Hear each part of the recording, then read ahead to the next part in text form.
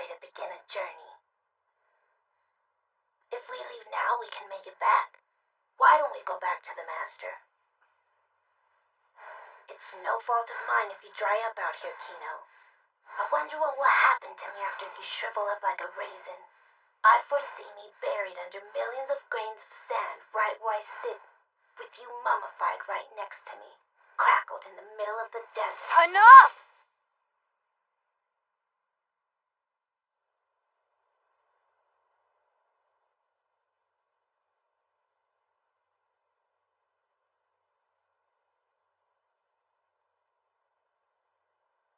Do you remember God? This predicament is the God of travelers showing you that you are not meant to travel. Maybe so. So what are you gonna do about it? Not now. Well, I know you never change your mind once you have it made up. But it's decision time. You must choose if we will return to the Master, or continue running headlong into our inevitable mummification. I don't like those choices. Kano, the most important asset to a traveler is decisiveness. This holds true for both rookie and veteran. Am I wrong?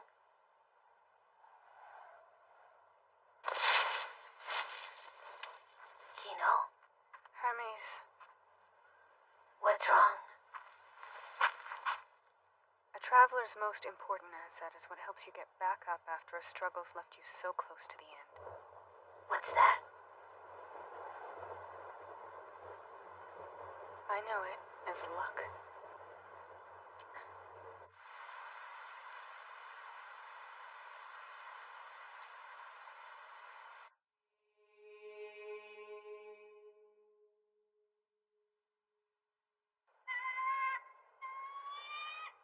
I thought something like this would happen. Like what would happen? That we would be tricked by a counterfeit map dealer. He said it was mapped just a month ago. We can barely see, much less get to the next country over. This cliff isn't even on the map. The map shows that there's a road we can take right here. Now do you see why I said we got swindled? But the map was right up until this point.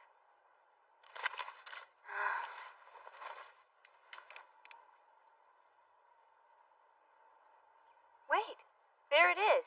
The country's right there. The map is right. It looks like that bird up there is thinking of having you for lunch. Speaking of lunch, I could go for a bite. Hermes, haven't you ever felt jealous of birds? Everyone and everything has a certain place in life, Kino. Motorheads and people were not made to travel through the air. Someone once told me that watching the birds made them want to go on a journey. Who said that? I forget. So, bird watching makes you want to continue your journey. I don't know. I'm more focused on getting lunch.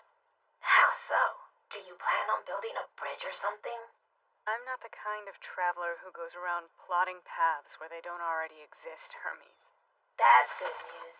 I was getting nervous.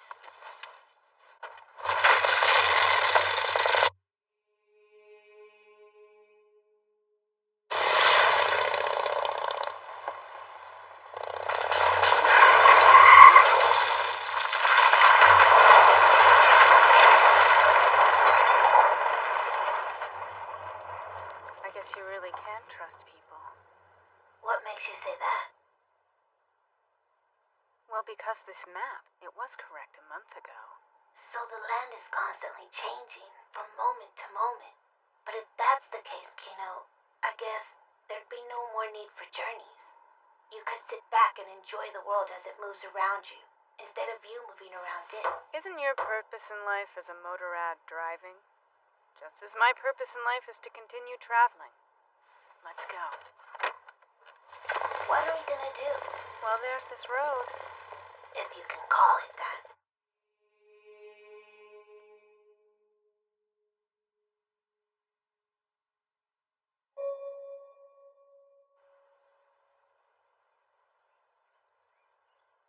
National Entry Inspection Center. It looks like I'll finally be able to get some lunch. How can you be so sure? I try to be optimistic. Hello?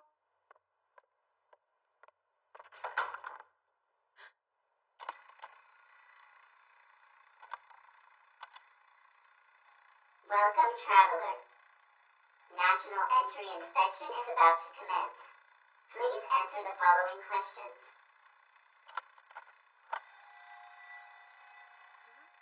Please input how many are in your party and how long you will be staying here.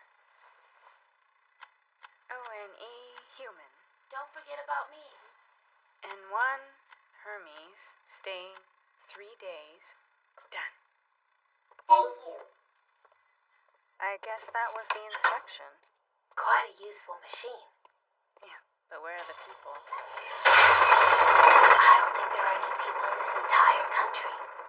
That would be weird.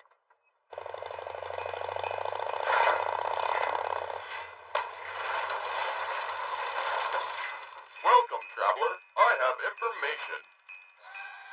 Take one, please. Huh? What's that?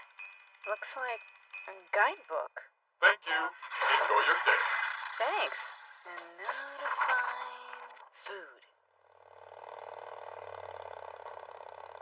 This country certainly is hospitable.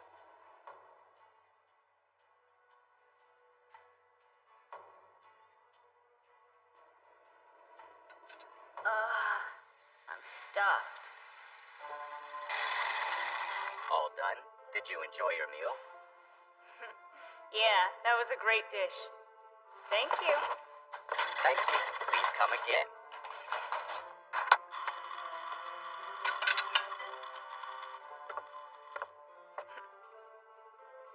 I wonder how much it is. Wow, How was it? really good. And? Well, and it was really cheap.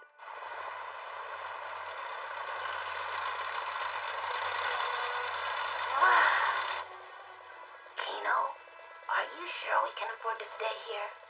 Well, according to the guidebook, this place is supposed to be a bargain. This is our room? Am I getting some sort of traveler's discount? Maybe you're confusing me with the royal family. You know, if you try to charge me more later, I won't be able to pay it. Thank you. Enjoy your stay.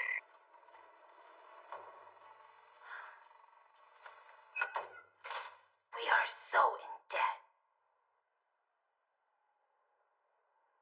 What are we gonna do tomorrow in a country with no people? We'll find out in the morning. Sleep well.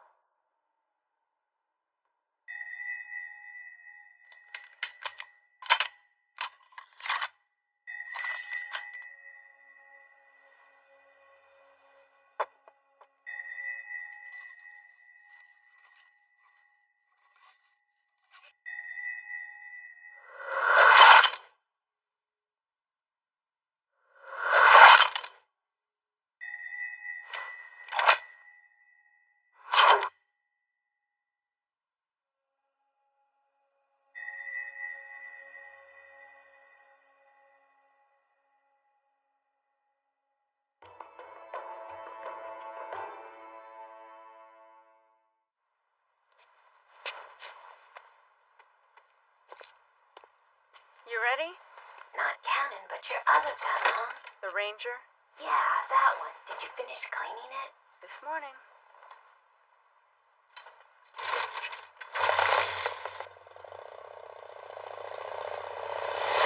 I wonder if we'll have another day without any human interaction. Not that that would necessarily be a problem. We should take up residence here for a while. You could rule this place. I'm not the kingly type. At least you realize that. To be the only person living in this country. Go on. I wonder what that would be like. Well, quiet for starters. I guess there isn't anything wrong with one country like this in the world. As long as the visitors don't cause any trouble. I found someone. What? Where? There are people here. It looks like everyone is staying close to their homes. Not one person is outside of their own yard. Even more strange. More strange? Everyone is alone. Don't these people have families? We are leaving this country tomorrow, right? You said that we would stay in each country 3 days, no more. Yes. 3 days is just enough time to get a feel for a country. Besides, if we stayed any longer, we wouldn't be able to see as many places. That's true. Since we left the Master's homestead, I've seen many countries with you, Kino. And there's been only the one where you wanted to stay longer. Even then, we only ended up staying 3 days. I think it's a lie. My reasoning behind staying for only 3 days. I think if I stay in one place too long, I get scared of settling down. If I settled down anywhere, I would no longer be a traveler.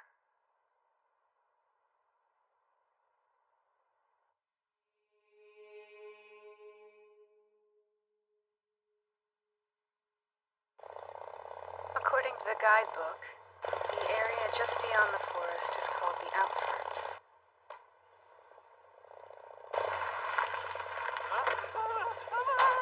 What's his problem?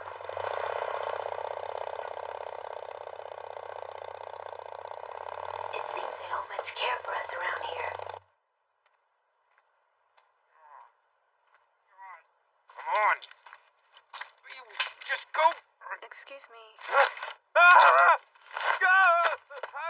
Nice to meet you. I told you they didn't much care for us. Do you know? Yes? Can it be? Can you hear what I'm thinking right now? Are you reading my mind? Not at all. Me neither. Oh, that's good. I don't know what you're thinking either. What a relief.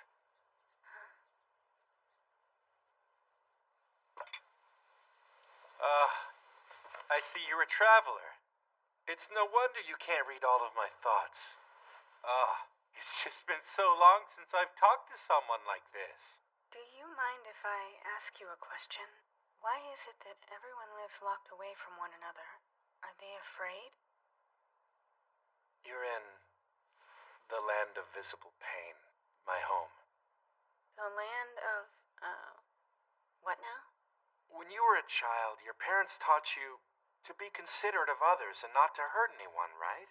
See, the reason that people hurt each other is because they don't fully realize the nature of the other person's pain. We thought that if we could understand one another's pain, then we could end all quarreling and strife. Who is we? The people of this country. We advanced very quickly in machine technology, and for a long time, machines did all the work. Scholars use this technology fused with neurology to make an incredible invention. This breakthrough invention would allow us to know the thoughts of any countryman who happened to be nearby. Sounded great. Did you say know the thoughts? You mean topology, right? That's telepathy. Yeah, that's it. Words have their problems. Often misinterpretation and inadequacy are the largest. Take the word beautiful. It is impossible to fully express how beautiful one feels something is with words. Enter the scientists. They developed a liquid machine that stimulated a previously unused part of the brain, which allowed full expression of thoughts and concepts without verbal communication. We were sold on this amazing new invention. People all over the country drank it. Men, women, children. We felt the potential was endless. All over? You mean everyone? It's not so hard to imagine, is it? You wouldn't want to be the only one who wasn't experiencing truly meaningful communication, nor would you want to be left out, would you? Besides, true security only comes when everyone is connected. At least that's what we thought, anyway. There was this girl who I never got up the nerve to talk to. Well, not in a meaningful way. But after we drank the serum, I saw her, and in that one moment, it was as though our hearts were instantly connected.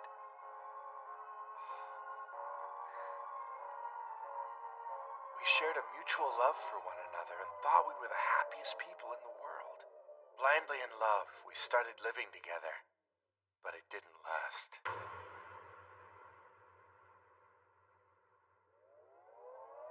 She was devoted to flowers, about which I had no interest, and I was devoted to music, about which she was equally indifferent. The tension started there and just got worse. We began to both think of unrelated things, so neither could read the other's thoughts, but even this transgression was communicated. From there, everything broke down.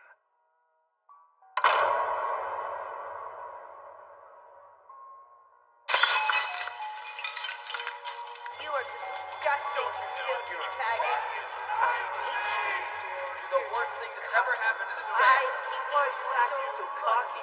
Even the smallest things you didn't like about someone were shared with them, and all that did was instigate or amplify anger and hatred. We eventually realized that knowing the thoughts of others was a horrific thing. Even when you were not in pain, you could still feel the pain of others. Everyone's pain was visible, and that is what drove us over the edge. The only way to save our country from destroying itself was to live away from one another. See, the mind is like a voice in that it only carries over a certain amount of space. So now we all live well apart. Still to this day, I shy from meeting anyone. I imagine that the others feel the same. Thanks to the machines, we can live our lives without being bothered. We've developed an existence where no one relies on anyone. Of course, that's not what we had in mind. It's funny, the thing that was supposed to bring us together drove us apart.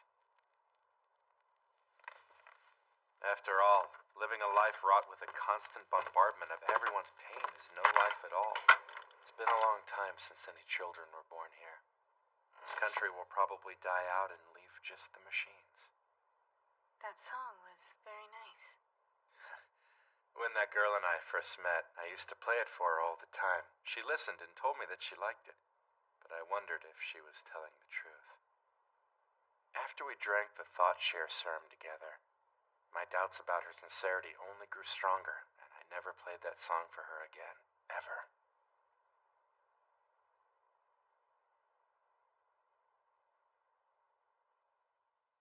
I'm so happy that I got the chance to talk with you. The pleasure was all mine. Thank you very much. Take care. Wait a second. Would you like to stay a little bit longer? I mean, only if you want to, that is. Hermes could stay too. It's safe. What do you say? No, I think my time is up. I really should get going. Of course. I forgot. I'm sorry.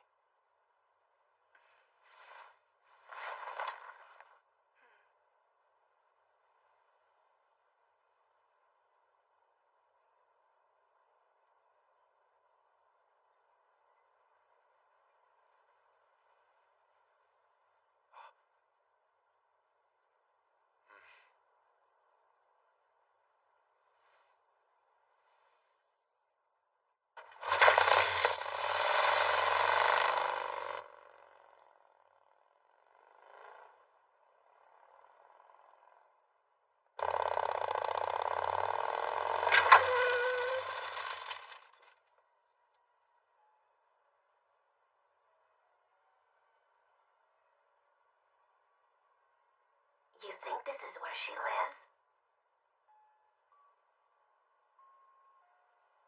Could be.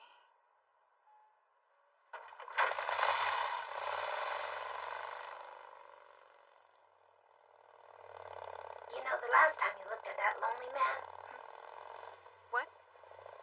your eyes were different. Huh? How do you mean? You were just looking at him very differently. It was a bit unnerving. When he looked at me, I had a feeling. It's like he thought, be safe on your journey, okay? Oh, and? So I looked back, and I told him not to worry about me. Oh, I see. I wonder if he understood your message. Hope so.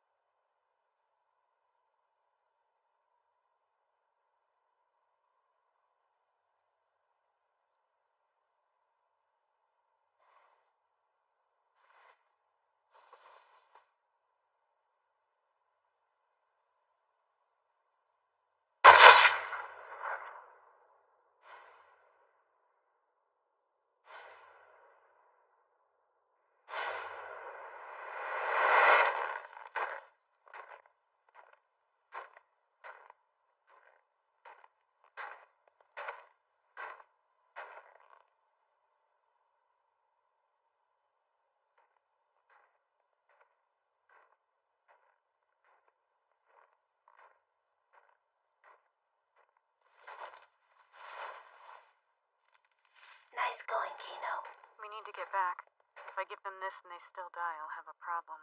Why would you have a problem? Not a problem so much as an obligation. Obligation to who? The rabbit.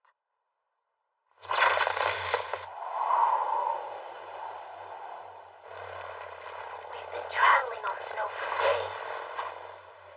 This isn't really a joyride for me, Kino. I don't like it either, but we have to keep going. At least this is the end of winter.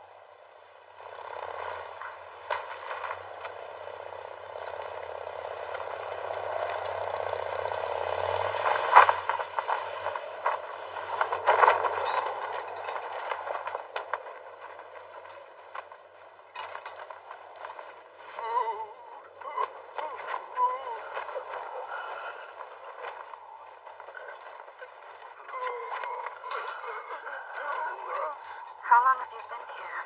You must promise not to be surprised.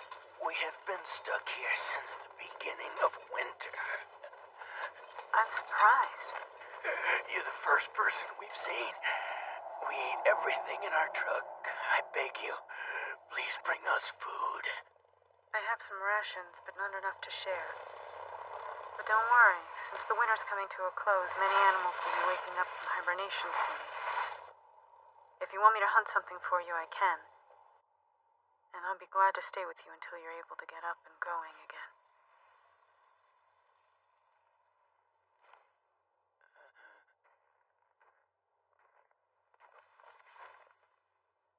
I got a rabbit here. No, wait! Let me cook it first.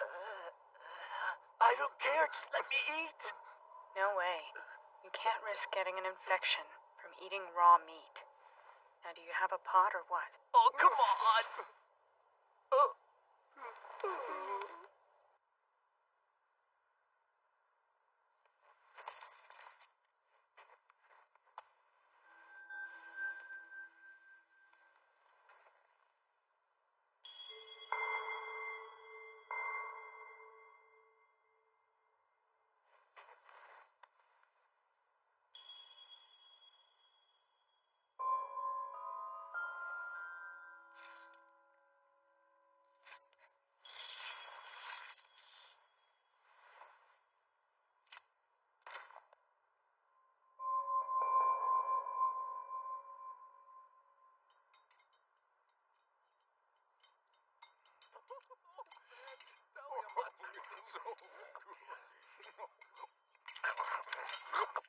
I haven't eaten anything this good in so long. It's a bit salty, though.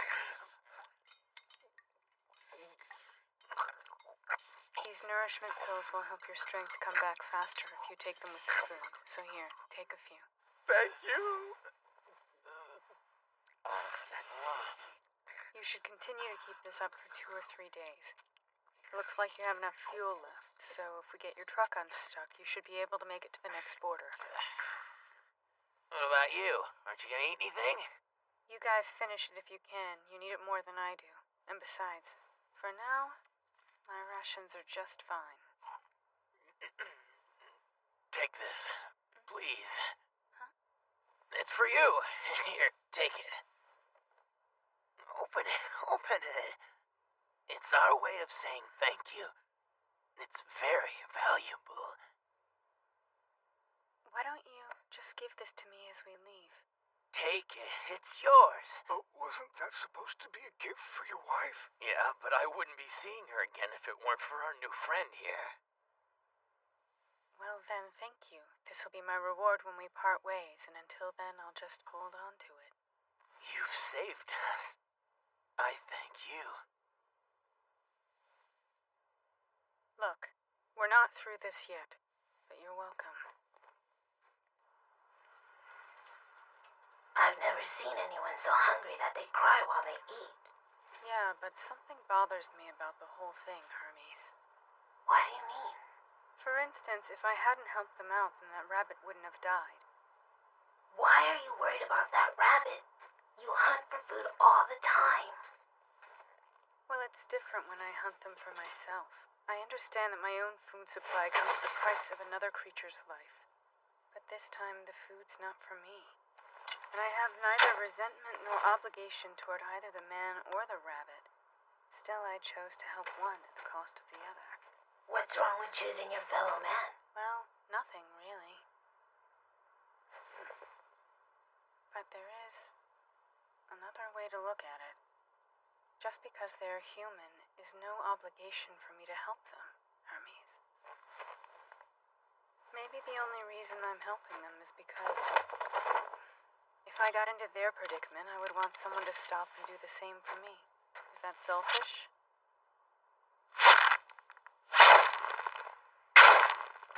You mean like vanity is not for the sake of others? Charity is not for the sake of others, right? Yeah, that's what I said.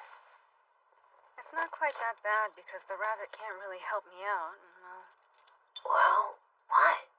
well, a rabbit can't give me a big ring either. At any rate, I think I would do the same thing if I met them under the same circumstances again. Perhaps. So are you gonna sell that ring or what? What do you think? It's not you. I don't think so either.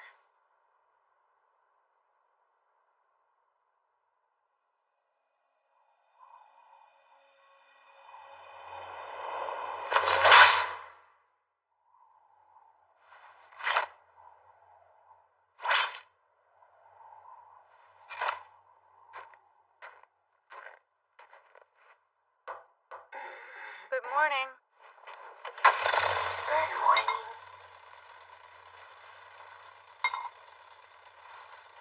You know, my engine was not made to boil water.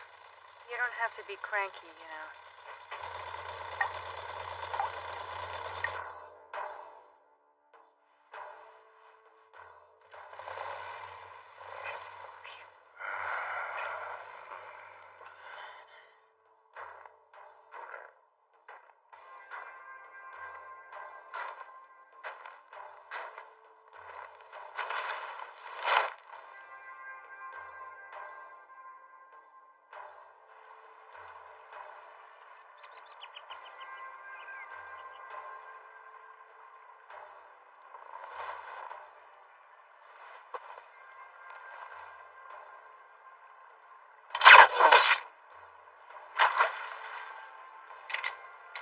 Don't think bad of me. I decided to see it through. So the other one's death is anything.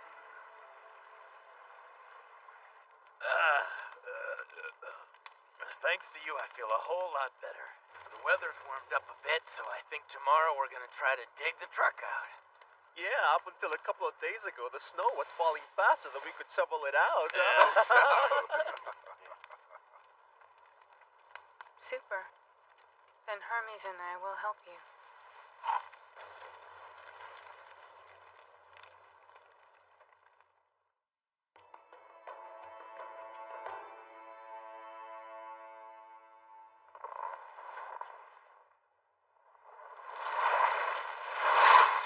I hate snow. Can we go? Snow falling just shows that the thaw is coming. Good. So we can leave then. They can handle everything by themselves. You know I can't leave until I see this whole thing through. And get my reward. What? Do you really like that ring? Are you serious? You should have seen the look on that guy's face. I tell you, I almost died laughing. Come on, give me a break. Oh, it'll be great. I must say I'm surprised that she chose you over some spoiled rich guy who might buy her things. Yeah, you know, she couldn't stay away from Captain Cool. You idiot. Everyone knows you were on your knees begging her to marry you. What? Huh? What are you talking about? So are you married or engaged? Huh? Well, I haven't signed a contract yet. But we are getting married on the day of the Returning Home Alive Festival. Returning Home Alive Festival? Where we come from, at the end of the fall harvest, different teams travel to the north for business and trade. Right before winter, we use this pass to get to the northern country. At the end of the winter, all the teams return home. When the last team arrives, the country holds a festival celebrating everyone's safe return from the north and successful business. There's food as far as the eye can see and fountains of booze. It's incredible. The wedding's on our favorite day of the year. Festival days are sacred, and holding weddings on them bring happiness and great prosperity.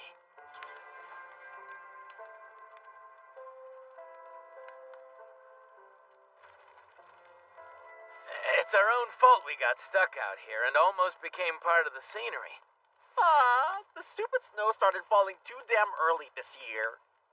Then a terrible storm surprised us and suddenly trapped us here in the snow. Thank God you didn't die a peaceful death. Right, well, we're here, and that's what's really important, isn't it, guys? It is a shame we weren't able to do much business. Yeah, we lost a truckload of goods. What is it you sell? Food or something? Something like that.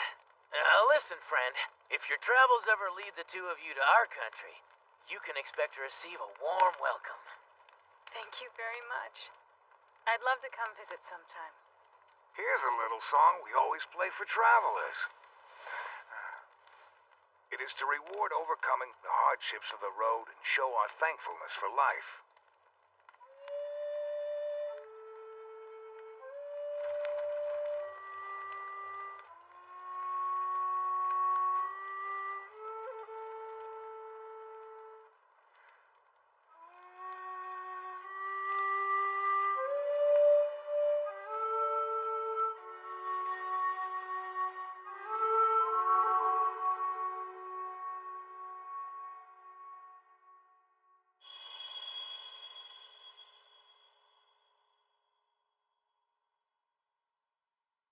Ready back there?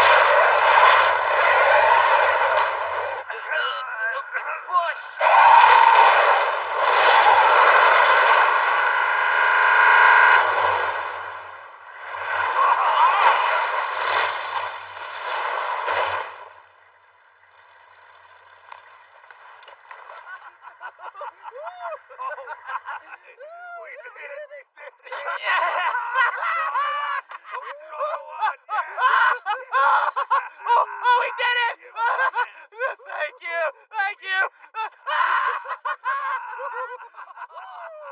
We did it! We did it! Great job, Hermes. You must be tired. Yeah. Hey, traveler! Can you come help us for a minute? Yeah, I'll be right there.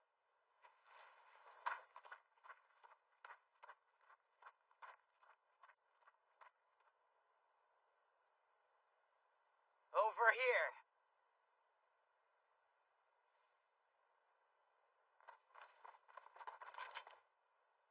Here we go.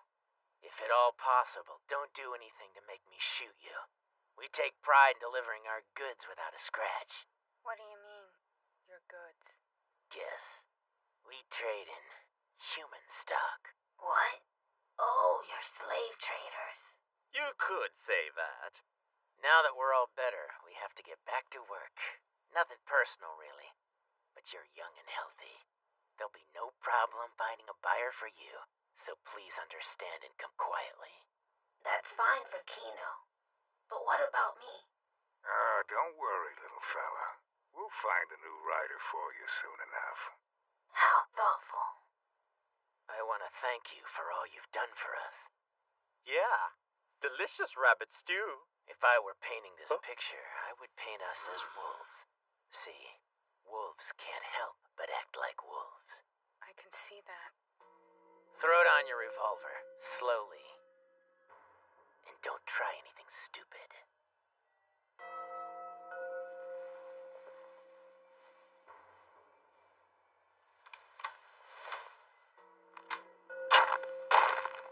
Hold on! Lose the coat. Easy now.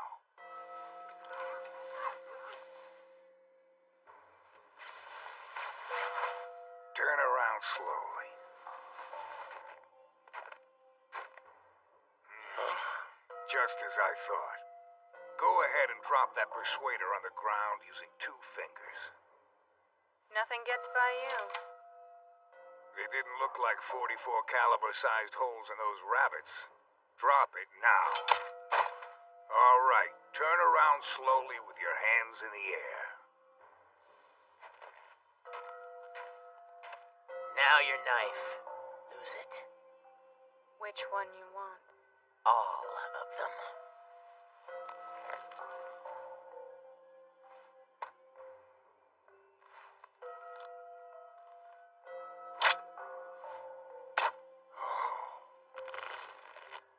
Kino, how many do you have?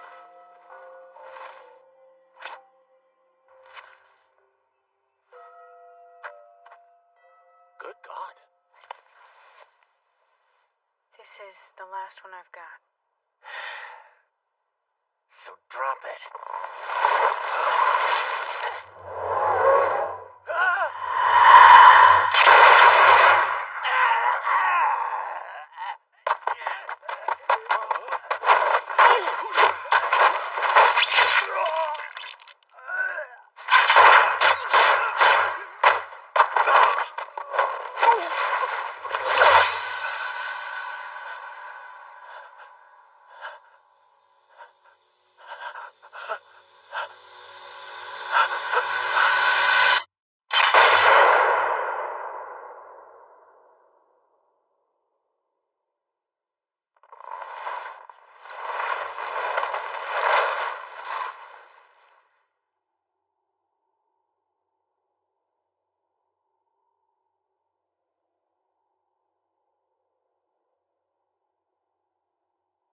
That was risky business.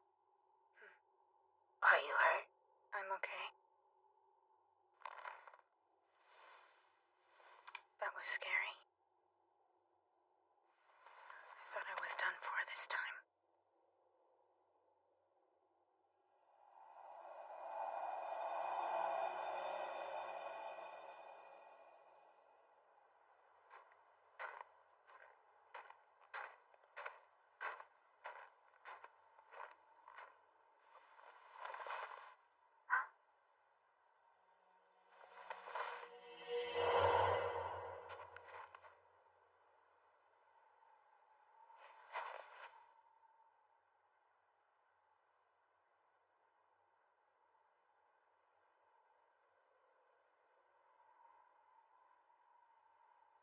What do you see?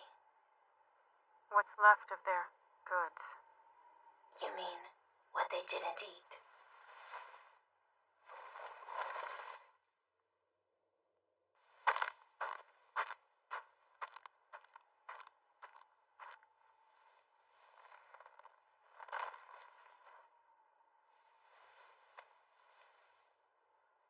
I'm giving my reward back to you. Because I was unable to help you. Why are you giving it back? I thought you liked it.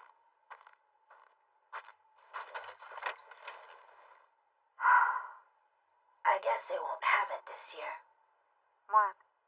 The Returning Home Alive Festival. No, I guess they won't. Come on, let's get going. Yeah.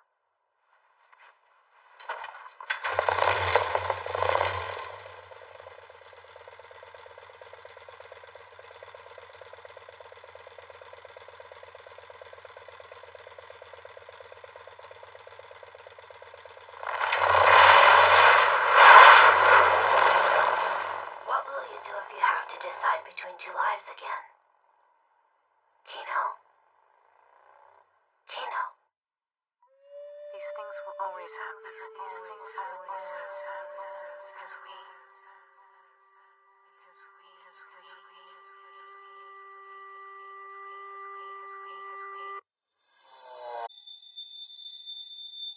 A whale sigh. A dreaming shooting star. What was that? I just felt like that's what they were singing. While everyone out there is changing and progressing, the insect singing to the sky remains constant. The only thing certain, the only thing that ceaselessly endures. What's wrong, Kino? You know, Hermes, sometimes a traveler also explores their mind.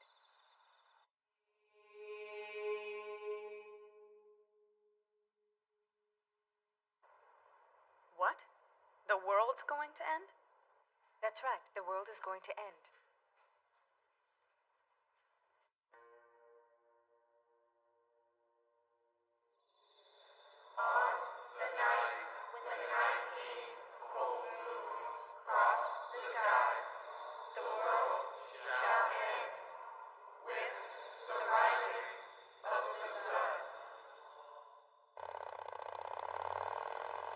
Everyone in this country looks like they're in mourning. Did you notice that everyone's looking out to sea? The look of this town is so neat and ordered. I guess the prophecy will end that as well. That darn prophecy. If you are planning to stay for 3 days, then your stay will coincide with the end of the world. Is that going to be all right with you? I cannot believe she just asked us that. So why is the world going to end tomorrow? It is prophesized. Until the day after tomorrow. So you've come here to face the end of everything. You have come to the right place, if that's the case. What's the charge? For the room, I mean. Don't worry about it. With the world ending soon, this one's on the house. Lamplight roams about in the jewel of the night.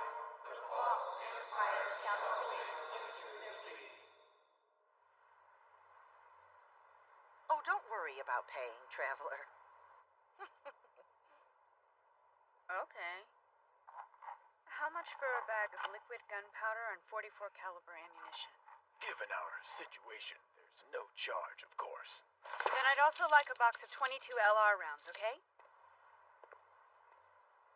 How'd it go? It was free. Prophecy again? I guess everything's free when the world is ending. After the night the 19 cold moons cross the sky, the world shall end with the rising of the sun. Huh?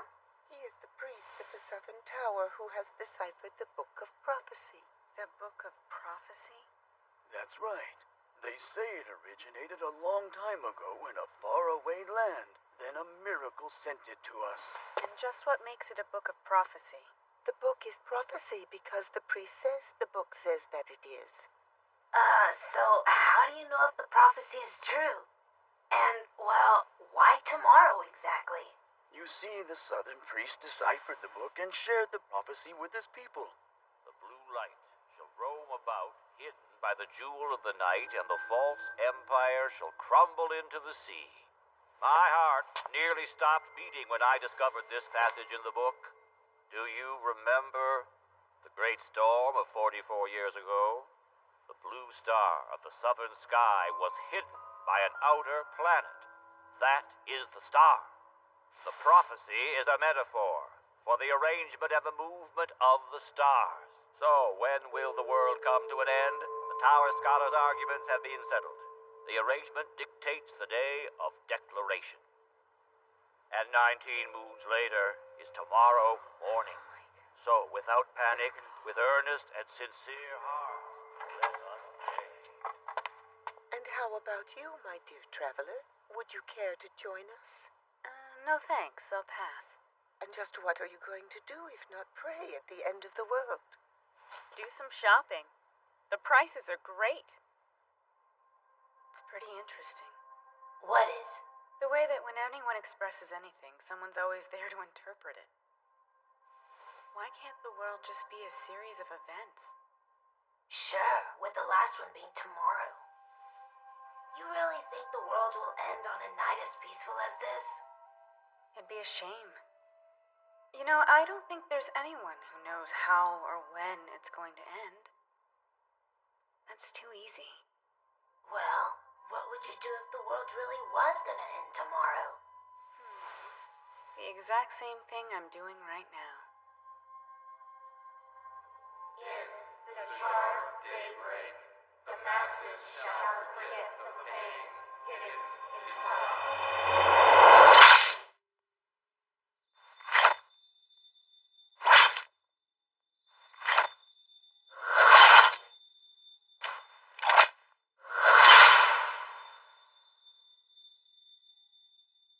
looks like we're all still here.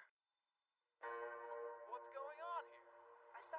Wow, we're not dead at all. This is unbelievable. No, wait. There must be something wrong.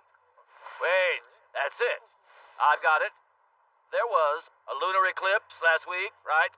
Perhaps we are supposed to exclude that from our calculations. That would make the day of declaration today, so that means that tomorrow morning... Are you sure about that? Well, I don't have the figures right here in front of me. Excuse me, traveler. Excuse me, but about your purchases yesterday. Yeah, thanks a bunch. It's all coming in very handy. Oh, I see. Calm down, everyone. Calm down. Father. It's the father from the Northern Tower. Everyone, the father of the Southern Tower has been misguided. However, my interpretation has been proven correct. The end of the world is in for 30 more years. We'd better be leaving soon. Ready when you are.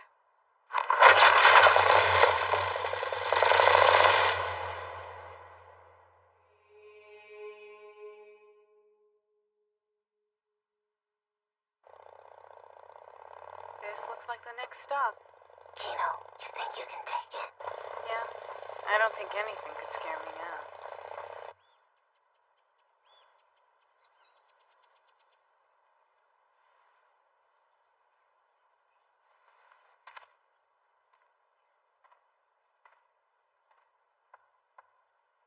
Yes. I'm a traveler and would like to enter your country. What? Are you really a traveler? My God, it's been so long! Travelers have become so few and far between these days. I was beginning to worry that we were starting to build ourselves a strange reputation among other countries. You don't know about us? That's perfectly fine! Oh, your permission to enter. Here for the first time. Just fill this out. Oh, I'm very sorry if I frightened you. I ring this bell to let everyone know that we have a traveler who's paying us a visit. And also so we can prepare for you.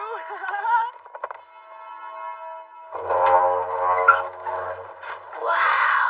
Welcome, traveler! Welcome to our wonderful land of amazing traditions! Thank you very much. Hello there, traveler. Please come right this way. Please sit down and help yourself to as much as you want. You're too kind. A long time ago, a group called the Cat's Ear Party launched a coup d'etat and banished their evil king. This tradition celebrates the Cat Ear Party and all they have done for us. Why don't you try joining us in our traditional festivities? Would you like to put these on and dance with us? It's funny. Everyone tells me that I don't know how to dance. I don't want to be the traveler that stepped on everyone's feet, you know. It's a very nice dance, and it's really moving and all. I'm just glad I got the chance to see it. Thank you for such a warm welcome. It was very entertaining. Thank you. You're welcome. Oh.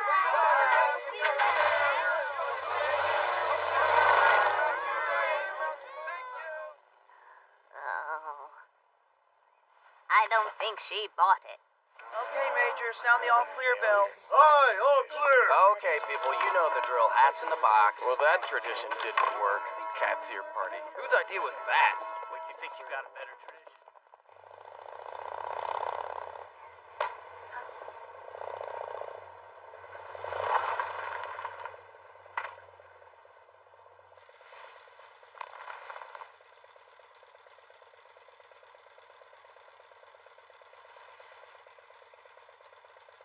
So, they were wearing little cat's ears on their heads. They were. As a professor who studies the traditions and cultures of the area, it's nothing new. Wearing a turtle shell on their backs. Also donning a long lion's tail. Singing happy songs while they eat, and so on. The traditions they devise are solely for the enjoyment of travelers and other visitors. They dress up in wild costumes and dance around claiming whatever it is as tradition. If a tradition is unsuccessful, they simply invent another. Kino, you should have at least tried the ears on. You know the saying, when in Greece. At any rate, they are getting quite a unique reputation amongst the travelers out there. All they really desire is a great tradition of their own. Long ago, they banished their king to the forest and outlawed all their old traditions. They soon began to worry that they had nothing left in the community that they could collectively take pride in, like other countries. So they thought they would let the travelers decide what their traditions should be? Yes, even though the traditions appear to be rather ridiculous to any outsiders. But they already have quite a magnificent tradition there, don't they? Yes, but the poor people there don't fully realize that they even have one. And I'm afraid that once they do realize it, their tradition will then, of course, come to an end. Thank you for the interesting conversation. It was my pleasure. Are you in some way related to the... Yes. I am a direct descendant of the king who was banished from there so many years ago. For generations, we've lived in this old hermitage, and we've witnessed the changing traditions of my people. And we will continue to do so.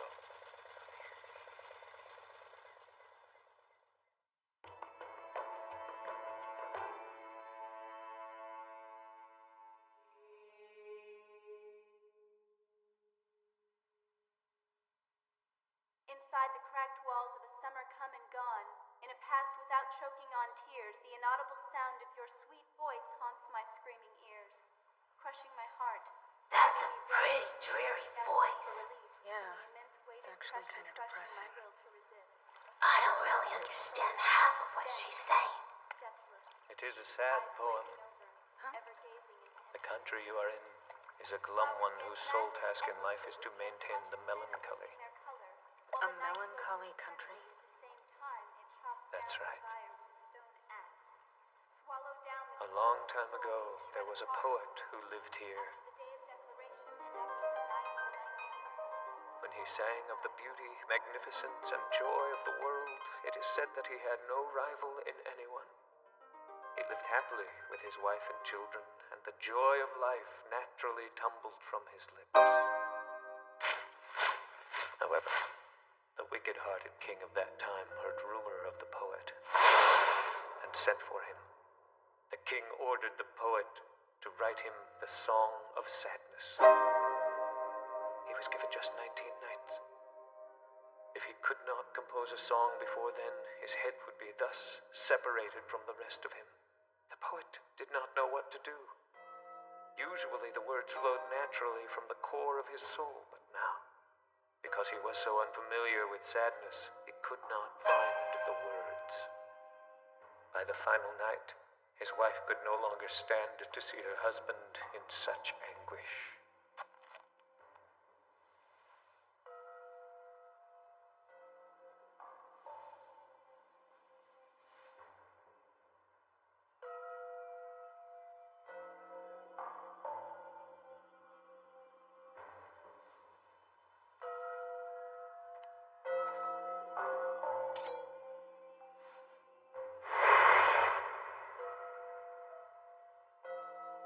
She then took a knife, cut her own throat, and fell dead before him. Then, almost instantly, a tomb of depthless sorrow began to echo from his heart.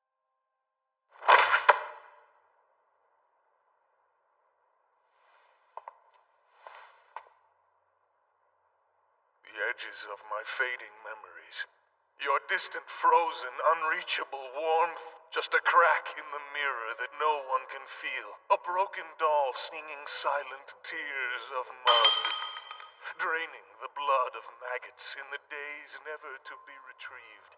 And pierce the eyes with the exact meaning remains unknown, but its effect has been universal. The king could not handle it. I offer the voice of the poet was driven out of the castle, and the king withdrew into the interior of the royal palace, never to emerge again. Blood of the heart cut out, the endless pain, the creaking evening of invisible gallows. This place was engulfed by grief, and has been ever since. One could hear the poet's sad voice from miles away. It soon caused the king to fall ill and eventually die. The corpse sings. Nonetheless, the poet's wilting did not stop. His words echoed every day until dusk, and the poet's pain would continue to envelop the countryside in sadness for many years to come. Naked, a cruel judge records the faded letters of my life. Only a bird with broken wings can sing the truth. Ridicule, betrayal, and plotting. It wasn't until 10 years later that the poet's lungs reluctantly gave, and he died. The loss of innocence. Relieved, everyone was delighted that they were finally set free from the sadness. However, on the day of his funeral service, a song was heard again. Edges of my fading memories. Your distant, frozen, unreachable warmth, just a crack in the mirror that no one can feel. A broken doll singing silent tears of mud, draining the blood of maggots in the days The never deep, to be dark retrieved, words were now and flowing pierced from the the eyes poet's with the briars of a 14-year-old clock daughter. crumbled to dust throughout the days of grief. Not surprisingly, the girl had To her perfectly statue memorized made her of father's frozen words, blood, I offer and the she voice continued of the to dead. repeat them for the next Sad 10 smile on years. her lips. Silent tears of mud, dripping the blood of maggots in the days And never now, to be every 10 retrieved, years, and pierce the the people eyes choose with the briars of a 14-year-old clock girl crumbled with the to best dust voice in in the the days of country, grieving. and they make her To her recite the statue made words of every frozen day, blood, I offer so the that voice no of the one will dead. ever forget The sad the smile on a sadness. corpse, the softened bone and the tattered heart, the dripping I blood. don't and know the what gaping number that chest. girl is up there. The endless pain, I've lost the track. creaking evening of invisible All I do know gallows. is the only The time we 12 are free winter of these messengers woeful washed words ashore, is at calling out night, their lover's name. when the sun goes down. The mirage floats above like a piece of paper. The wasted country, made of glass. The corpse sings with a string of tears across its breast. The hawk shadow on the cliff where light has ceased to exist. Nothingness. Will anyone ever care enough to tell such a tale of misery? So what do you think? This country's not too much fun, is it? Most of the time I wish I'd been born somewhere else. Everybody's gotta have a home. Well, if you'll excuse me. Another traveler passed through here many years ago. He didn't stay long, but before he left, he wrote down the poet's lyrics of loathing into a book, saying they were words of prophecy. Sometimes I wonder about the people out there who've read it. Did you say words of prophecy? After the day of declaration, and after the night the 19 cold moons cross the sky, the world shall meet its end with the rising of the sun. What else can one do, other than smash the green plate?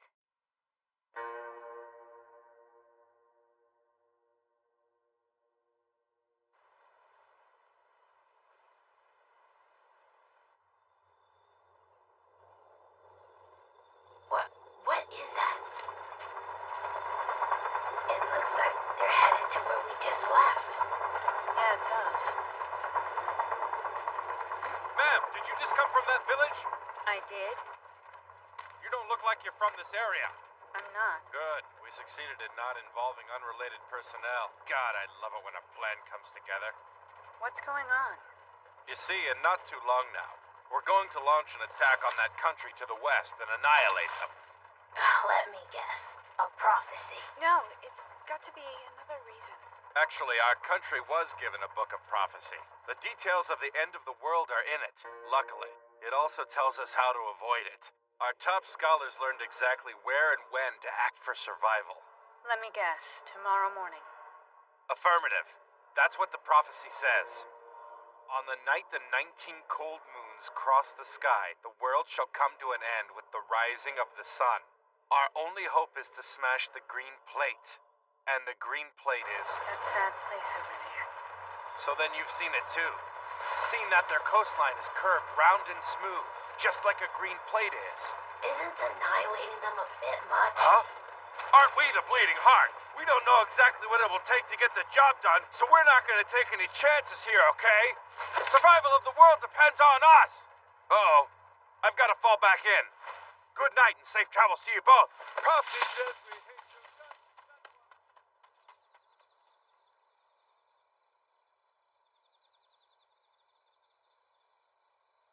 Kino, which do you think it'll be? What do you mean? The prophecy. Do you think it'll be right or wrong? I don't know. Ask me again in the morning.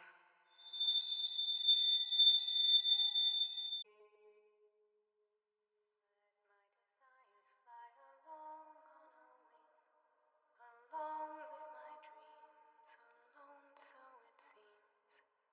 Thoughts from the heart on a pure spring day. My mind floats away on a dream, so they say.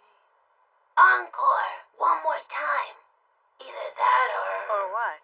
Or you can stand me up. Alright, I'll sing a little more. Deep in your smile I see the world sing. Has the land always looked like a crimson sea? What are we gonna do after this? The same thing we always do. Well, shall we?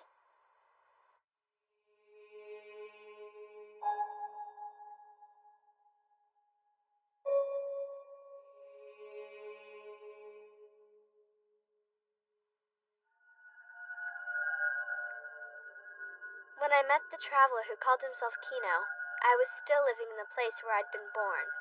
I was 11 years old.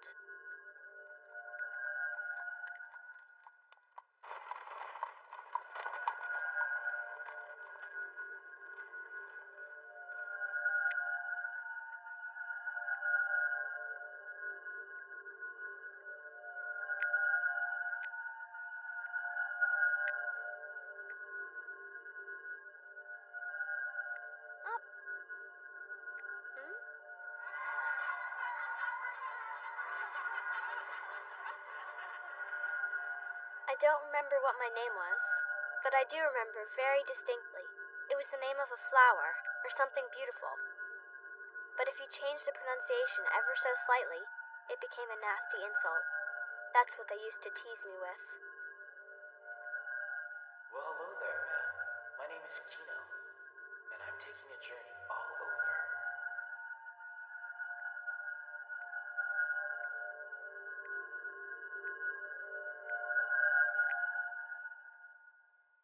And you are? Huh? So tell me, what's your name? Sorry, rude of me to ask. I wonder if there's an inn somewhere near here. One with a shower and hopefully not too expensive. Ours is like that. Huh?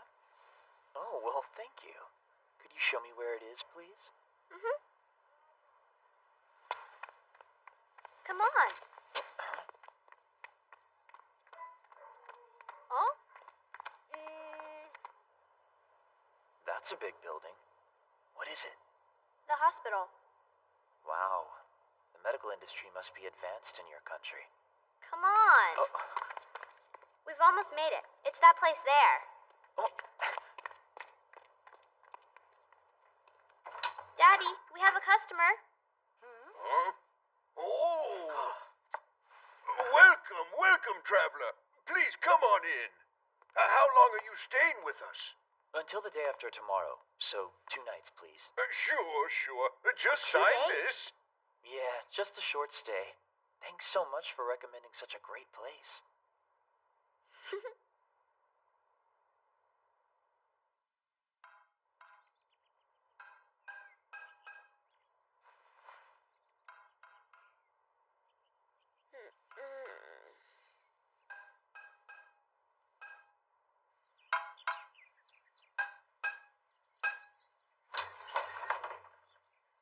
Hey, good morning.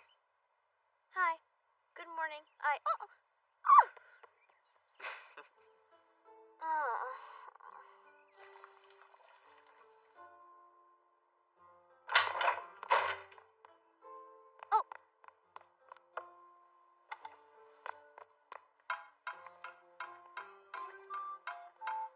Hey, So what are you doing? I'm fixing this old motor ad. When I asked the man if I could buy it, he said it was just trash and gave it to me for free. Can you fix him? Oh, I'll heal him. Huh? Wow, that's cool. In just a little while, this guy will be moving all over the place. Can Motorrads really move?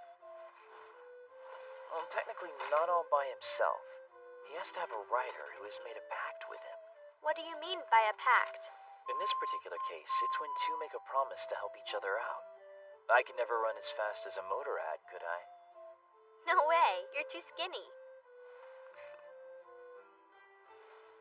And these guys are really fast. But without someone riding them, they have no balance. Huh? I'll give him balance, and he will give me speed. That way my journey is not only easier, but more fun.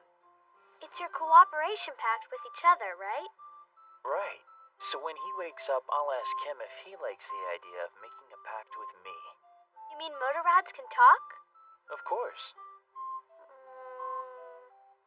But before that happens, I need to buy some parts. Do you know a store that sells them? Yes, I do. I'll take you there now.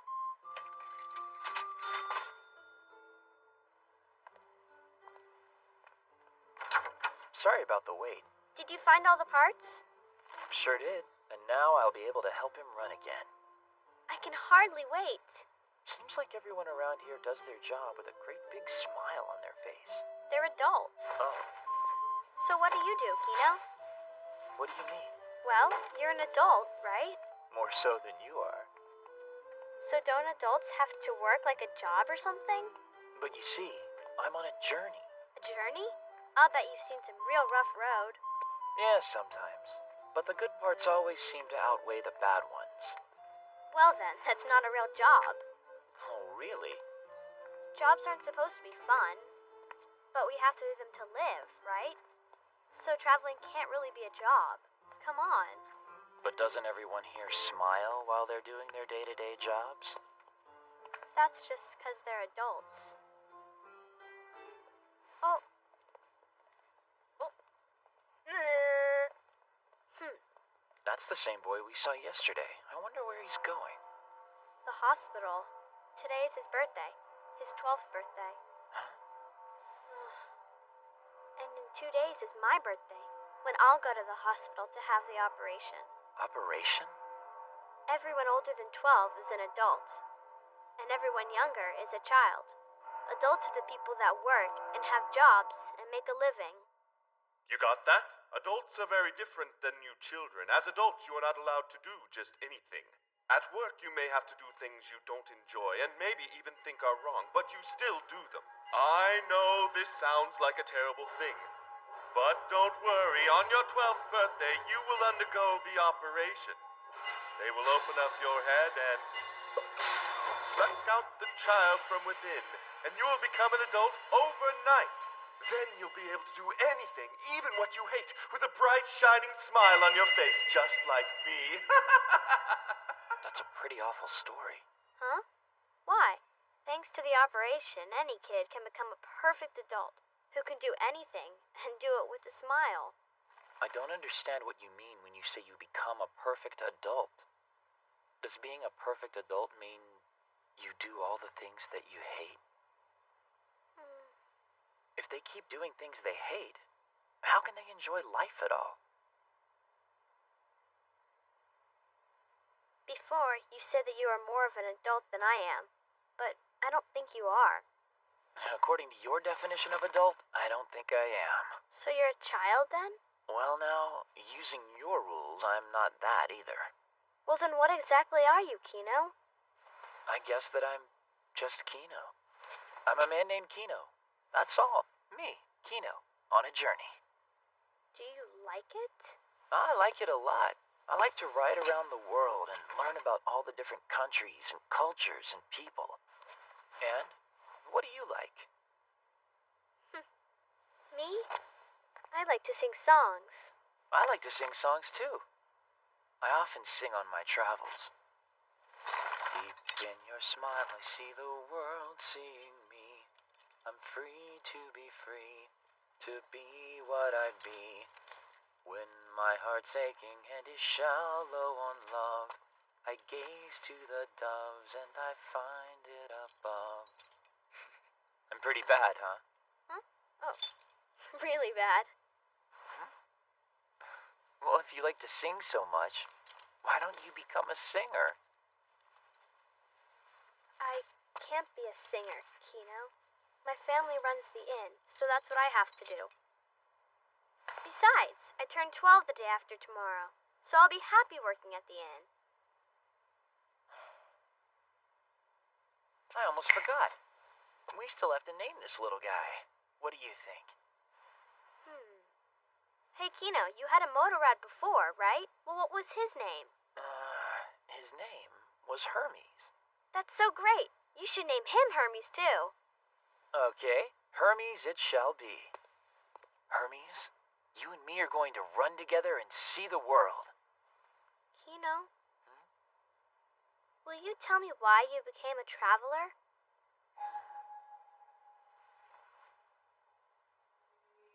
Well, a long time ago, someone once told me that whenever people see the birds flying through the air,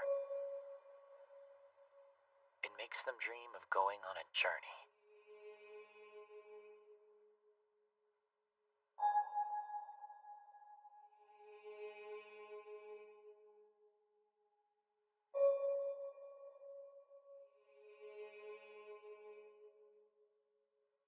Doing what you dream.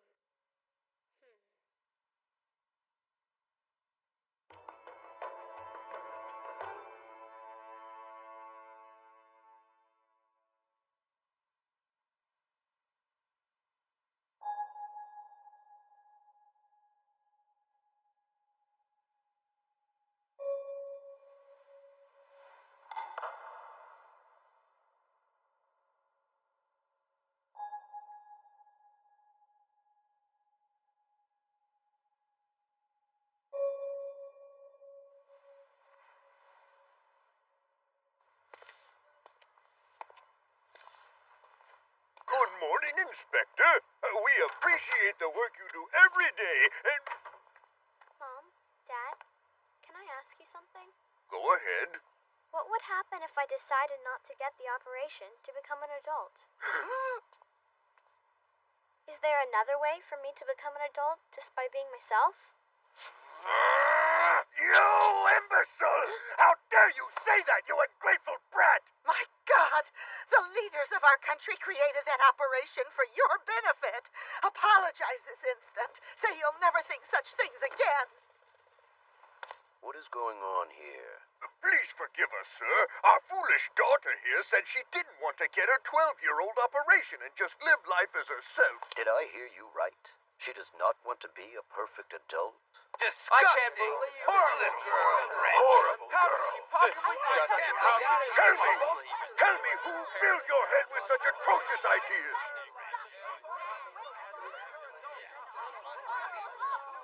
Hey, you! It was you, wasn't it? You put these thoughts into her head! Thanks to you, our daughter is now a waste of a girl!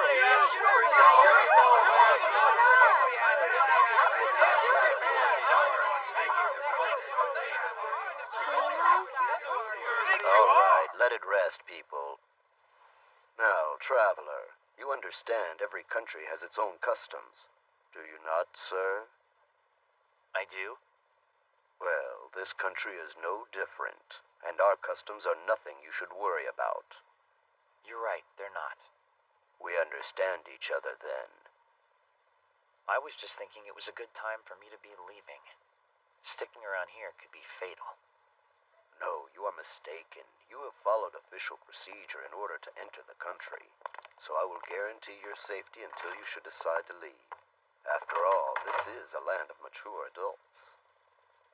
The people here are such reasonable grown-ups. You're not leaving already, are you?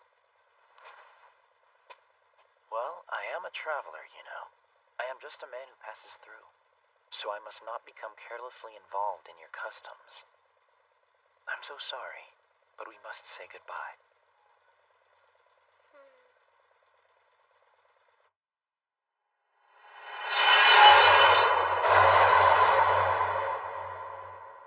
Okay, come on over here. It's time to be disposed of. It is the proper progression as you have defied your higher-ranking parents, and thus they reserve the right to dispose of their failures. You are defective.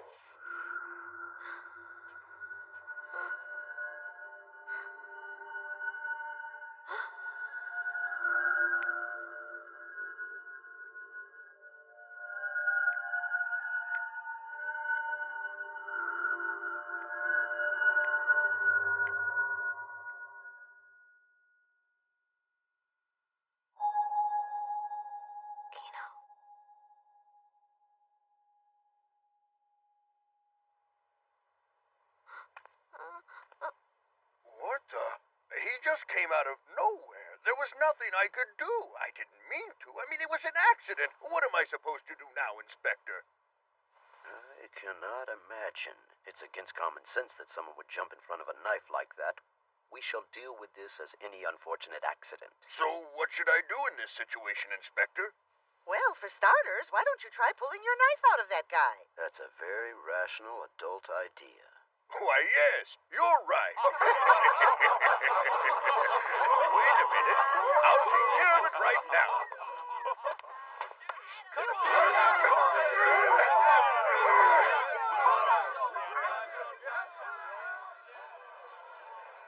If you stay here, you're gonna die, right? Yeah. But it'd be better than becoming like them, I guess. So, you don't mind dying? I don't want to. I have another choice for you. Huh? You ever ridden on a bicycle? I have. Then you should be fine. Okay, now get on the seat in the back and grab onto the handlebars with both hands. With your right hand, turn the handle back and lean forward. If you can do that, there won't be a problem. Then what are we going to do? Run away.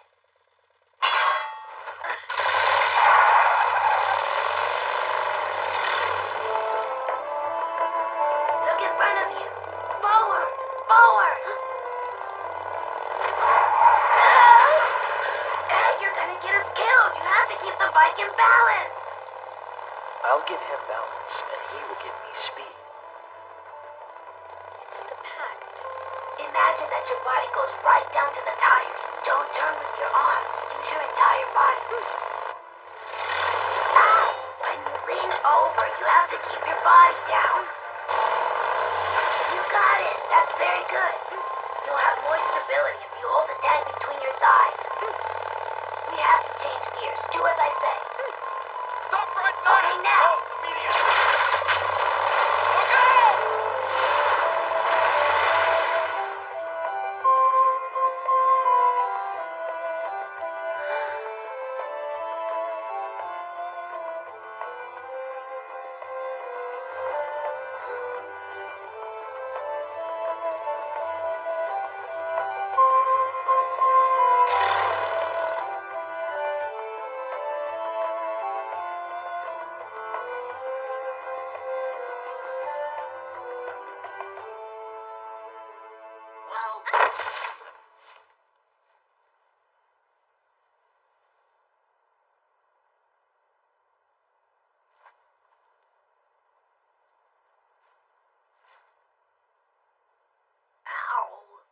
Wasn't very nice. Who would do such a thing? Kino. Hey. I was wondering if you might sort of stand me up or something. Oh. So you really do have a voice. There's no one else here. I'm sorry. I have to thank you. Now we're even, Kino.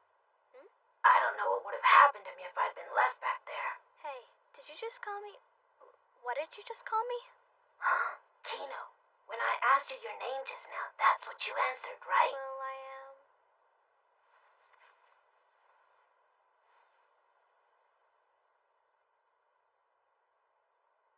My name is. I am Kino! That's a great name. What about me? It's It's Hermes. That is your name. It happens to be the name of a friend's old friend. I see. Hermes, huh? Well, it's not too bad. So, what are we gonna do now?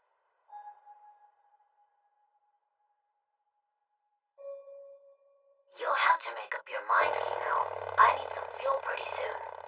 Hermes, we're not through this yet.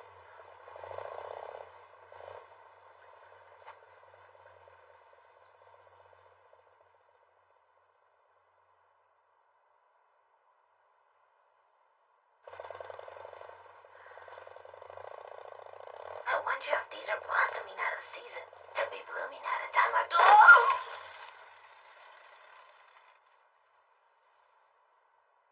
That wasn't very nice. Who would do such a thing?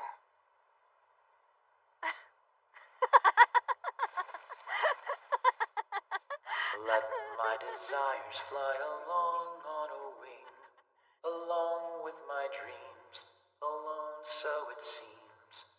Thoughts from the heart on a pure spring day. My mind floats away on a dream, so they say.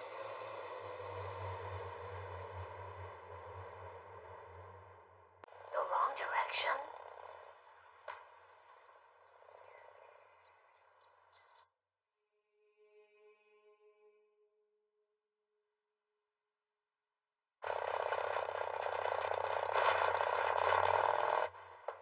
Following the tracks, I'm not worried that we're going the wrong way. But I do wonder if the train is gonna come. We don't want to bump heads with one of those. The way the grass is springing up and the way the rails are rusted makes me think they're not using them anymore.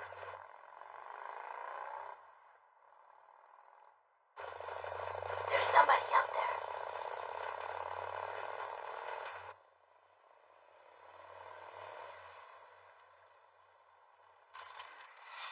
Hello there. Good day to you. Hello there, traveler. Are you...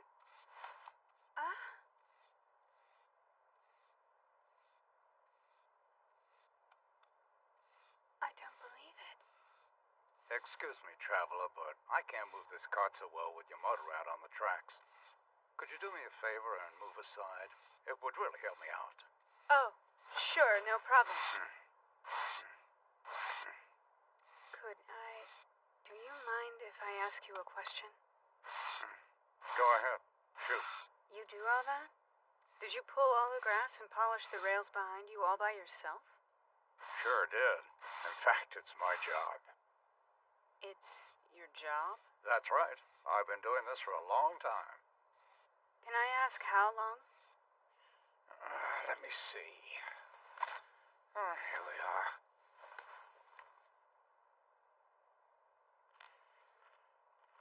A little over 50 years. Whoa! Well, I've only been counting the winters. But like I said, been working these rails a long time. We were just about to take a break. Would it be all right if we join you? Uh-huh. I joined the railroad company when I was 18 years old. And soon after, they said there was a track that wasn't being used. They sent me to polish it the best I could because it was possibly eventually going to be used again. Haven't seen a train yet, but I figure I should just keep at it.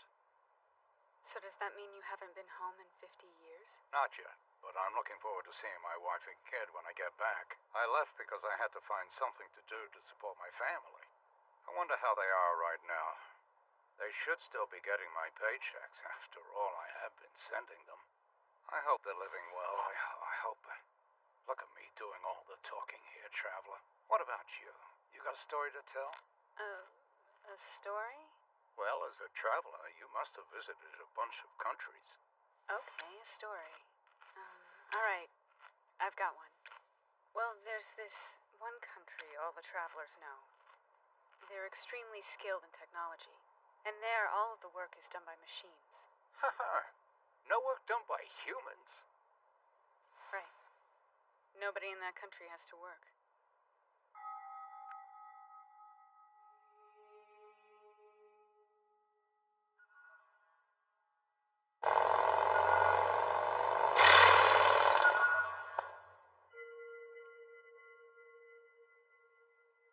place is beautiful. It is. It's been a while since we've been to a modernized country. Hey, look at that.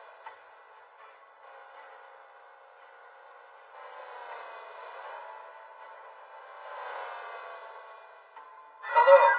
Please climb aboard, traveler.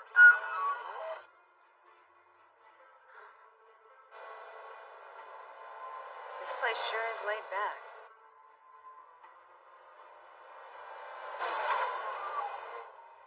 We have arrived. Welcome, traveler. Please watch your step as you transfer. You really don't have to do anything here. I mean, what exactly do the people around here do every day? Yeah, we'll have to check it out tomorrow.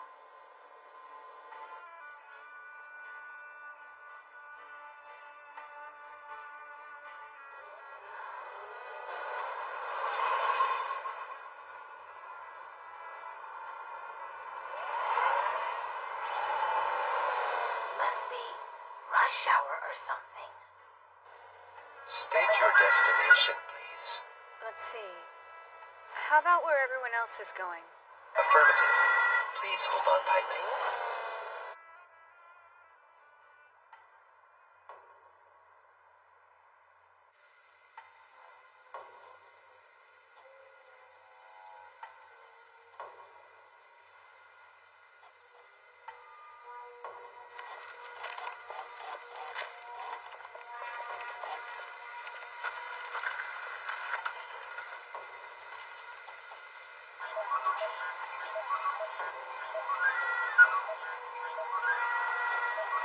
What do you think?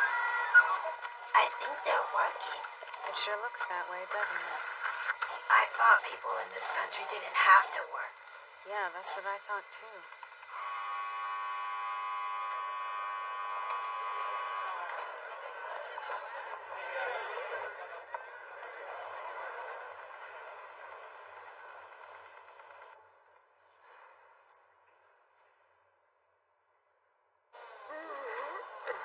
Excuse me. Hello. My name is Kino. I'm a traveler here visiting for the first time. Ah, you're a traveler, eh? I must say I'm a little curious and would like to ask you some questions. Would that be all right with you?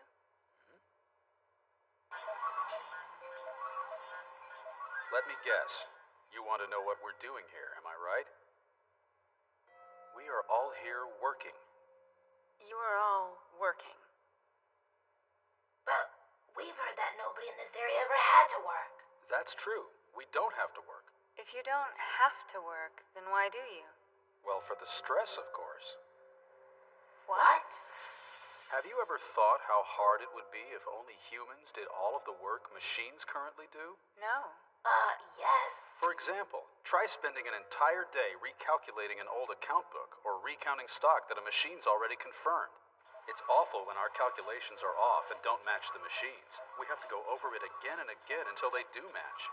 It's very tedious. And that's what you do here? That's right. Our work is recalculations. Unfortunately, we're no match for the machines, so the documents can really pile up. It can get really tough, giving some ulcers. Others have even tried to kill themselves. Where's the point in something like that? There truly is none. The machines do all of the actual work very well. Then why do you do it? You probably already know this area is blessed with very rich resources, and the proceeds from those resources come to us automatically. Now, this wealth must be spread fairly among the people. However, since the machines do all of the things necessary for our society... You use stress as a value system. Kind of. We're awarded credits depending on how stressful the job is. Doesn't that sound like an amazing concept? We decided that humans mustn't always have it easy. If we go every day without hardships, then we slack off and become lazy. It's human nature. So we've imposed a sort of structured struggle to ensure productivity. Once again, it's human nature. Makes sense. Well, looks like break's over. Time to get back to the calculations. Do you enjoy living in this country? What did you say? Nothing. I appreciate you talking with me. Imagine that. those folks just keep working those meaningless jobs. They sound a few rails short of a track, if you know what I mean.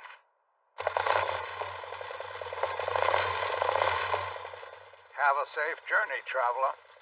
Can I ask you just one more question before I go? Sure thing, go ahead. How much longer do you plan on continuing your work on these tracks?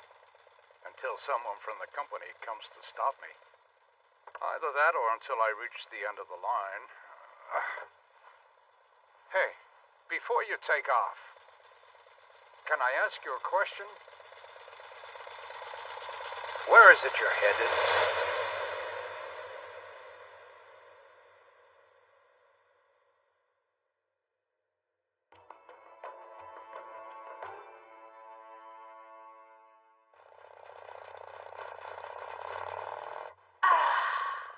These tracks are so much better to run on thanks to that old man we met yesterday. Huh?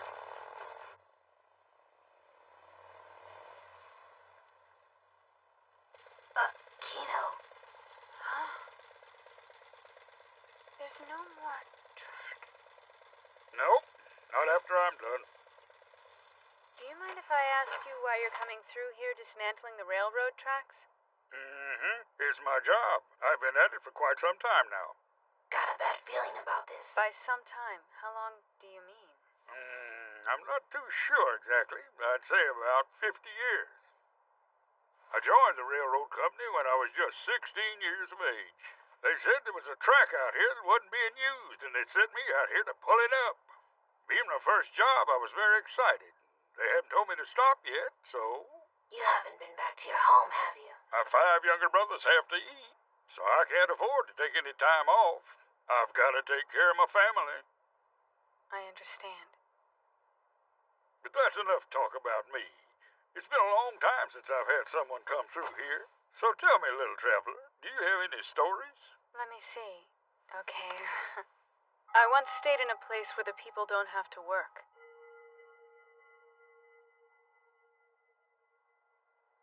Well, hearing a story about a country full of people who don't have to work kind of makes me jealous. If I was born in a place like that, I'd never work. You can forget about stress. Well, thanks for the interesting story. You're very welcome. But it just seems to me that this track is awfully clean for never having been used. Yeah, but it always has been. Strange, isn't it? But it really makes the track easier to take up, you know. By the way, traveler, just where are you going?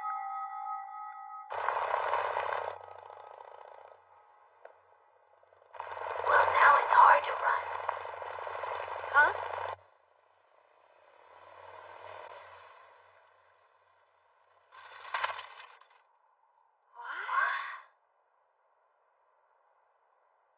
More tracks. Hey there, stranger. Oh, yeah, the work's all mine. Is this your job? It sure is, and I've been doing it forever. How long's forever? I have a guess. I'd say I've been doing this about 50 years now. That's a good part of my life. I joined the railroad company when I was 15 years old. It was my very first job. They said they had an old track that they might start using again, and they told me to come out and repair it. They haven't told me to stop, so I keep laying track. You doing this all by yourself? Yeah, it's no big deal once you're used to it. I've got all the materials I need on that cart right there. Rails, spikes, and ties. And you haven't returned home, huh? That's right. My mother became very ill and was unable to work. I had to make money to take care of the family. I see. I'm sorry, but I can't get this beast out of the way very easily. I apologize, but could I ask you to go around my cart? Oh, yeah, certainly. It's about time for a lunch break anyway. Traveler, do you care to join me for a bite? Maybe tell me a story from your journeys over lunch? Let me see here. Actually, I'm not really a very good storyteller, and I don't have any good stories to tell. Sorry about that. That's all right. Me neither. I've got to be moving on, if you'll excuse me. Keep up the good work. Bye.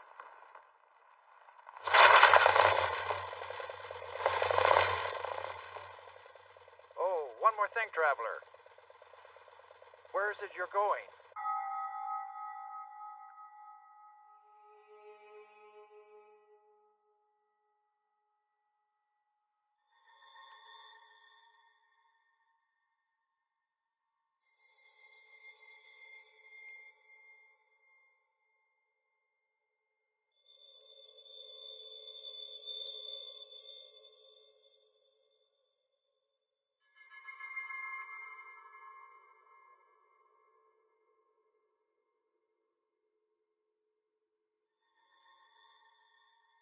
We've been looking around here for 3 days, Kino.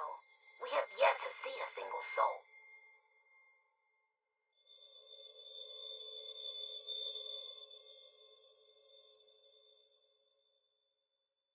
Hey! Oh, hey! Welcome to my country! You guys understand, don't you? We didn't do anything wrong. You can see that. You gotta see what we did was necessary. We've done the right thing here. You know, do you see? Huh? I'm sorry. I don't get it. Could we please go over that just one more time? Huh? Oh, okay. For a long time, this country was a monarchy, right? Go on. The king ruled up until 10 years ago. Believe me, he was a complete jerk. He pranced around the palace, goofing off, while the crops constantly failed and the country slipped into an economic ruin. Those who opposed him were executed, and to squash further opposition, everyone else was under constant threat. We finally organized and revolted and arrested all of the royal family. We accomplished our revolution with minimal losses. That's pretty amazing. What happened next? We started a new government.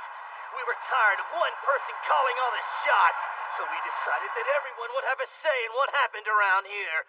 After many deliberations, we decided that the best way to implement things was by majority rule. That way everyone could be in charge. I see. Our first formal vote was to decide how to punish the former king. The vote was unanimous. A majority of 98% voted that he be put to death.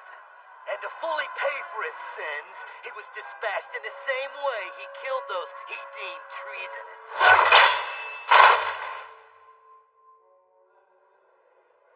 After that, we made decisions about all sorts of things.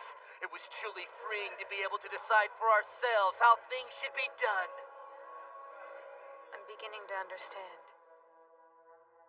And then there began dangerous questions.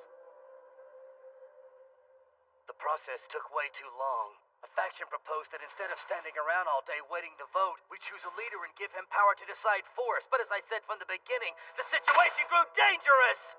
I mean, who would stop the elected guy if he ran wild? Of course, there was a minority that did not agree with the faction, but they were ignorant and disorganized and just making trouble. You know, it was detrimental to have idiots stomping all over progress in our country. And then? What happened?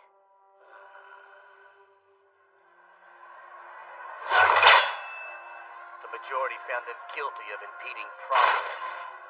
Eventually, all discussions turned deadly. A man was dissatisfied with the tax rate. Death. A couple who didn't think the royal palace should be turned into a park. Death. Death. Soon abolitionists of the death penalty began to emerge, and they were silenced. Before long, we ran out of graves, and the decision was made to use the back garden of the royal palace. And eventually, any and everyone opposed to the majority was put down. How many times was the death penalty given? 13,064 times. The most recent one was exactly 1 year ago. At that time, it was only me, my wife, and a man who was one of the revolutionaries. At one point, he began to insist on leaving. My wife and I opposed. As in the past, we held a vote. It was 2-1. He was sentenced to death. And then, 6 months ago, my wife died from a cold. I'm not a doctor. I couldn't save her. There was nothing I could do to keep her alive. It's just a cold. Kino, we should go. I think you're right, Hermes. Hey, wait! You have to stay and be residents of my country. I'll make you vice presidents. It'll be nice. Come on, stay. Thanks for the offer, but we have to be going.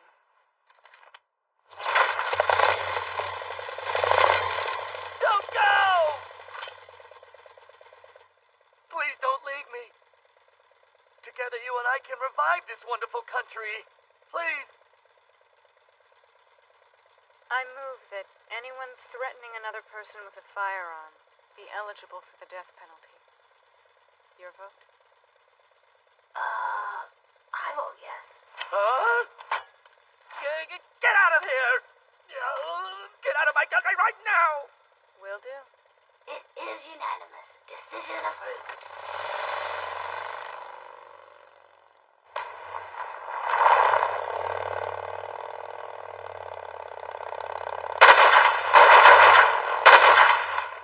Farewell, King.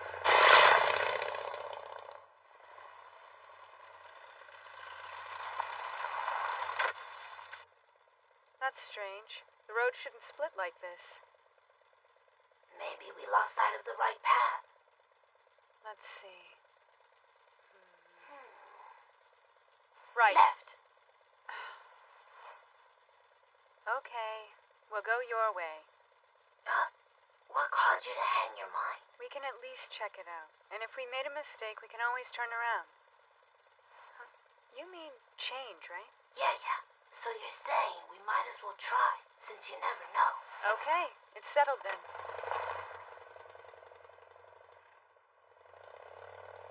Hey, Kino, you tricked me. I didn't trick you. You said it yourself. You never know, so we might as well try. So it doesn't matter which way we go. Unless we always go your way.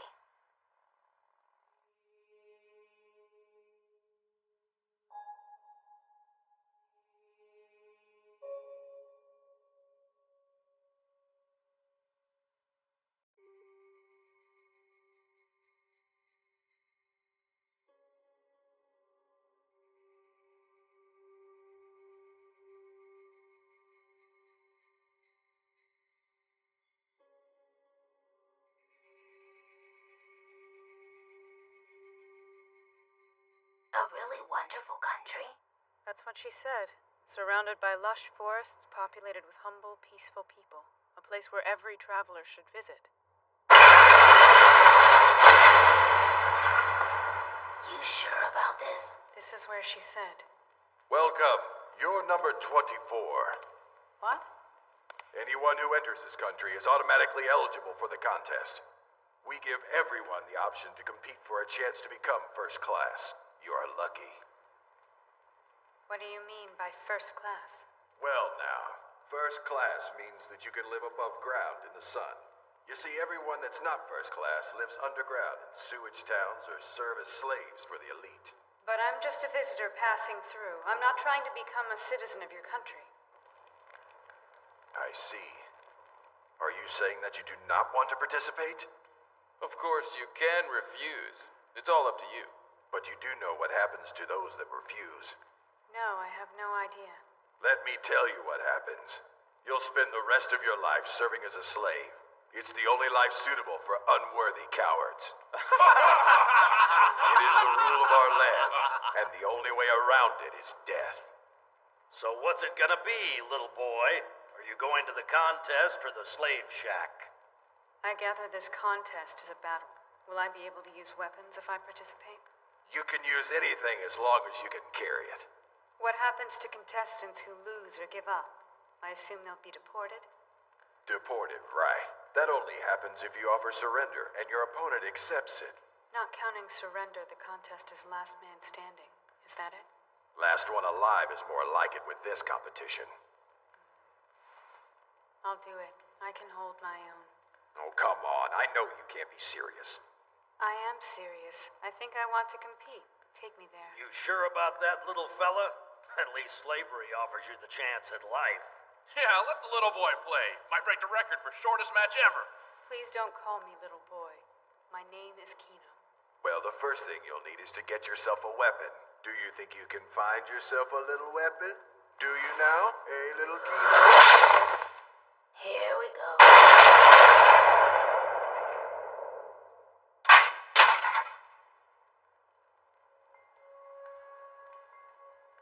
I asked you not to call me little. Come right this way, Mr. Kino.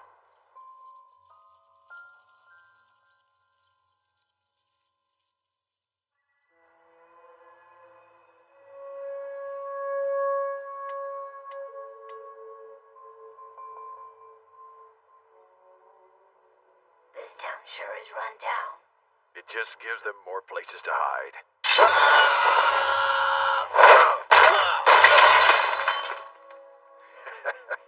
Wow, pretty good, mister. Yeah, not bad.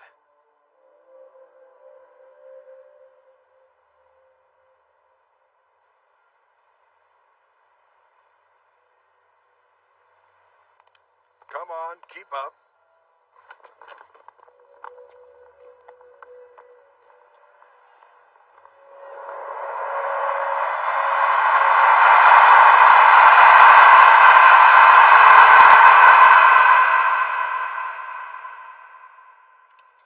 Are you serious, Kino? About what? Competing. This is one time when I would not do as the Romans do. You should have just shot their heads instead of their hats and we'd be gone by now.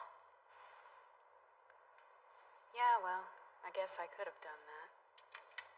Mm-hmm. It's not like I'm planning to stay here any longer than normal. This is the first fight. I'm gonna go out there, get the upper hand, and then surrender before he has a chance to. Doesn't that sound like it'll work? Sure, if your opponent is as crazy as you are.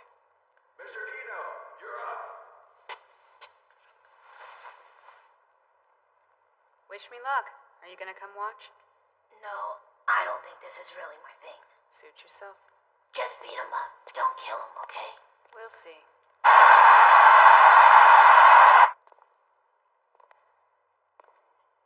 Can I ask you a question? Huh? Sure. What is it? How long has this competition been going on? This is our 7th year. What happened 7 years ago? A new king came into power. A mass movement began. Thousands immigrated here because the king is a hedonist. It's a paradise for those that don't mind the possibility of death at any moment. As long as they're having a good time, I guess. Do you mind if I ask you another question? What? Does everyone who ends up here understand that they will have to do battle for their life or become a slave? Or are they all like I am, unaware of what they're getting themselves into? A few stumble into it, but they typically die in the first battle. Reminds me of a pretty good story. I remember this one couple that wandered in. They were traveling in a horse-drawn cart. Anyway, luck was on their side, and they were set to fight each other in the first round. The wife surrendered and was saved, but the husband ate it in the next game. Oh man, the irony. Now that's funny.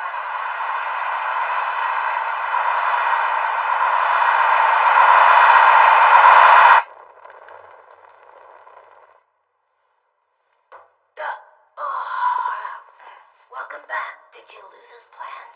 I won. All right, pack up your things and let's get out of here. Where do you wanna... wait. What did you say, Kino? I said I won. But why? I thought you were gonna lose so we could be deported. I guess I changed my mind. Mr. Kino, you and the other winners come this way. Either that or you've lost it. Okay, listen up. Congratulations, everyone. You've made it through the first round. You final 16 are set to fight each other in a series of matches over the next 2 days. You're not just fighting to survive, you're fighting for the prestigious title of first-class citizen. And starting tomorrow, the king will be watching, so act accordingly. The first and second elimination rounds will be held throughout the day. Only 4 of you will make it back here by nightfall. Now, the day after tomorrow, the semifinal and final games will be held. You are not permitted to watch the competition, but you are allowed to hear about it afterwards from surrendered players. That is, of course, if their opponent accepted their surrender. Huh? Oh, well, my list says that there are 2 of you here because you did accept your opponent's surrender. If you're one of them, then who's the other? Dunno. The spectators have signed waivers prohibiting any revenge or lawsuits surrounding the contest, even if they are injured or killed from any and all stray bullets, knives, or other flying shrapnel. I expect all of you to fight without reserve in the Coliseum. The winner will not only receive first-class status, but will also be granted the right to name a new law for our country. This is due to the generous nature of our king, who encourages all citizens to take part in national politics. I wish everyone good fighting and good day.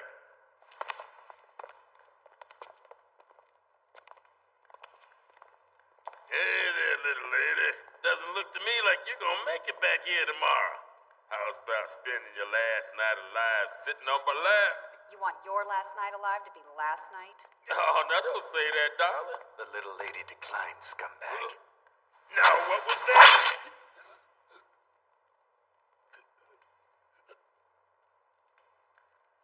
He may be as quick as you. You won't get the lady now or in the ring. Because even if you do survive your fight, you'll face me. So be nice and just maybe I'll let you surrender. Just watch your ass. Fancy pants. Appreciate your courtesy, but should you have shown your hand like that? My hand's not so great that showing it will hurt. So you want to sit someplace quiet and chat about some happier things for a while? I think I'll pass. It'll be harder to win if I let your compassion get to me. How come nobody's asking you out? Ow. Oh? Okay, let's go, Riku. Guess he's not interested either. Here are your quarters. This used to be a jail cell, but please bear with them best you can. A jail, huh? Well, it's much better than the sewage town I live in. Sewage town? Huh? Yeah. You saw it under the bridge. Can I come and have a look, please? Huh?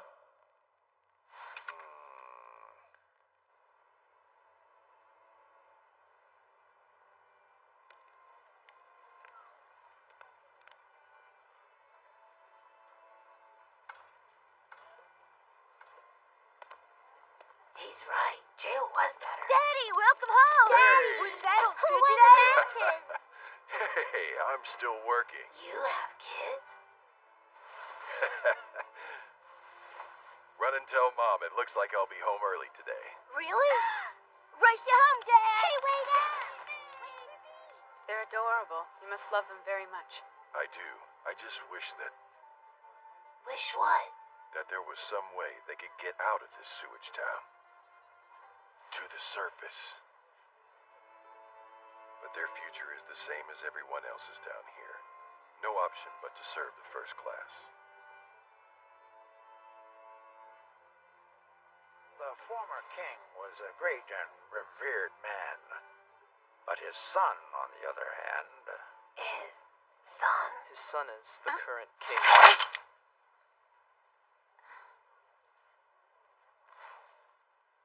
He killed his father to gain the throne. And after that, he exiled anyone who posed a threat to him. That's news to me. Who all did he kick out of the country after he killed the king? Everyone he thought wanted the throne. Citizens, aides, relatives. It didn't matter. He even deported his 2 children, and to this day, no one knows where they are. Some say he killed them. Now the country is in ruin because the king has expelled any voice that did not agree with his.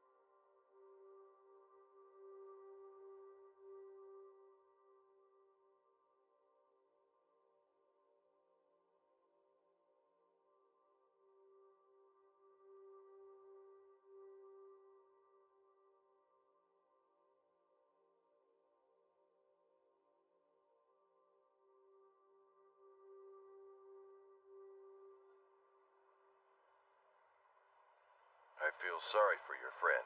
That's a professional assassin out there. Your Mr. Kino has no chance of winning. There are 2 questions I have to ask you before the fight starts. Did you come to this country with the purpose of competing? Second, do you want to discuss your surrender?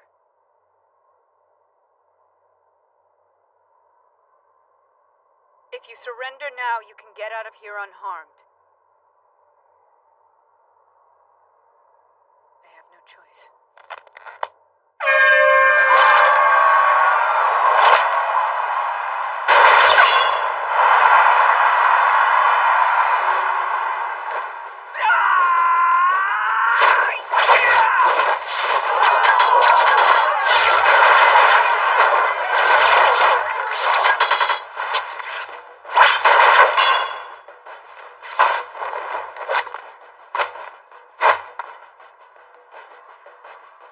I'm afraid if you continue, you're destined for failure. Whenever you're ready, I'll accept your surrender.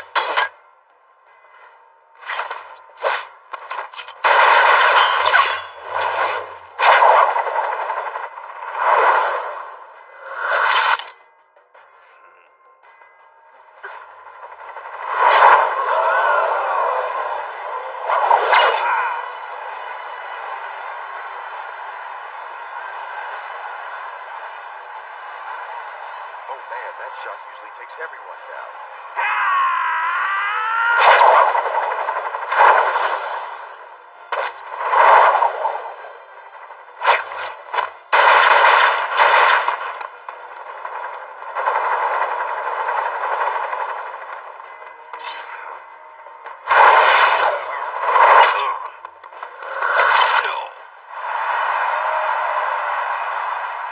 Please surrender. Do you want to be a first-class citizen that much? You would never understand. Explain it to me. I was born to a low-class family and forced to live my life as an assassin. I was raised and trained to be nothing but a heartless killing machine. I had no choice as low-class. But now I can become first-class. All that's left is honor!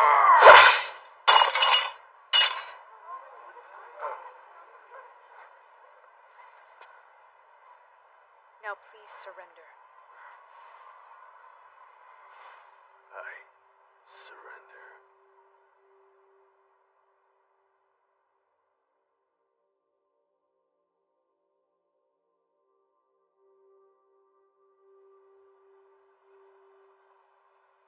I'm ready to accept your surrender whenever you're ready to offer it, Colonel. Nice try.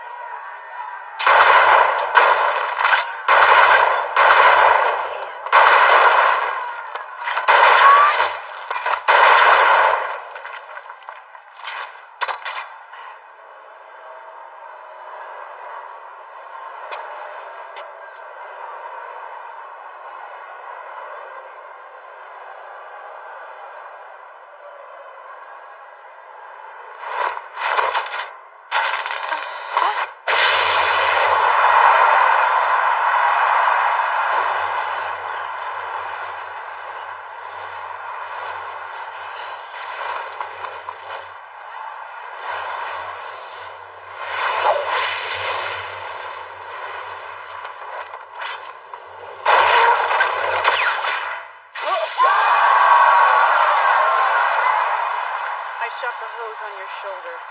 You'd better keep your finger away from that trigger.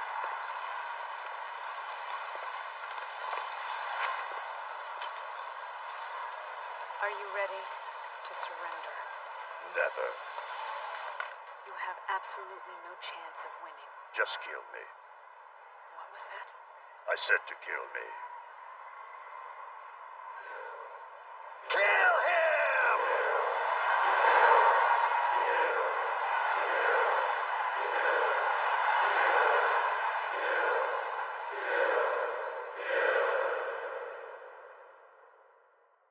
Why do you hesitate?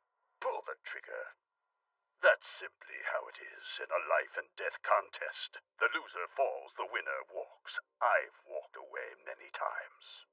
I came to the trials to find a worthy adversary. You have beaten me.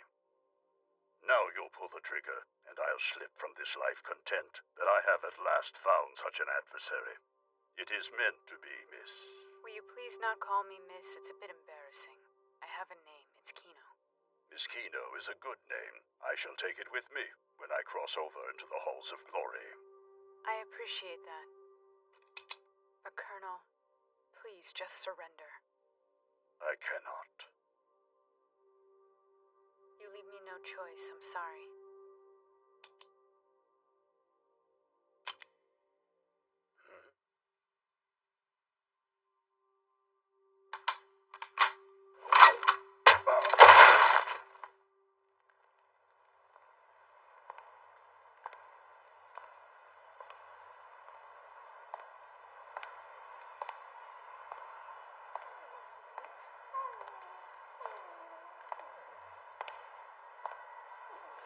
It'll be all right, Riku.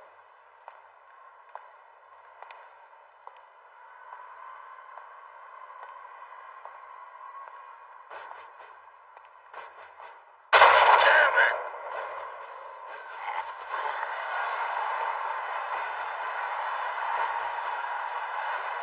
Too easy.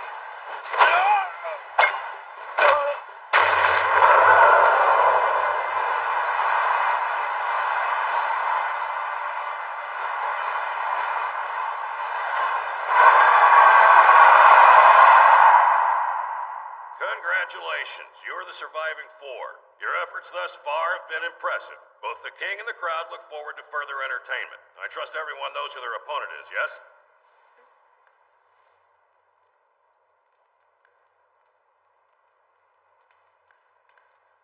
Get a good night's sleep. Tomorrow's a big day.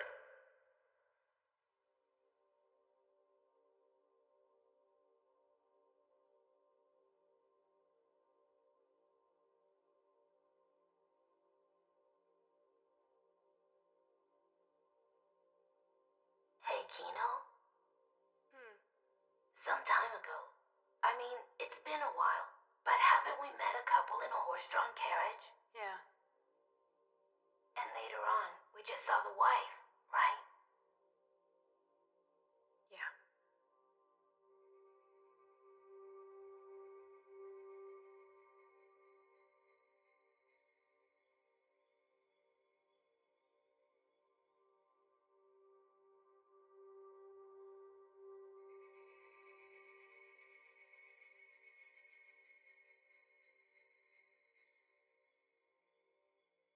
I think I remember something like that. Good night, Hermes.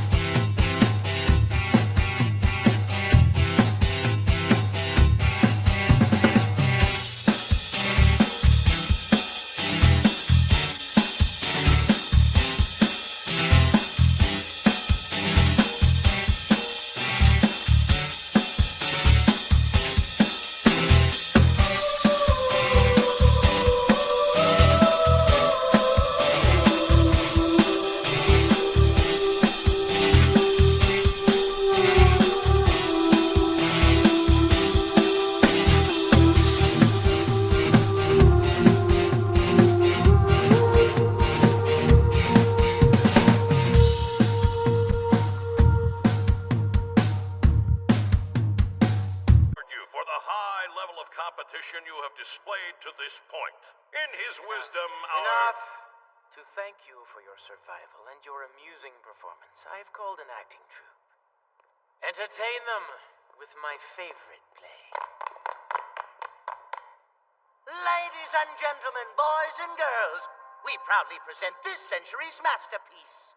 It's got a hero, swordplay, sizzling romance, and no play's complete without cruel death.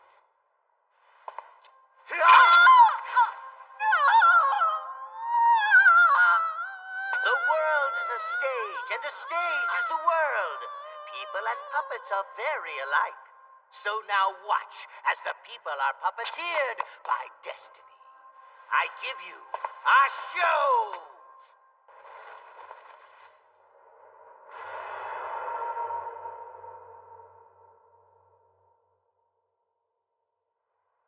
This play is set in any country at any time.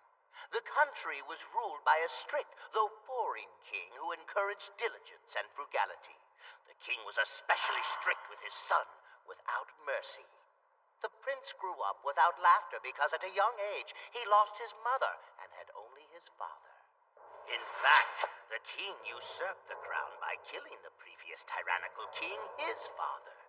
The king was so strict on his son because he was afraid the young prince would kill him and take the throne away. At least it was rumored so. But the king's overbearing strictness was his undoing. The prince reached the end of his tether and followed his destiny.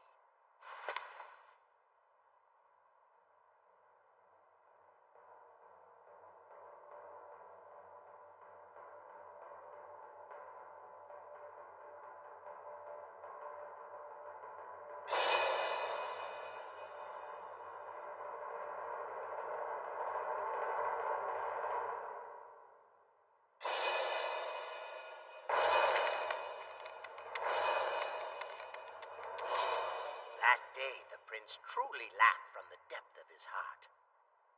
He ascended the throne. The king grew older and married. His wife stupidly feared that he might one day kill his own children to protect his throne, so she sent them away for their safety. The king realized his wife's betrayal and struck.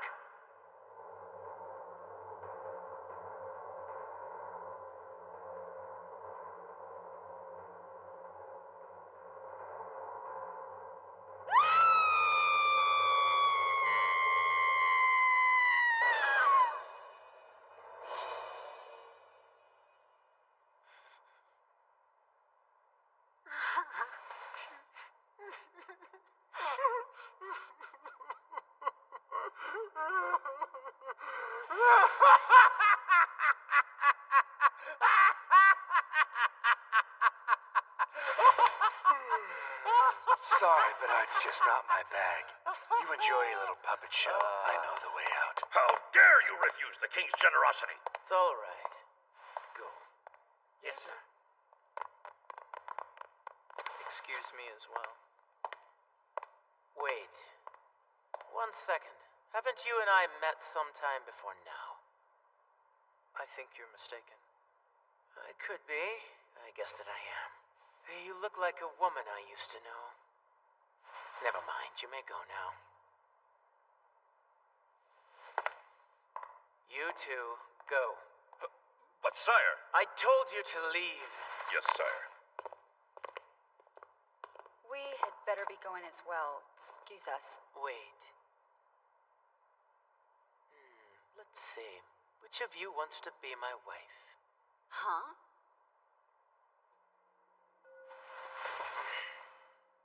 I just want you to be my wife. I don't care which one. I'll grant you first-class citizenship. You won't have to fight. What do you say? You must think I've lost my mind. Yes, that's it. I've gone mad and taken my country with me. We cannot continue like this. Excess will send us all to hell. So why do you keep indulging yourself with the fights then? Because it's fun! A little devil constantly sits on my shoulder and tempts me to destroy everything. It was there when I killed my father. I can still see it. I still see the look on his face when he realized I was killing him. It makes me smile. I can't stop smiling. I'm stuck on this destructive path, taking everything with me. You have to help. Please help me. Help me. Sorry I can't help, but being first class really isn't my goal here. Why don't you marry him? You'll make a cute couple. Yes, you. Would you marry me? I have no desire to stay here. Remember, I'm a traveler. Excuse me. I have a battle I need to prepare for. Fine. Then die. Just die. Everyone will die!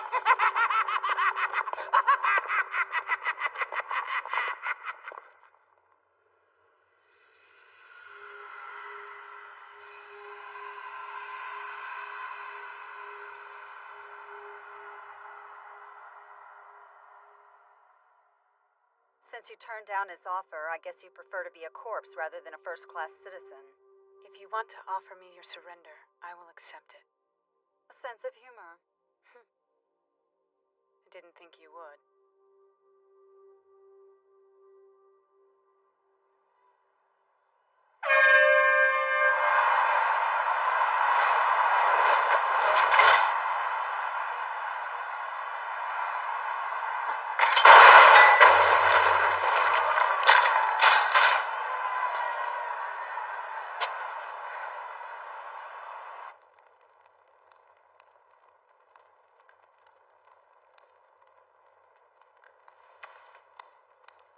Annoying little beast.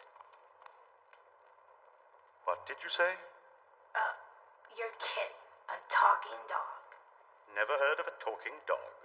You're pretty cheeky for a motor ad, aren't you? Hey, watch it. Can you hear me? I can. You said becoming a first-class citizen was not your goal. So why are you participating in these games? You know, the winner of this contest also gets the privilege of creating a new law for this country. My mother died when I was only 7 years old. My father left her, so she brought me up by herself. We had to steal and kill to survive. It was because of my mother that I was able to master the basics of combat. And when she grew sick and bedridden, she told me that she wanted to see white flowers. I desperately looked for them, but white flowers don't bloom where I come from. I had to travel beyond the mountain pass to find them. When I came running back to her, she was already dead. But beautiful white flowers bloom every year in the forests all over this country. So I want to memorialize the day my mother died. And for this place to make it a day on which everyone honors their mothers with white flowers.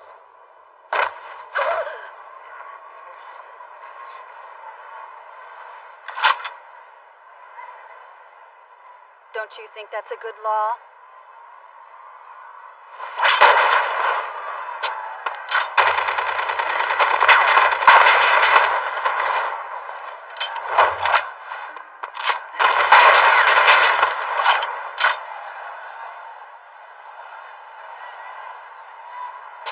It's a challenge to win this thing without killing anyone, Master. We can reach an agreement. Come on out, I won't shoot at you anymore, and I'll accept your surrender. Are you serious? Of course I am. Just come on out.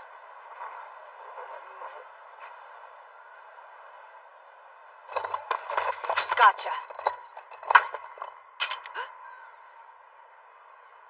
You lied.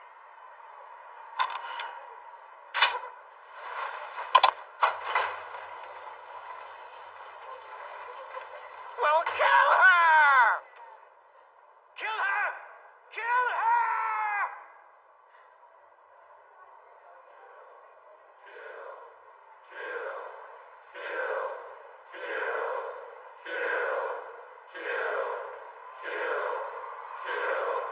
If I surrender, will you still accept? I will.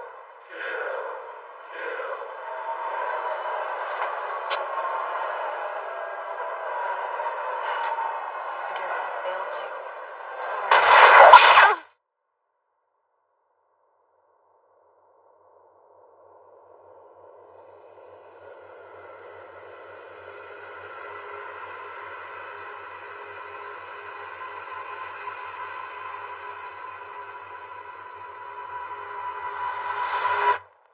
Besides, shouldn't you be watching the match? I was taking a nap because I was woken up very early this morning. Anyway, why aren't you with your master? I left Mr. Shizu to meditate, not wanting to disturb his concentration. I hardly expect you to understand consideration, Motorad. Bad dog. Bad dog. I didn't know you were back here, Riku. Kino, welcome back.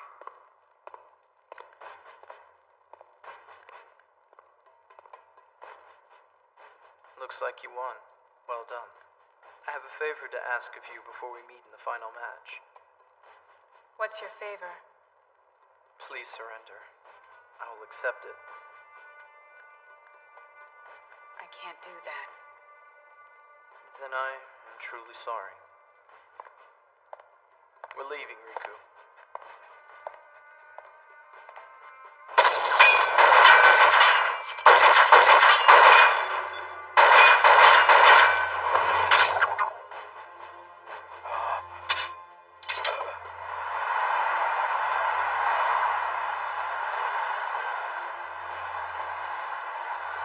Unbelievable. I'll surrender. I accept.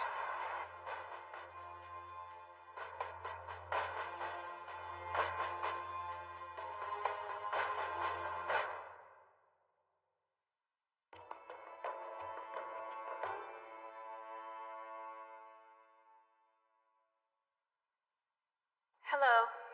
Do you remember me? I met you and your husband at the East Oasis some time ago. The two of you were headed west for a country surrounded by lush forests. You said it was peaceful. Kino, we weren't even gonna come to this country. What made you change your mind? I couldn't shake how her face looked that day. That's all there was to it. How her face looked? Was it a nice country? It was a really wonderful country. Definitely somewhere for travelers to visit. I had to see for myself what could make a person's smile look so distant. I've seen that look before. I thought that if I participated in the fights and got to know more about this country, I may be able to understand it. That's why I decided to stay here. That's all. So do you understand? So we wasted the last 3 days. Not exactly. At any rate, I plan to end it with this next battle.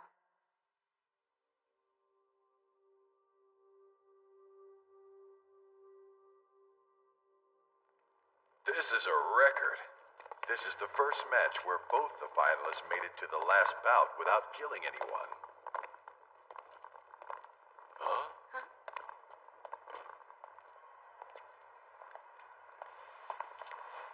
If you're interested, I got a little tip for you since you and me sport the same iron persuaders and all. Are you giving us information about the opponent? I'm afraid I can't do that. It's against the moral code of a six-shooter. But here's what I can tell you. You can't beat him. It's best to just surrender and walk away with your life. Spare yourself the humiliation of trying. I appreciate the advice. I'll consider it. Hey, why were you competing? For the citizenship or for the law? Me? Neither. I was just bored with my place in the world and came looking for some excitement. I needed the rush of life and death. It's funny, part of me gets that, Wacko King. But in the end, it doesn't really matter, does it?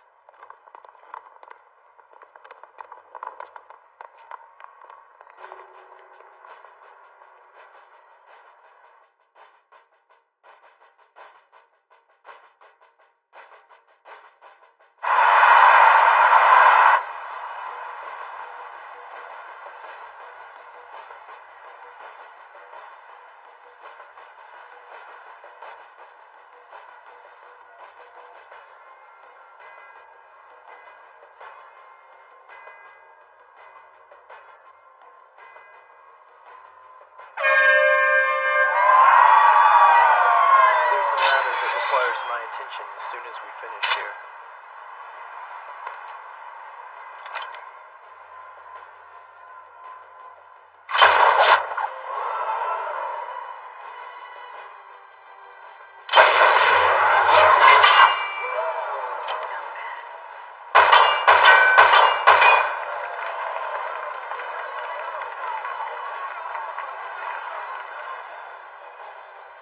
Kino may be in trouble.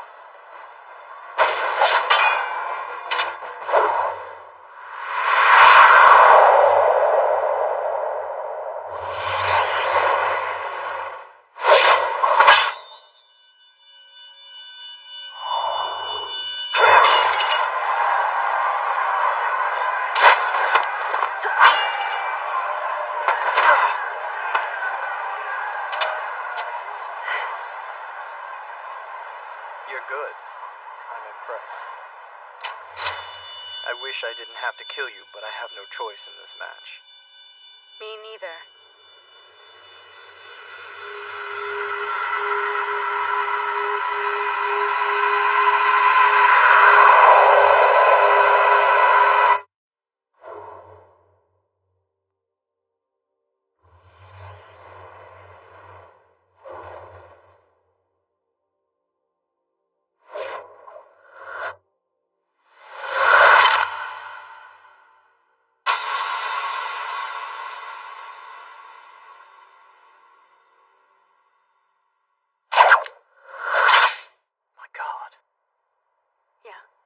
And you're not too bad yourself. But when you're fighting, you're too eager to win at all costs. You should enjoy it. Fight for the sake of fighting. There is no way I can surrender. Are you certain?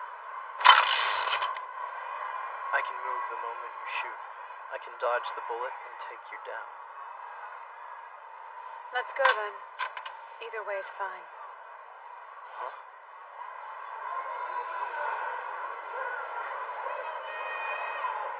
Shizu, let's finish this fight. No, don't do it! No!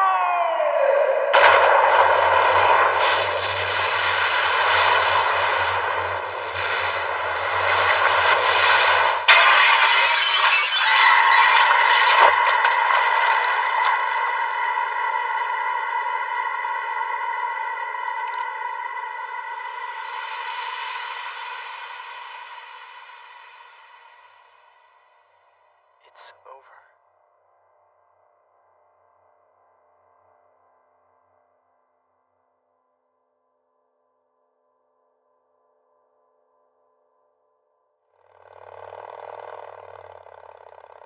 When did you start thinking about it, Kino? About what? The new rule that the winner can add. Oh, yeah. That. For all first-class citizens to fight to decide a new king. It's a just rule that the last one surviving becomes the new king. Chaos still reigns, but it'll improve. And anyone who flees will lose citizenship. In instances of harming slaves or underground citizens, offenders will be disqualified. This is the new law.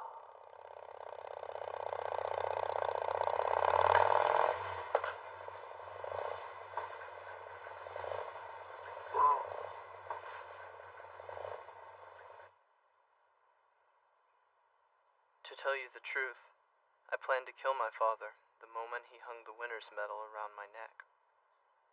For 7 years, he shunned me. Father? You're the prince? The problem with revenge is no good can come from it. Yeah, I agree with you. I have nothing else left in my life. Why don't you ascend the throne? Huh?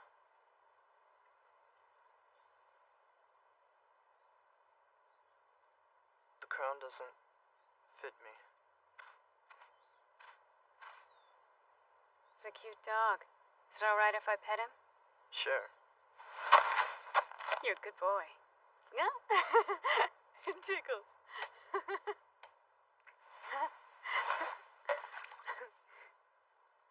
Kino, will you do me a favor and ride with me to the next country? No thanks. Someone told me a long time ago to beware of strange, brooding men with cute, fluffy dogs. Huh? Take care of yourself. Bye, Riku. Yeah, you too.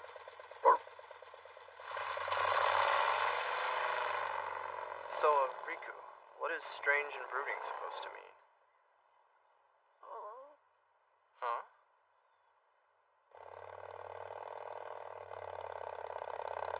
You know what, Kino? That sassy dog talked to me. What? What are you talking about? You must think I've lost it, talking dog. I'm not kidding. It's true. Come on, Hermes. You need better stories. No, seriously. It talked to me.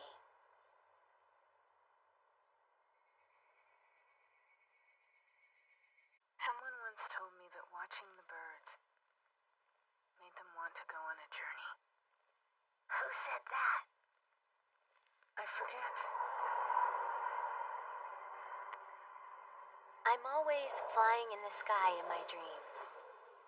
I can never fly far enough. I don't know why.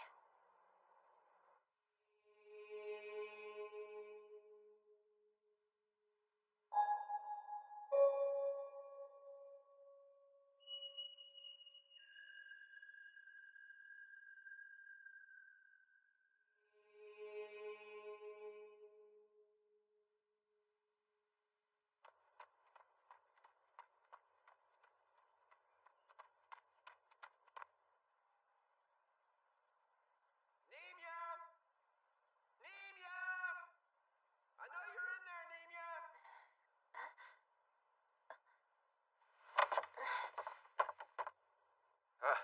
Nemia! You're not gonna get out of it today. I'm taking you to meet the officiate. That's my fiancé. We've been arranged to marry each other since we were kids. Oh man, I gotta hustle if I'm gonna make it. Hey, guess what? I finished it last night. I'm finally done with it. I need to go get my permit from the chief. Oh, not this again. You'll never get that permit. First of all, you have to show that it would really... Huh? It looks like a traveler's here. We haven't had one in so long.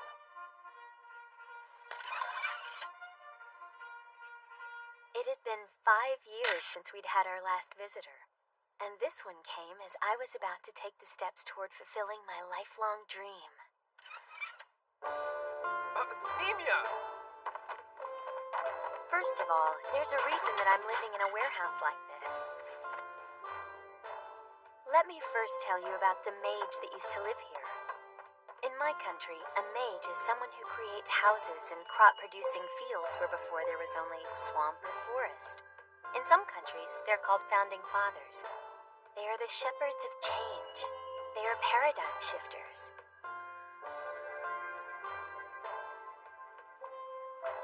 Regardless, the man who used to live here wasn't a real mage. It was us, the children, that called him that, because he was a weird old man living alone out in the sticks. Get out of here!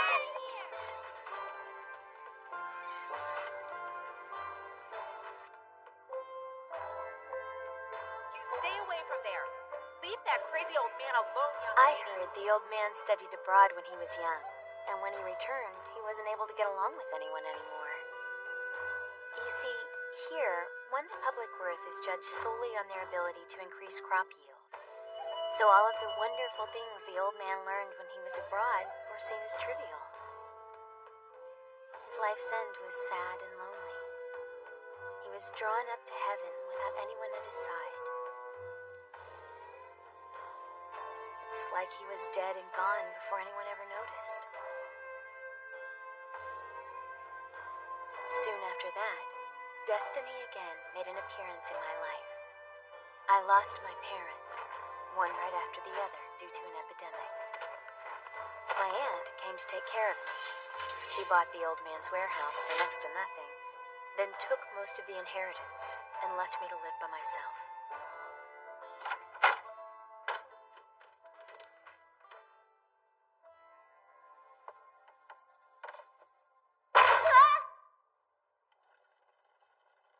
Although,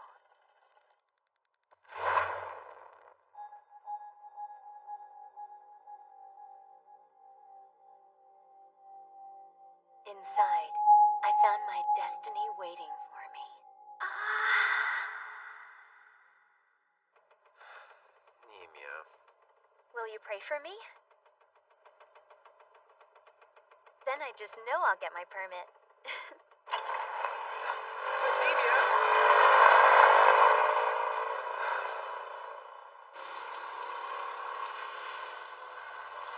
I'd been living in the house for a while and was finally making it my own when I found something.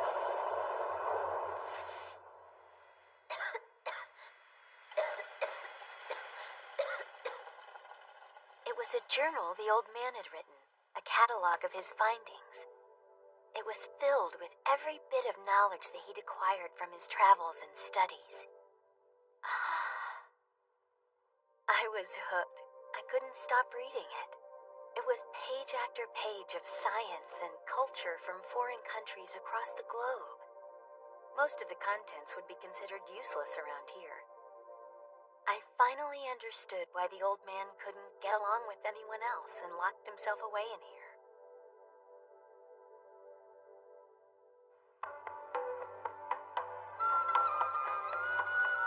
I soon became known as the weird girl for a while. I made people uncomfortable with the machines I built and experiments I performed based on what I learned from the book.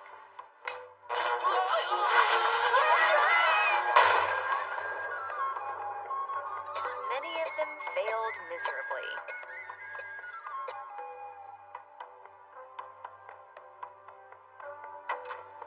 When I was 20, I finally got back my parents' house and what was left of their fortune from my snake of an aunt. Being back in my parents' house brought back many memories. One of them was a childhood dream I'd almost forgotten. When I was small, I had a dream.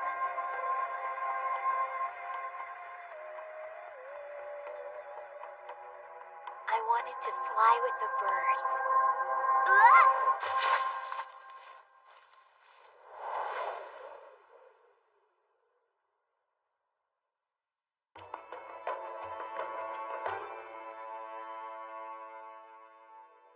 When I was reading the old man's book, I came across an anecdotal account from a foreign land of a man who tried to fly. It didn't work out so well for him.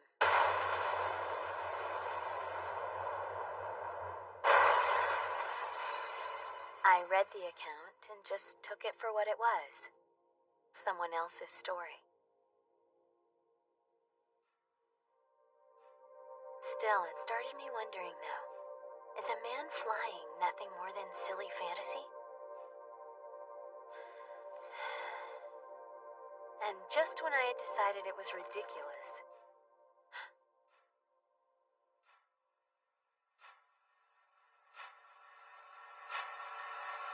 like a sudden gust of wind, it came to me.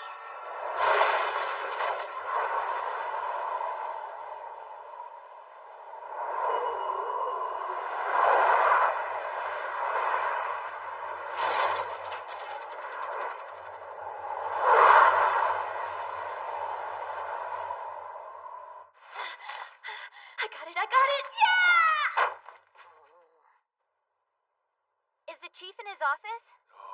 You again? Look here, Cupcake. The chief is a very busy I man. need to ask him about my permit request. I don't think so. The chief's welcoming the first traveler we've had in 5 years, and we don't need you messing it up. In the days of the 16th chief, the crop yields went up to 4.7%. Since I've been in office, I've increased yields by 3%. That's 3%. To ensure that we continue to increase our yield, we make an offering at the base of the bronze statue to our god. That offering is typically 0.5%. Yes? Chief, please, we need to talk about my permit. Oh, but I'm telling our new visitor of her exciting crop yield history. Just please grant me my request. All I need... And again, no! Your machine contributes nothing to the greater good of the people. But if I succeed, it will be reported as your achievement as well. Oh, I'm not falling for that. Besides, it's simply impossible. Oh, how can you know without even trying? You made your appeal, and I said no. The lady was just leaving. Wait! Let's Chief, go. please! Isn't Come on, it supposed to be Cupcake. your job to listen to the Boot it citizens? Ooh, that girl is a nuisance. Look, I'm sorry you had to see such a spectacle. There's an old rule that says that the chief must listen to all public appeals. I don't mind. She certainly has a lot of passion for whatever she's trying to do. Would you believe she wants to remove our beloved bronze statue from the main road? I'm not giving up on this, you know.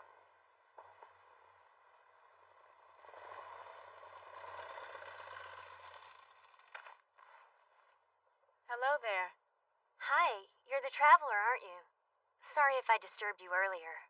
No worries. Your interruption got me out of there. No doubt, his droney put me right to sleep.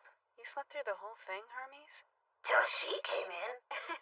Tell me, what's so important about this statue anyway? Do you want to hear the story? Sure, I'd love to. Let's talk about it at my house. Just follow me.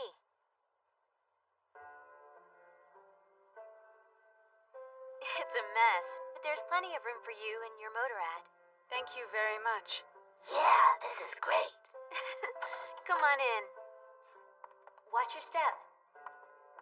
See, the reason I wanted to move the bronze statue from the street is because I need enough room for this.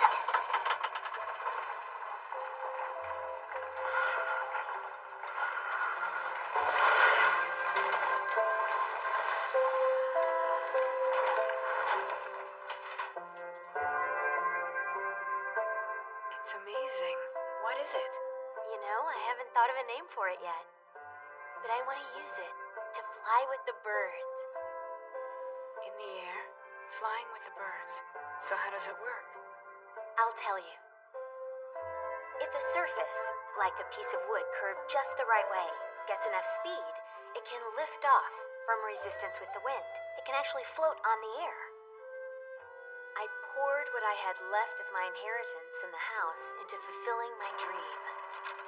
But once I rediscovered that dream, it was nothing but struggle after struggle.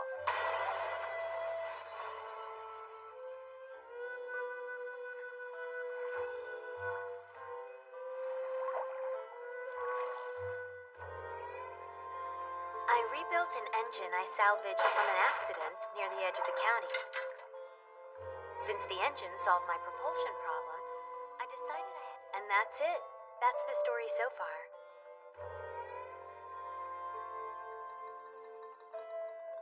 After listening to my tale, the traveler thought for a moment, looked at me, and said, I'm impressed.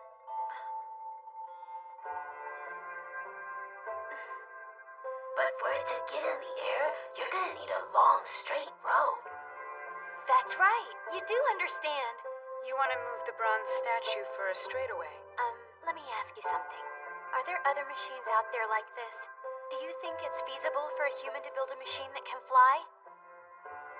We've been to many places that have extremely advanced technology, but we have yet to see anything like that. At least not yet. I didn't think so. There may be one somewhere in the world, but I've never seen it. Perhaps you'll just have to be the first human to fly in the sky.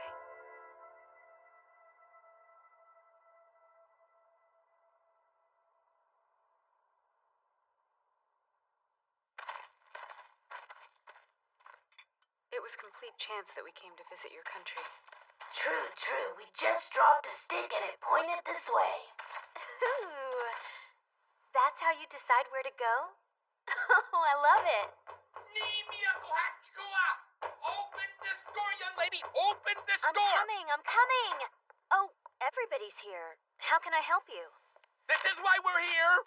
I have received complaints from the townspeople. There are so many of them, I cannot ignore them any longer. It has been decided that your strange machine is to be dismantled and burned. But you can't! I can and will. You watch me. My authority is bestowed upon me by the majority. Undeniably so. I will be back in the morning. But wait! Nemia. You did this. Please listen to me, sweetheart. I just want you to be a normal wife. Look, you've already spent the majority of your parents' inheritance on that silly machine. Think of them and what they'd want. Nemia, we need to talk. Can I please stay here tonight with you? No, I have a lot to do tonight. Just let me stay. I'll help you. Please, just go home.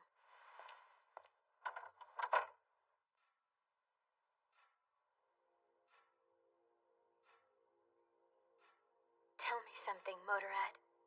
Yes? You must understand the basic principles. Is my theory sound? I mean, will that machine even get in the air?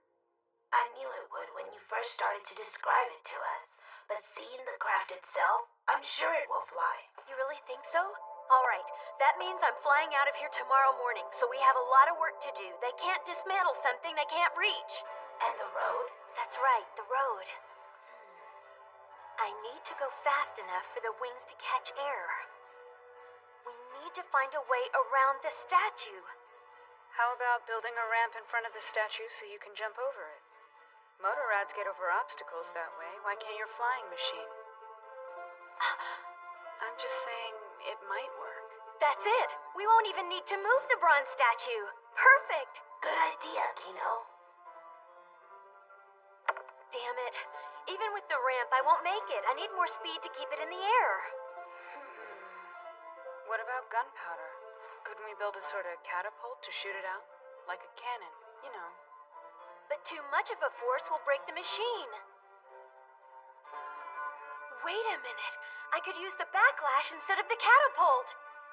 If I attach tubes filled with gunpowder to it and ignite them one after the other for sustained power, I could have the speed to get off the ground.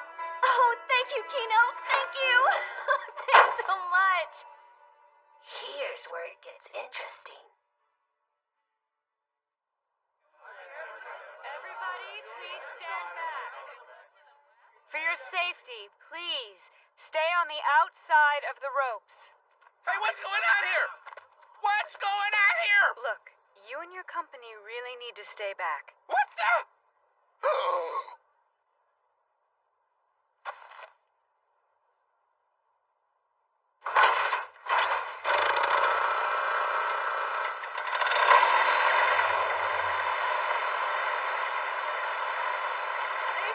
Wait! Don't do this! It's too dangerous! Stop! Look!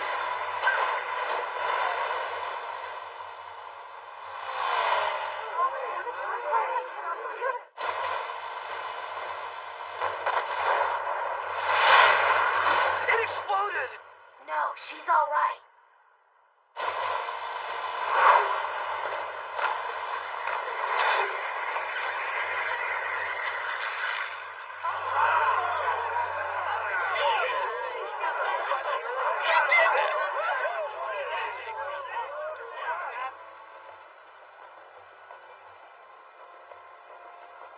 I'm flying. I'm flying. Oh my God, I'm flying. The calculations and experiments and nights lost weren't in vain. My life wasn't wasted after all.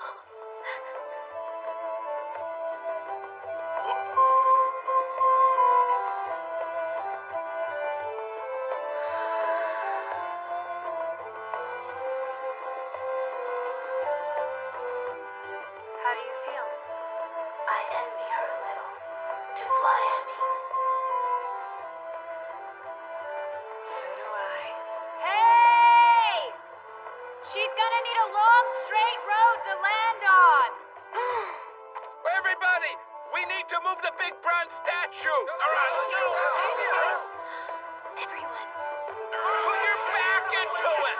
Push! Nemia! Nemia, are you alright? I'm fine. So then, how about traveling in this for our honeymoon? Oh, Nemia, of course. Miss Nemia, be merciful. We never had any idea you were a maid. Know what's going on? Maybe they're as happy to see you as me. Okay. I'm sorry we didn't realize. And please forgive us for our collective rudeness. Please.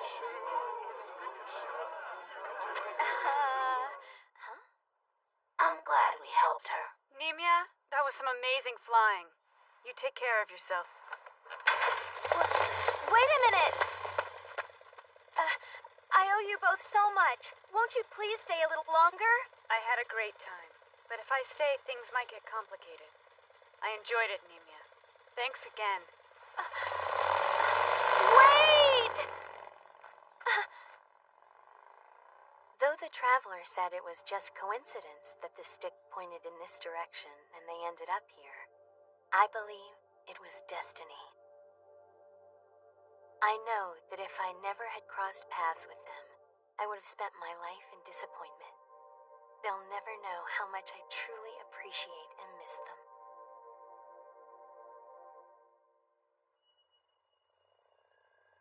It was pretty surprising, you know? I was surprised too, especially when they begged for forgiveness. No, that's not what I was talking about. Well, then what? I didn't really think the machine would fly as well as it did. What did you just say, Kino? I said that I was surprised that a human flew. I understand the theory and everything, but I didn't really believe it. Kino, if you didn't believe it, why did you help her? No real reason. I guess I just wanted to see if she could. What's wrong, Hermes? Oh, well, nothing really. Just pondering the range of potential in people. It flew. It was like magic. Yes, magic.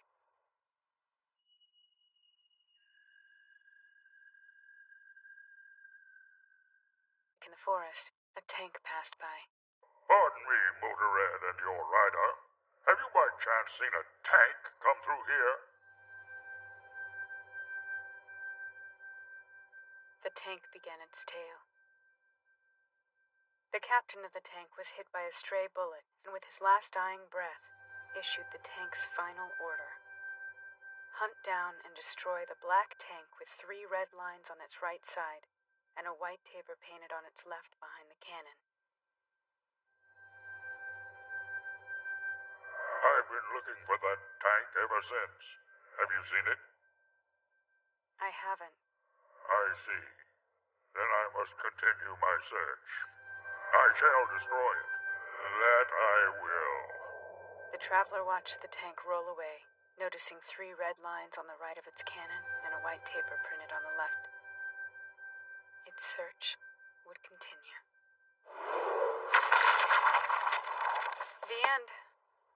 Not the best story. No? The Motorrad needed a more active role. Got it. Now I think I understand. Anyway, I hope you can find a better book in the next country. Something with more Motorrads in it. And fewer tanks. Kino, someone's here. See him. Water. Water.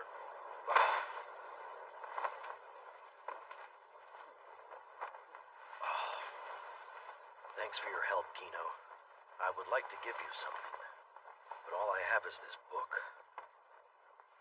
You did say you were going to the land where books are collected from around the world, right? That's right. You can only take as many books out as you bring into their library, so this'll give you 1 more book to trade. Take it. Thank you. To tell you the truth, I just recently escaped from there. Escaped? Is there something dangerous going on around there that we need to be aware of? No, Kino, not at all. I just had some problems with how they choose to do things.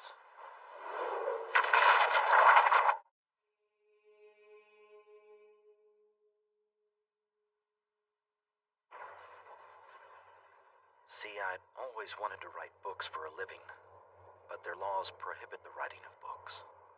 So they collect books from all around the world, but they don't want anyone to write any books. Why is that? You'll see once you get to the library. It's smaller than I thought. You have just 1 book? Then you can only take out 1 book. Yes, I'm aware of that. Here's the book I'm trading in.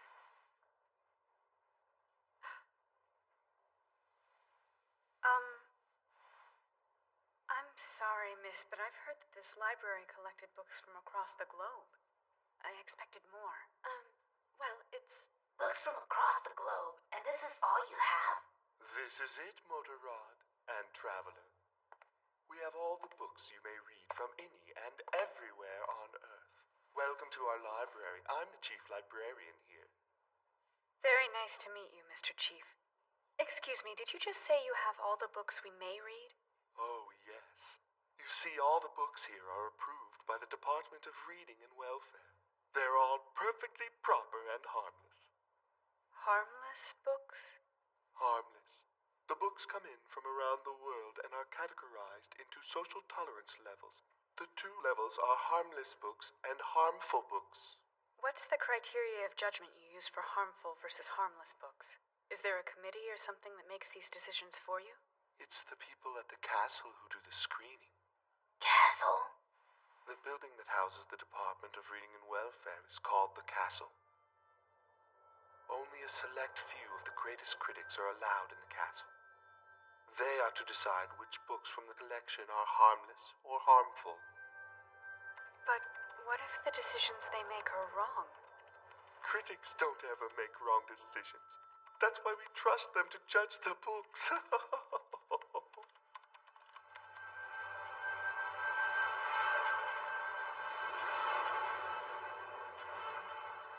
We have not heard from the author in 3 months. We have reason to believe he was captured inside. We must sneak into the castle to... Shh.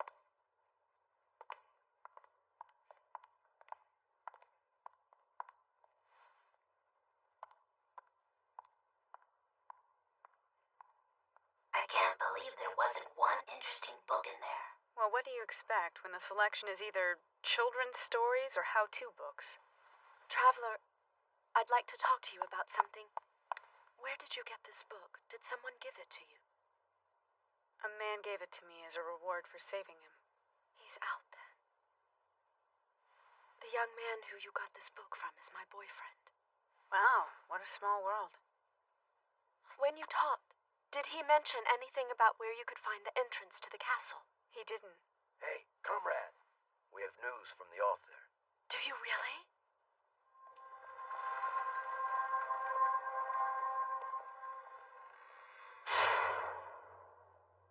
We comprise the Publication Syndicate, an underground organization that opposes the tyranny of the castle. Publication Syndicate? Yes. We publish books that are not screened by the Department of Reading or judged by their critics, thus making them illegal. We're a resistance group. We're trying to gain entrance to the Department of Reading and Welfare to rescue our comrades who have been caught. That's why you asked me about the entrance?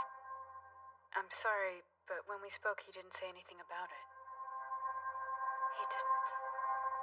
Why do you think he would have told me where to find the entrance? His job was taking books that travelers brought in from other countries to the castle critics. He told me that he had read many books while he was carrying them. Of course, it is illegal to read any book before it has been screened. Sounds like he developed a love for books. And since he was carrying books to somewhere inside the castle, we thought he might know some secret access point or back door that we could use to slip inside the walls. I think I have an idea. I'm willing to bet she can handle a persuader better than any of us. So why doesn't she join with us and help us fight against the oppression? That's right. It'd be nice to have a sharpshooter among us. Please, hold on a minute. I'll only be visiting here for 3 days, that's all. I won't be able to help you, I'm sorry. Can't you stay? We need all the hands we can get. You should help them. What else do you have to do? You know that I can't do that, Hermes. As you know, secrecy is vital to our survival. I understand. The author has contacted us, but we still haven't received his manuscript yet. It doesn't look good. So who is the author anyway? I heard that at one point he worked in the castle, actually. He's read every book that's been brought to the castle. But after he finished the last book, he locked himself in his room and emerged 2 weeks later proclaiming he'd written everything in the world. He vanished shortly thereafter. Rumor has it this book is still locked inside the castle. He wrote a book that's written about everything? The same author writes all the books we publish illegally. I don't really know how to explain it, but the author's stories have something magical about them. They draw you in and you become part of the story, blurring the differences between illusion and reality. Well, if that author wrote the book you were given, he doesn't seem very talented. Hermes, I told you. I thought it was a well-written story. And now I really wish I could have read more. You may be reading it right now.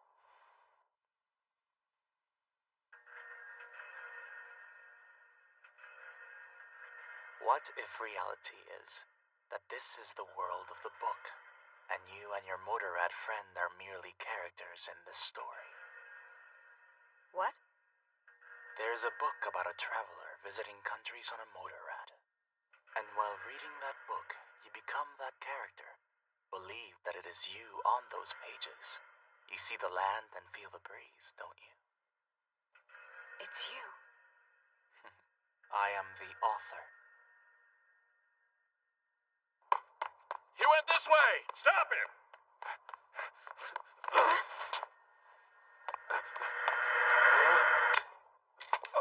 I think I see him! Get him! The key! Huh? Take the key to the woman at the library. You know which one. Tell her the author will know what it's for. Please!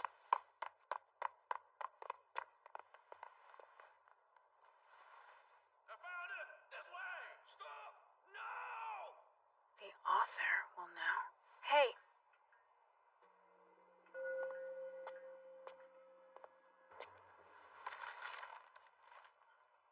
People working with the resistance movement, huh? They're a troublesome sort.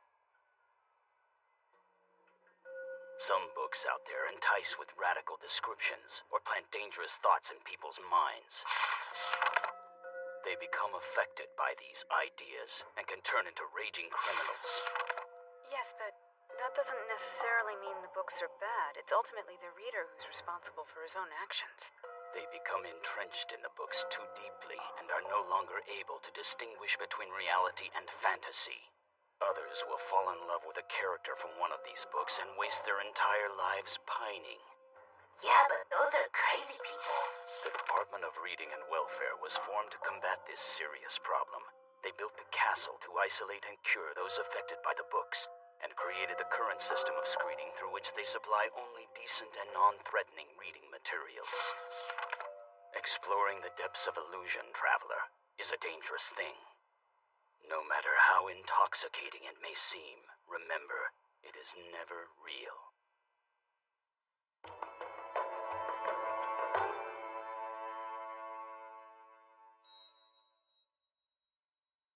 A girl lived in this world of technological marvels and highly developed science. One day, the girl's father asked her, "Are you reading that ancient book again, Kino?" The girl replied, "Yes, father, I love this book. It's my favorite book." "Then this is perfect," her father said. "I just finished my autonomic reading system. Now you can experience the book as if it were real. You don't need to trouble yourself with reality. You can just live in the world of books forever. You can forget that the planet is a wasteland, and that we're the only ones left alive. Here you are, my dear. Enter the world of your favorite book."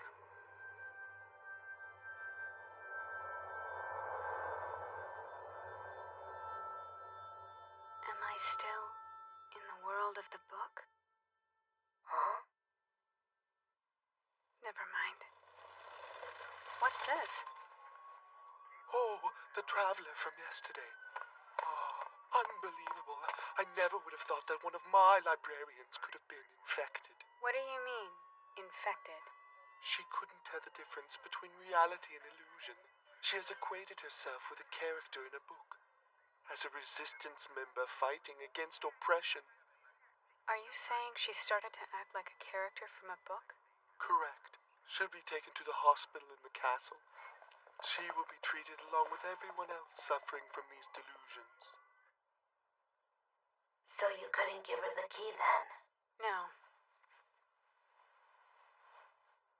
So you've got it.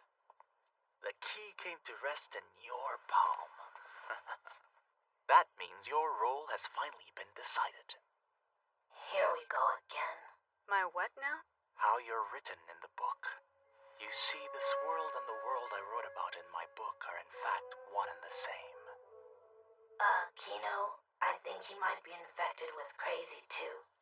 The difference between reality and illusion is that illusion is what humans created, Motorrad. Your life begins when you make a distinction between yourself and others. From that moment, the world becomes the stage for the story in which you are the main character. Yet, all people exist in the illusion that they are the main character. I see. But the world, cruel as it is, denies you that role of the main character. It's quite a tragic plot twist, and everyone is burdened with this sad bit of irony. But there is one way to escape. To not be a major character, to be a smaller role. Or... That's right. Be an author. Come on. I'll show you where the door is. You do know he's crazy, right? All I know is normal people would never become authors. Now let's go.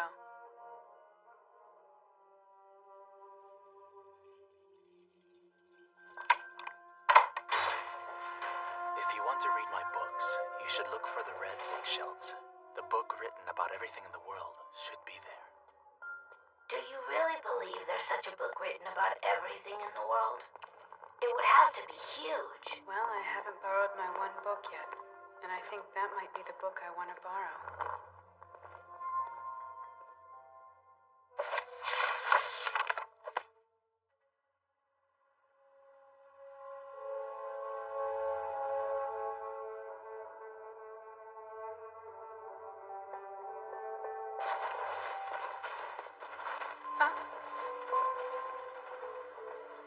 I thought that book was identified as harmful. The author has still not grasped character development. They're completely one-dimensional. Yes, the pacing is sloppy and there are too many coincidences. The dialogue is short, stilted, and doesn't go anywhere. Are they critics? I guess so. Huh? There it is. There's the author's bookshelf. This is the isolation ward, where you'll be living from now on. I think you'll find it hospitable. They've been here the longest. If there are any questions, ask them. And just what exactly is it you're going to make us do? Criticize the books.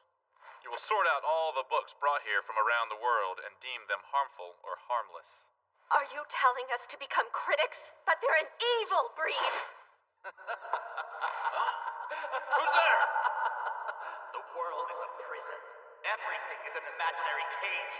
Everyone, ready yourselves. The author's coming. Let's help him. Comrades, let's take cover. You should go. Here's a key I got from one of your comrades yesterday. And here's the manuscript. Oh, thank you. Everyone, I have the manuscript.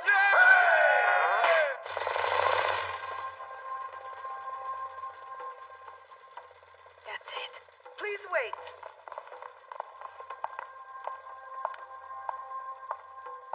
I'm the Minister for the Department of Reading and Welfare.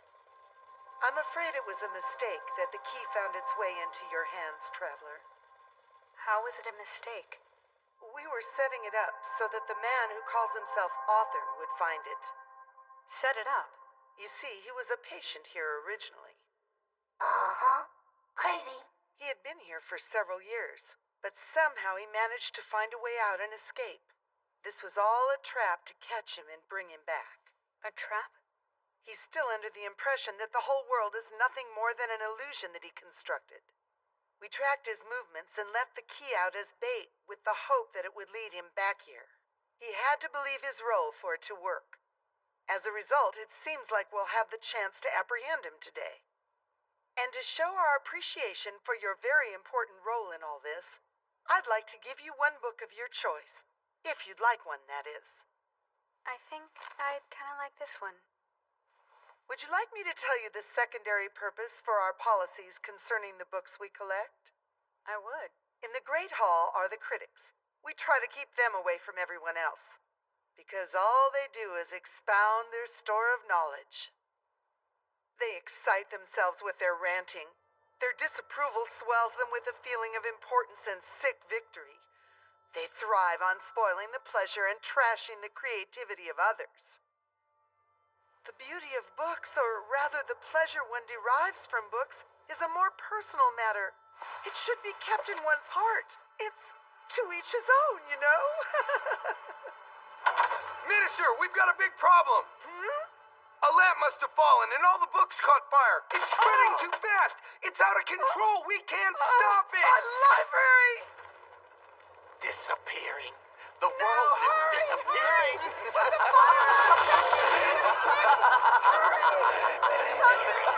Something! Come on, the books are burning!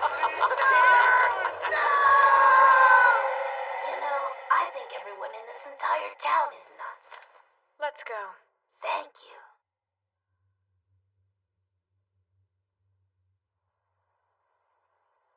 So, what did you think about the book written of everything in the world? Well, I can't say it was all that interesting. That's because of your lack of imagination. If the author were here, he would say everything you think of can be written here. That being, everything in the world. Of course. It's all blank pages. I wonder if he ever got where he was going. Appreciate your help, Kino. I'm off to see my next country. Are you sure I can keep this? I mean, you don't want to take it with you? Yes, it's yours. I don't think I'm gonna need it anymore. I'll just have to write it myself from now on.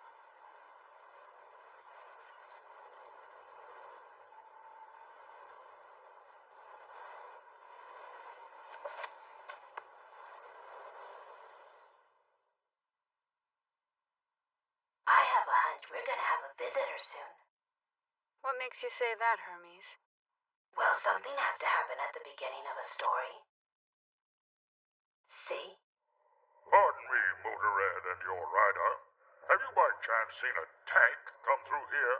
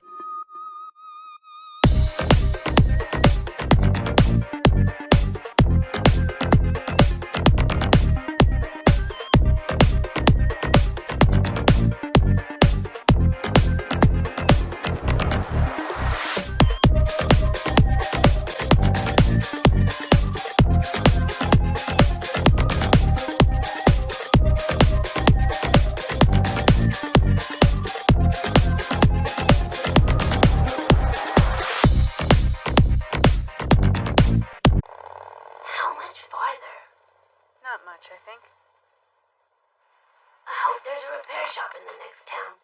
I don't like running around with a broken speedometer. It's not interfering with your driving, is it? It's not that kind of problem. I know, just relax. I heard that the next country up the road is extremely advanced. A speedometer repair should be simple. Also, my suspension and steering feel a little loose, and my bearings could use some lubing up. You see, my rider's a bit rough on me. Let's go a bit further, if you can handle it.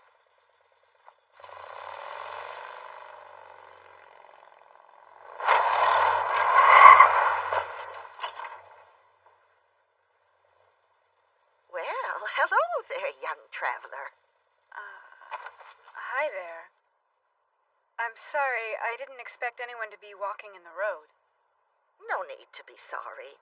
It's certainly unusual to come across humans in this forest. Humans aren't the only unusual things.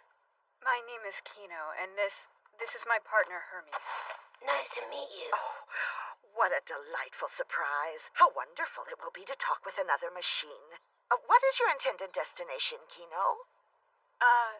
There's supposed to be a settlement near here. It's on my map, but I can't find it. Do you know where it might be? I work for a family in a house near here. Why don't you come and rest a bit, you and Hermes? Besides, there's nothing else around here that I know of. Work for a family? I do. I'm the maid of the house for a nice family.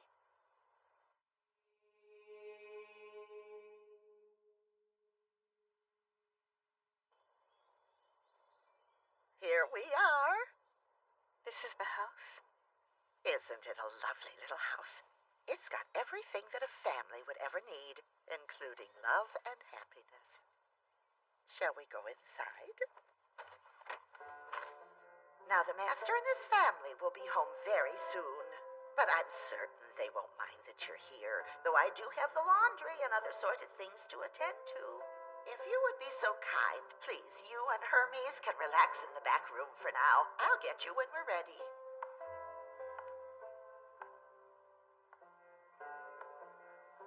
The room back there?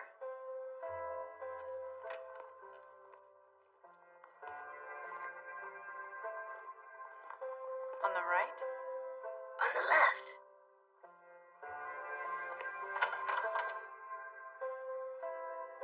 Ha! Told you. That doesn't mean that I'm wrong. Maybe she meant for us to wait downstairs. Whatever, Kino. I'll just take a look.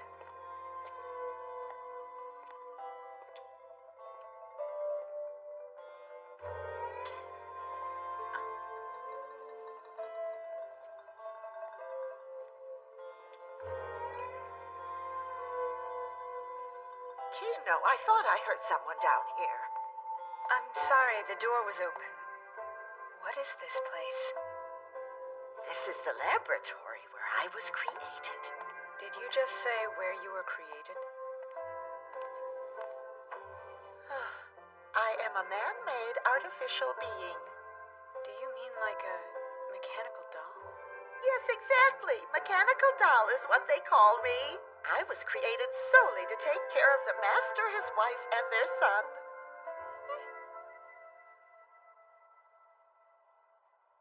Oh, I think you'll like this. I may be old, but I've still got a few sparks left.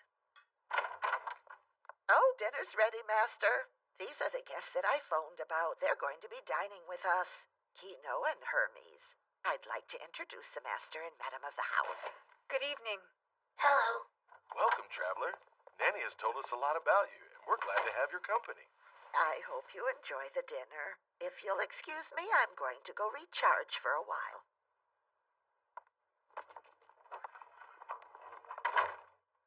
Please help yourself. You must be famished. Oh, I am. Thank you both very much.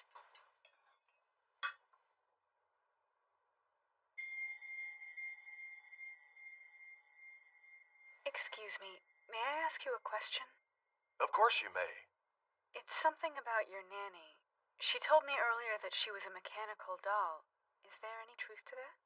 Yes, she is artificial, but we still love her. She works very hard and we truly appreciate her. We are both able to pursue careers thanks to her assistance. If I may, where is it that you work? Of course. I work for the food company. and my wife works in the business office. My son is attending the elementary school. Can I ask you one more question? Go right ahead. Isn't there a village somewhere around here? Not here. There never has been much of anything around here. Perhaps you've been misled or gotten lost along the way. This is a heavily wooded part of the country. It's very easy to lose one's way. Where's the food company? Are your offices near here? Not here. There never has been much of anything around here. Perhaps you've been misled or gotten lost along the way. This is a very heavily wooded part of the country. It's very easy to lose one's way. That's right, sweetheart. Very good.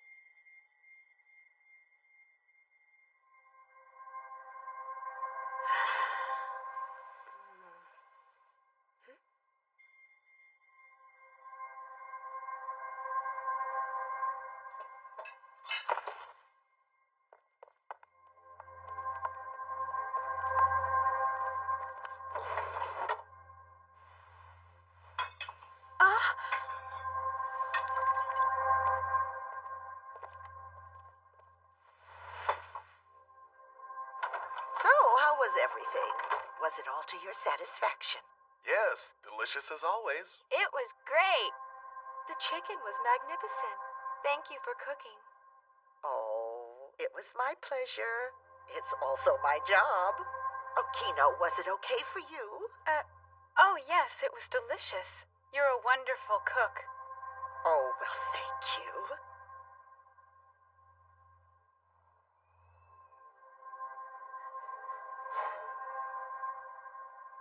I was surprised at dinner. Me too. I almost asked them to give me the food if they were just gonna throw it away. Not at that. I was surprised that such a lifelike mechanical doll could exist. Oh. After seeing the facility in the basement, I can certainly believe it. But some things... The whole family seems kind of weird. I know. It was like watching some sort of absurd theater, wasn't it? What are we gonna do? Let's think about it tomorrow. Good night. I haven't slept in a bed in so long.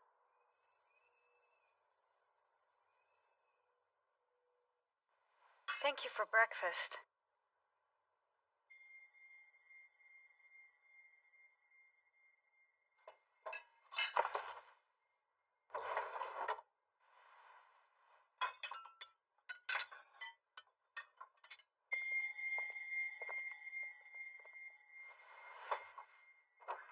Everyone, come on, it's time to go.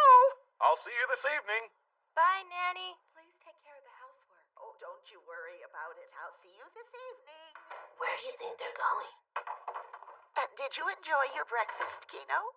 It's been a long time since I had a breakfast that tasty. You're a master in the kitchen. I'm happy to do it. I'd like to ask you something, if it's all right. Yes? Do you have any idea who created you? I don't know who created me or when. I do know how to clean the house, how to cook, and how to tell stories to their son when I tuck him in at night. You don't know. Kino, I'll take you to a wonderful place for a picnic lunch. I'll show you something extremely rare and beautiful.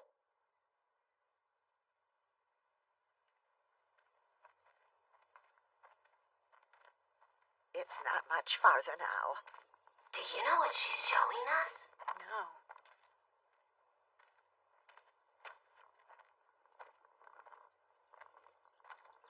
Wow.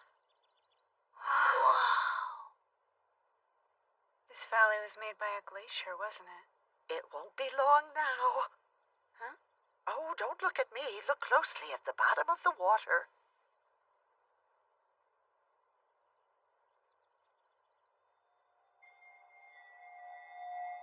Kino, look! Yeah. It's a whole country. It's an ancient country. It's only visible at certain times of the season. The water loses its glare and the sunlight shines through it. Sometimes I wonder why it was ever destroyed. Beautiful, isn't it? It's incredibly beautiful. Thank you for sharing this with me. I like to envision all the people who once lived down there and how they used to support one another.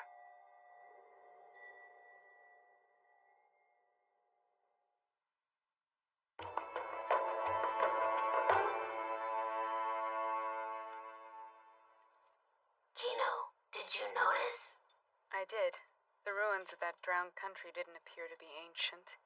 The underwater buildings looked too new. But on the upside, I'm pretty sure she helped us find the country we were searching for in the first place. I think you're right. The old man who told us about it might not have known what happened to it.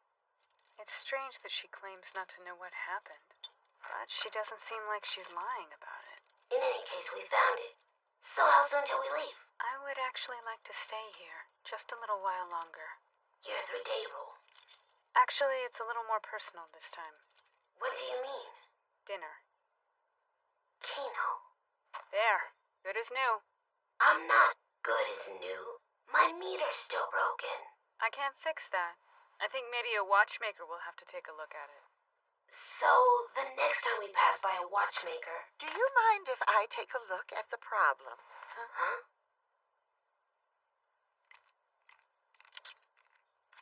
Wow. That should do the trick. How's that, Hermes? Great, it's perfect. And you did it so fast. Is there anything you can't do? Well, we machines have to look out for one another. Besides, it always pleases me to be able to help somebody out. Nanny, are you all right? I believe that I may be running out of oil. I'm so old, everything's gotten rickety. Let's get you into the house for a rest. Nonsense, I feel fine. I have to go prepare dinner for the master and his family before they get home.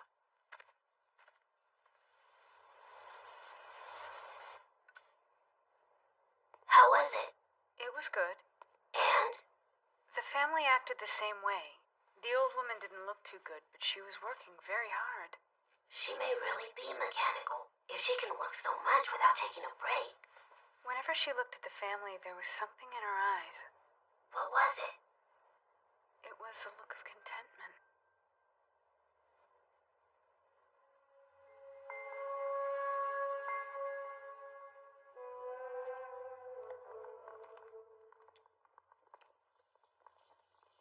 Huh? Nanny!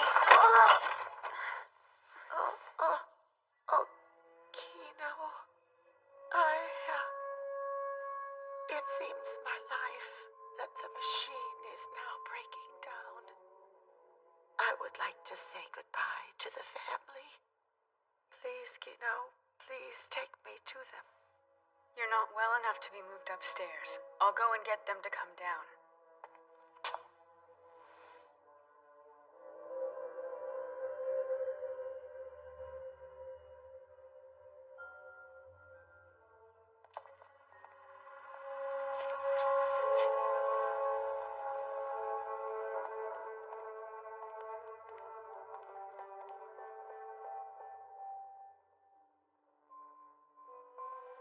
Have I been of any help to all of you? You have. Of course. I'm so glad.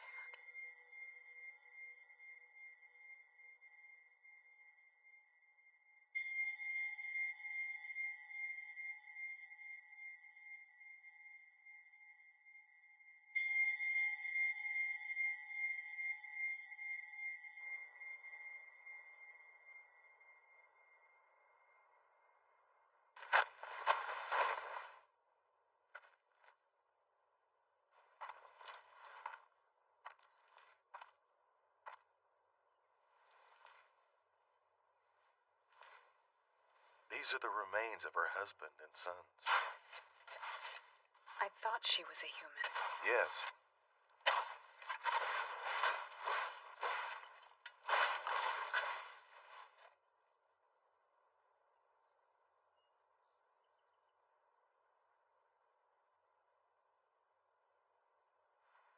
We should be going. Thank you for letting us stay. Don't you want to know, Kino? Want to know what? who the person we just laid to rest really is, as well as who we happen to be, and just what it was that happened to this country. I do. This will answer some of your questions.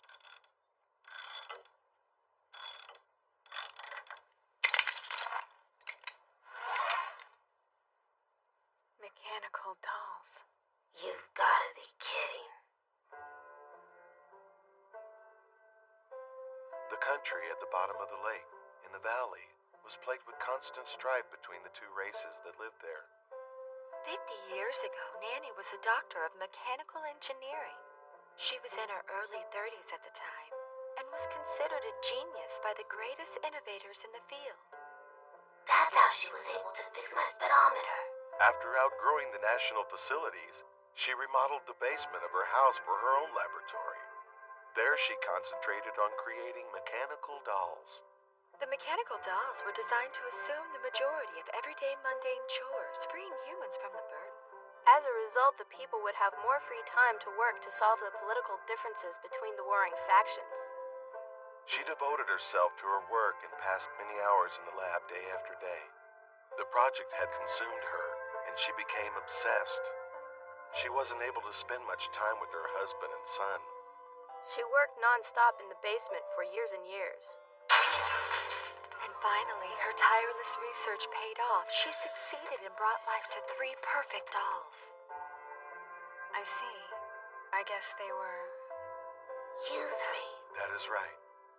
Once we were completed, she wanted to tell her beloved husband and son before anyone else about her success. She prepared a wonderful meal and a small party.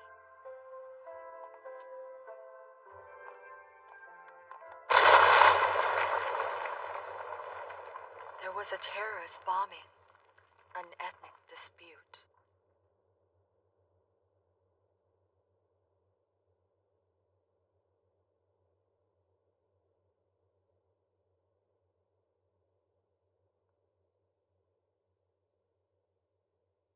She went to the lifeless bodies of her family. She picked up her son, turned, and spoke to us. Come on, everyone, let's go home and celebrate. The building collapsed. It buried her beneath a pile of mortar and rubble, but we rescued her. We returned to her house and treated her injuries in her basement laboratory. After a few days, she completely regained consciousness. She was saved. And then what? She suffered severe trauma and was no longer the same person who created us. She was out for a long time. When she finally woke up, she looked at each of us and asked if we were the family that she worked for. It was a strange question. So she confused herself with one of you? That she did. So what happened next? While she was recuperating, the fighting between the two sects of the country escalated.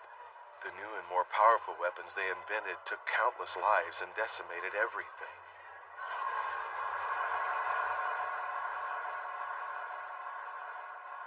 We built a dam and submerged the entire area, creating the lake before us.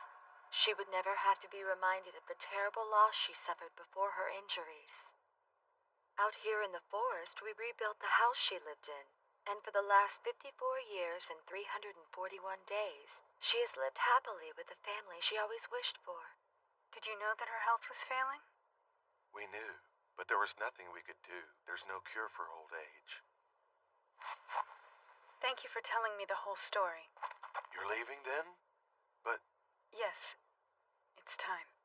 But if you leave here, what will we do? There will be no one left for us to serve. Sorry, but I don't know what to tell you. You'll have to figure that out for yourselves. We were created to serve humans, to occupy a role that was once void. With no one to please and no role to play, our existence is pointless. Certainly there must be some service that we can provide for you. We can be someone to comfort and nurture you. We can be your friends or your parents. I can be your offspring or your sibling. We can be your friends or your enemies. Thanks for asking, but no. But humans are no different. They need to stay with, depend on, or live for someone. Sometimes. Huh? I am sorry we are of no use to you. Farewell, traveler.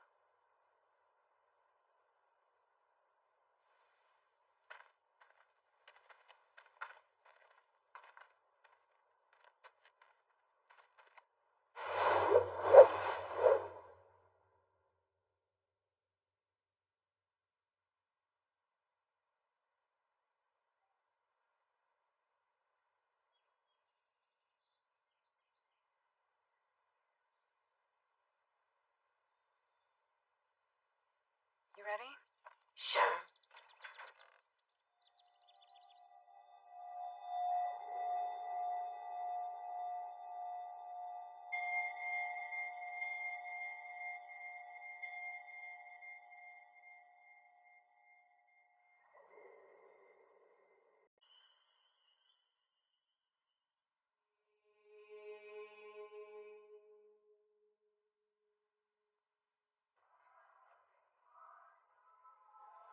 Tomorrow we'll set out. It'll be a long journey. Because for her, it is a quest to forget. I do realize that she's still deeply grieving over her fiancé's death. But why is she taking you along as a guard? I wrote her from jail saying I wanted to spend my life paying for my terrible crime.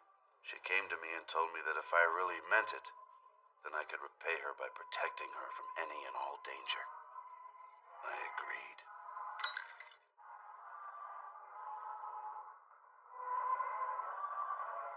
I know she hasn't forgiven me for killing him, but at least she gave me a chance to try and pay for what I did.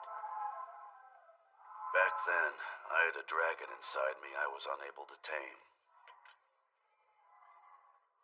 Eventually, the dragon took control of me and I became a disgusting virus. I brought pain and suffering to anyone who crossed my path. It would have led to my own destruction if I hadn't been caged. Does she have a particular destination? I don't know where we're going, but I would follow her to the very edge of the world. This is her journey to help her forget and move past her tragic loss, but it is also my journey of atonement and embarking on a new life.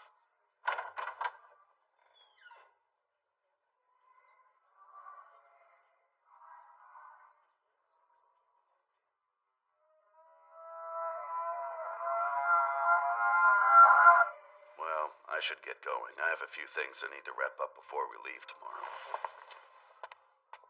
Oh, Kino, since you're such an experienced traveler, can I ask you a question? Sure. What's the most important thing I need to be careful of during my journey? That's an easy one.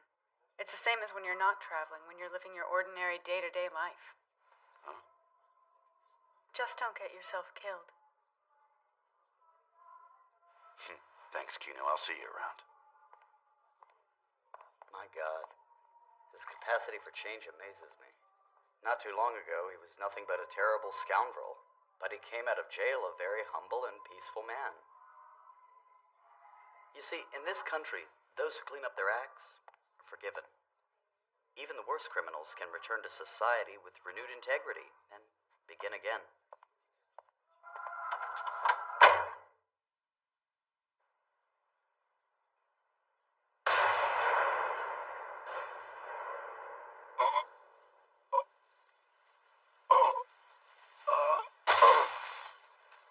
You used to have a dragon in your heart? Are you kidding me? You think you're the only one with demons to deal with?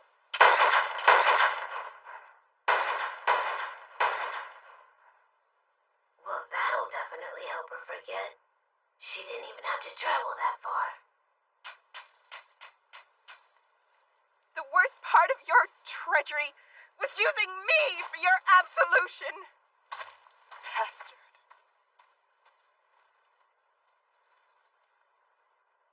You know, you could have stopped me if you wanted to, Kino. Why didn't you?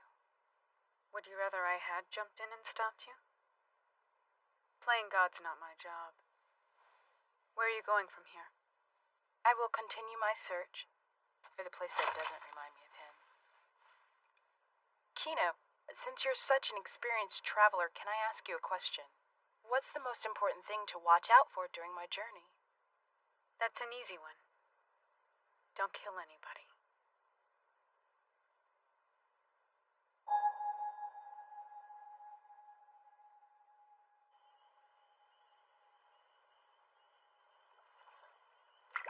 I don't like getting involved with people on my journey. Our journey? Why? Because we're just passing through.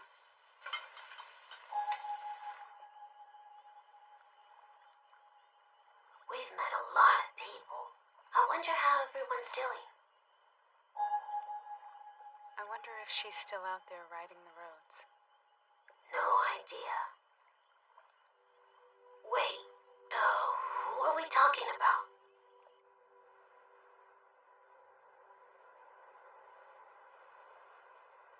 Thank you for listening to my story, Kino. Thank you. The purpose of your travels is now crystal clear. Though it's rather reckless to travel these roads without any weapons, just to protest the meaninglessness of arbitrary violence. It may sound strange, but we've been traveling like this for years and haven't met trouble yet. You may have just met with extraordinary luck. Perhaps. I'm sure that some bit of luck plays a part. But my security lies with someone who sympathizes with my ideals. I know it's not the safest thing for us to be doing out here. We're probably nothing more than easy targets for anyone up to no good. Are you going to keep traveling even though you're aware of that?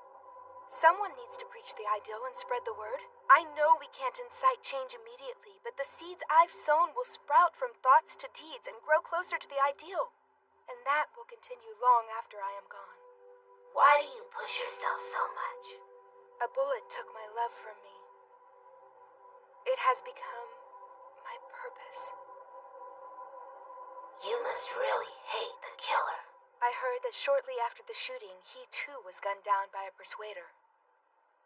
Hatred would no more heal my pain than it would perpetuate it. The killer was on her trail for months. He was after her because he feared her vengeance. I can never forgive anyone for hurting a soul so pure and perfect. You killed him because you love her, don't you? There's not a thing in this world I wouldn't do for that woman.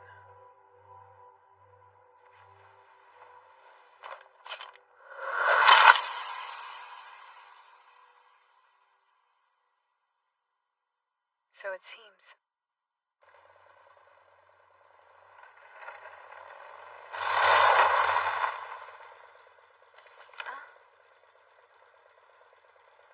They all died without shooting back. Brock must have done it. He must be phenomenal if he killed them without her knowing. She would kill herself if she ever found out. At this rate, she'll be planting the seeds of nonviolence for a long time. How many lives do you think it'll take to spread the word?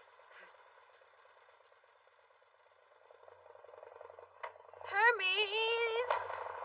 Whoa! Can't run out of fuel. Hermes! Hermes, come on! Hermes! Oh, come on, Hermes.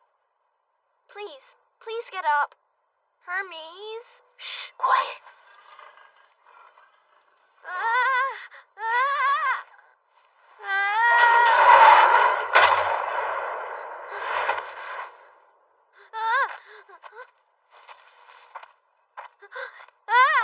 It's a monster! Who's a monster?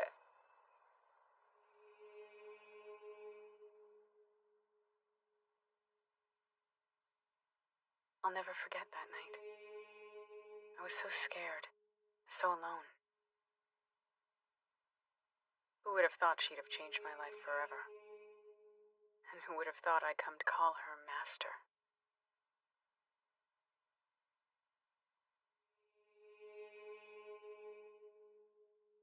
Why don't you like getting involved with other people, Kino?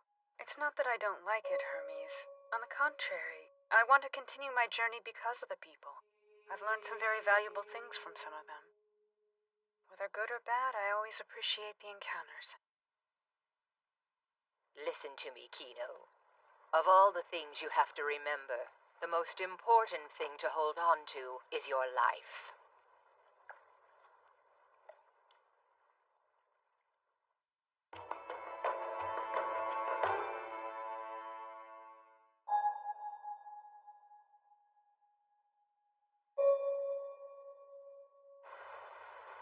Kino, we need to get gas or I won't make it to the next country. I really thought that last place would have sold Motorrad fuel. I just don't want to be stranded in the rain.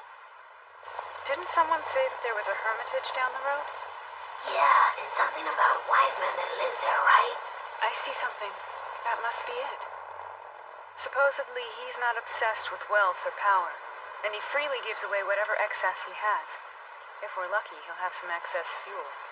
How lucky do you feel, Hermes? Excuse me, I'm a traveler seeking shelter from the rain. May I... Come in. I really appreciate this. Thank you very much. Not at all. Can I ask you a question? Of course, what is it? The people from a nearby country told me that a wise man lives here. Are you the one everyone's talking about? No, I'm just his housekeeper and caretaker. The wise man is resting downstairs. Downstairs? He's sick and needs rest. I'm sorry to hear that. He won't last much longer. You know, it would probably do him some good to talk to a traveler. I'll take you down. Right this way, please. This isn't the right time to ask for fuel, is it? Excuse me. I've brought a traveler for you to talk to. She came here seeking shelter from the rain. I'm sorry to disturb you like this when you're sick. It's okay. This crusty pile of dust is the great wise man? He's transcended and lives his life free from the earthly desires of the ordinary world. So, is that why everyone started calling him the Great Wise Man? During his fabled travels, he came to a country and entered. While there, he lived on the street like the homeless dregs of society. One day, as he was sitting on the sidewalk, the king passed by. He looked down and brashly offered him anything he desired in the world. I desire for you to move. You're blocking my sunshine. There's no treasure greater than that of the sun. The king was taken aback. He knelt down and said that he must be a great and wise man. And ever since then, he's been known as such. That's rubbish. It's all just garbage. You know nothing. Please excuse me. I need to clean upstairs. Fabled travels. You are a traveler as well? Before you said it was all just garbage. What did you mean by that? Could you tell me? It's not true. The reason I'm called wise is because I love neither possession nor fame nor glory. I'm not like this because I'm enlightened and overcame the desires that dominate mankind.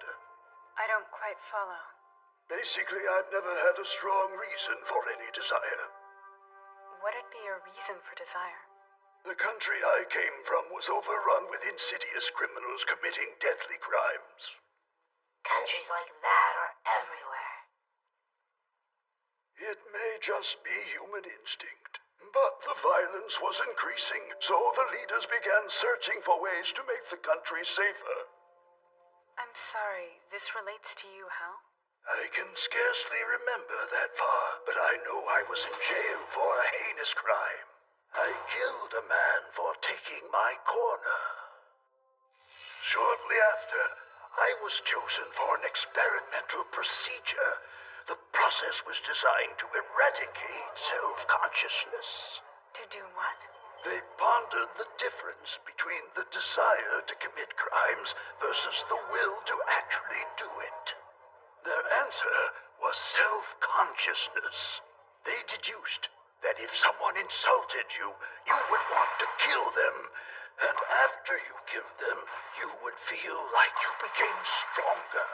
These feelings occur and subsequently become action, all because of self-consciousness, and therefore should be neutralized.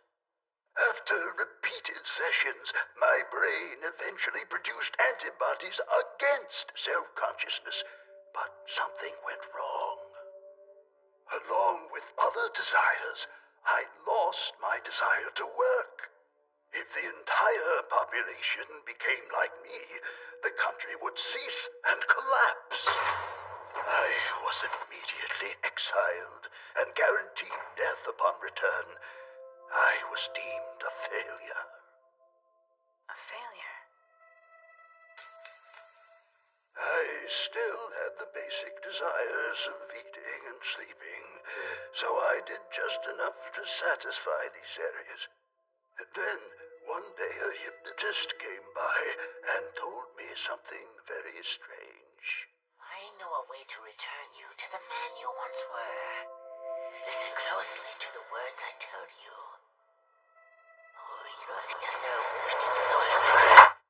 You have already forgotten them, haven't you? If you remember the words just one time, you will turn back into the man you once were. I've written them on this piece of paper. Feel free to follow the bottle if you like. How about if I give you a hint? Now pay attention! The words are a token, but none truer are spoken. Can you figure it out? I had no desire to return to what I was, but without even realizing it, I was walking along with the bottle. People dubbed me the Great Wise Man, just because I was living a simple life and gave without wishing for anything in return.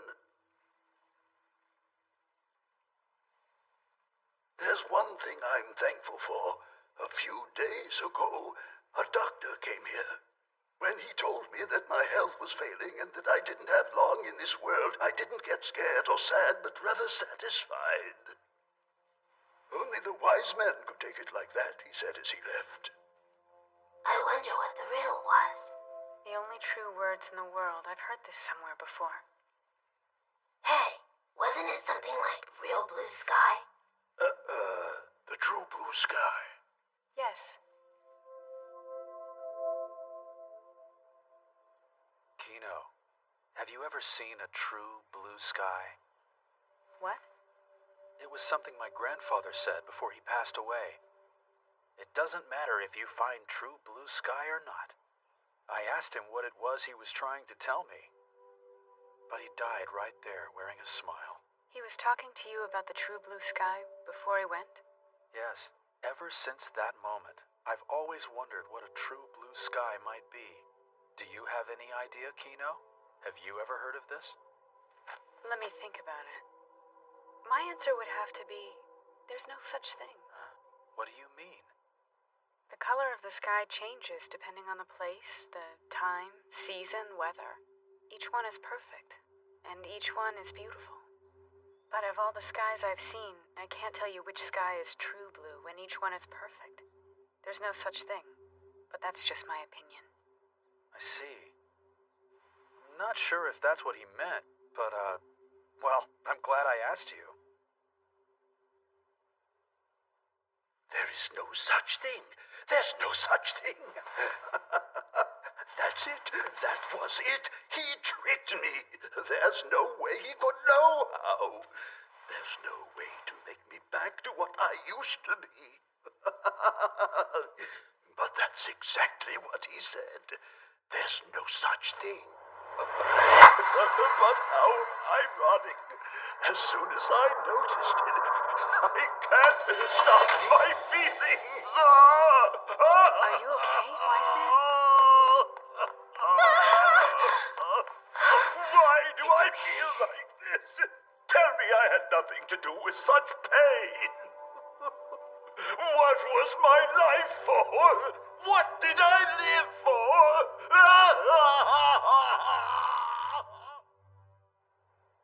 The Great Wise Man seems to have calmed down. Thank you for everything. I hope you'll be okay. Can I ask you something? Of course. Why didn't you kill him when he snapped back there? I didn't think you noticed. I could hear a round being loaded into the chamber. Goodness. You see, the Wise Man and I come from the same country. Even after his experiment failed, they continued the research on dismantling the self-conscious. Finally, there was a breakthrough. They were able to eliminate self-consciousness and earthly desires while retaining the drive to work. You're the breakthrough. Yes. My job is to monitor the failure and ensure that he does not return to how he once was. If he does revert back, I was told to kill him. Well then, why didn't you carry out your orders and kill him? Kill him? The doctor said he won't live much longer anyway. All I can say for certain is my employment will soon come to an end. I'll need to find work. What do you want to do after this? Maybe I'll go on a journey. Then they'll call me the Wise One.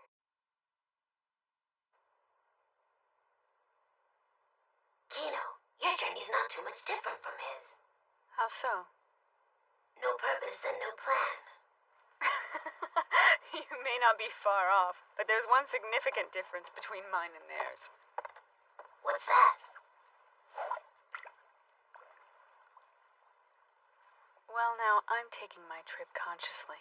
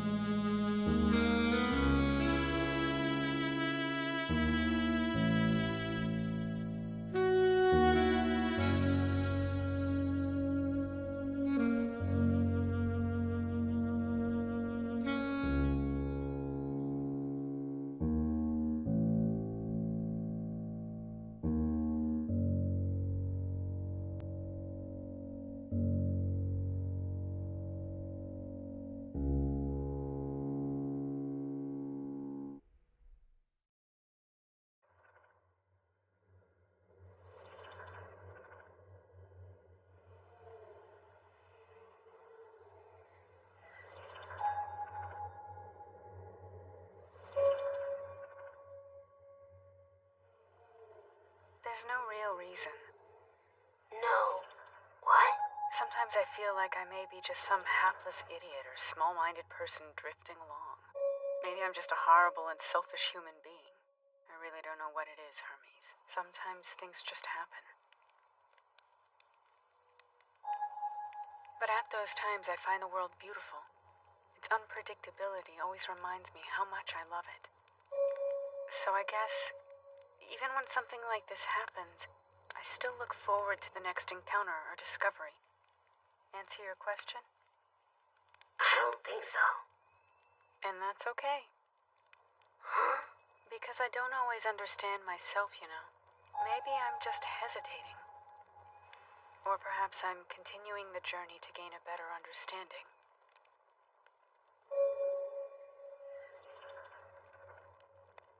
Either way, I'm tired. We have to travel a long way again tomorrow. Good night, Hermes. Good night, Kino.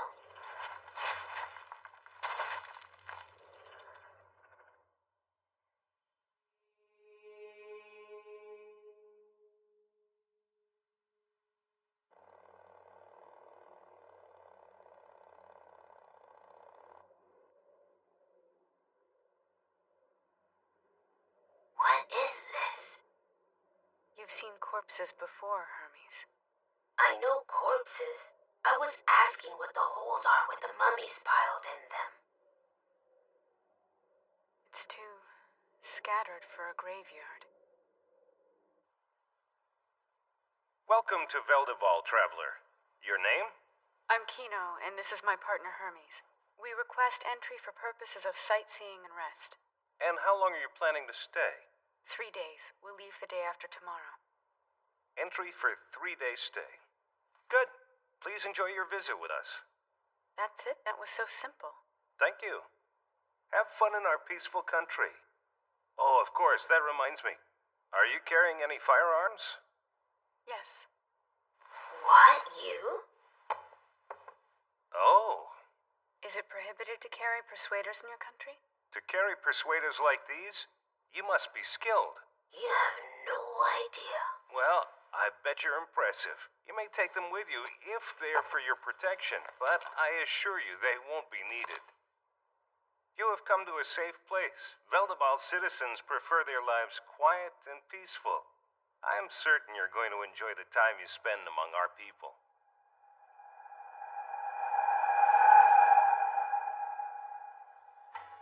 Oh, that's an ancient artifact we've left here as an ornament, if you will. I know something you should do, Kino. You should visit our National History Museum. It'll give you a greater understanding of what we're all about. Thank you, Mr. Migra. I'll do that.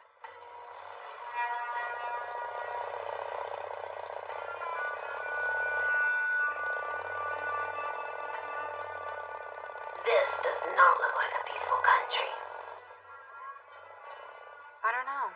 Looks like they were all used at some point, but they don't look like they're needed anymore. I wonder what happened. I don't know, but this sure doesn't look like a country at war.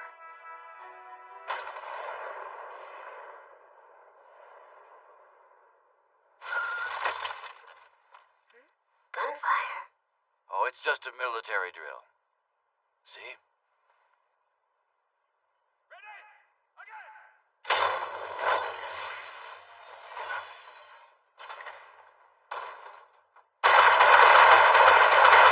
They're in training to win our war tomorrow. Huh? Did I just hear that right? Kino? Next line!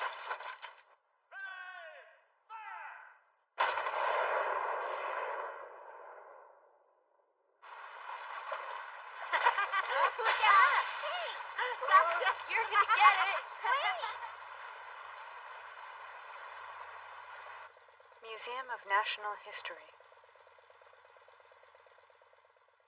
Don't worry. The war they're having tomorrow shouldn't pose any danger either to travelers or their motor rads. Not like the former wars with rampant bloodshed and destruction. I don't quite understand. If you want to know more about it, let me see. You should go over to the History Museum. The curator there does a great job teaching travelers about the origins of our country.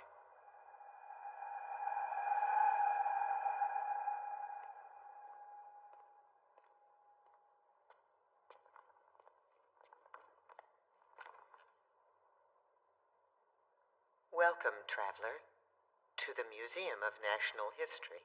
I shall guide you through time.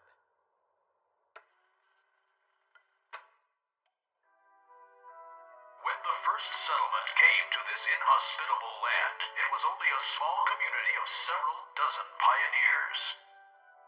By building a water channel and claiming the land as their own, our ancestors founded a town and it thrived. Commerce and industry were developed and increased, further facilitating expansion. The basis for our country's development, which is still in use today, originated during this period. Can you appreciate how much work it took to build a country where there was nothing? Veldeval is a testament to the efforts of our ancestors. It is truly an impressive story. Rapid growth meant that contact and commerce with other countries was needed. Not all encounters were pleasant. And this is the area of modern history. We in the neighboring country Reldumia have been at war for 192 years. It's sad, but it is our history.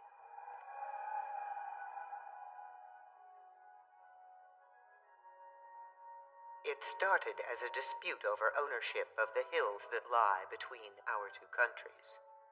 The problem could have been easily solved diplomatically, but it was easier to assume a hostile position. It's all too common when races of different languages, religions, and customs confront one another. War raged, new weapons were developed, and people began dying. And as the war escalated, so did the death toll exponentially. Son after son was fed to the war. Many Veldavalian lineages were lost forever. The atrocities we committed were carried out under the guise of patriotism, and the stretch of rolling green territory became nothing more than a charred, blood-soaked battleground. As the war continued, each country would exhaust their natural resources and have to call a yearly ceasefire without a clear victor. This cycle repeated itself until 15 years ago. The war stopped 15 years ago. Yes. Your country seems very wealthy and stable now. Did the fighting against Relzumia stop altogether? Well, at least we're not killing each other anymore. What happened 15 years ago that suddenly brought peace? The answer to that question would be explained around the next corner. But I'm afraid we don't have enough time today to get to that. Kino, how long are you staying in Veldeval? We're leaving the day after tomorrow. I'm available anytime before then. Well, in that case, I will be able to show you the answer to your question tomorrow. Please come see for yourself the process by which we created a peaceful society and how we've maintained it for 15 years. Where are we going? To the war.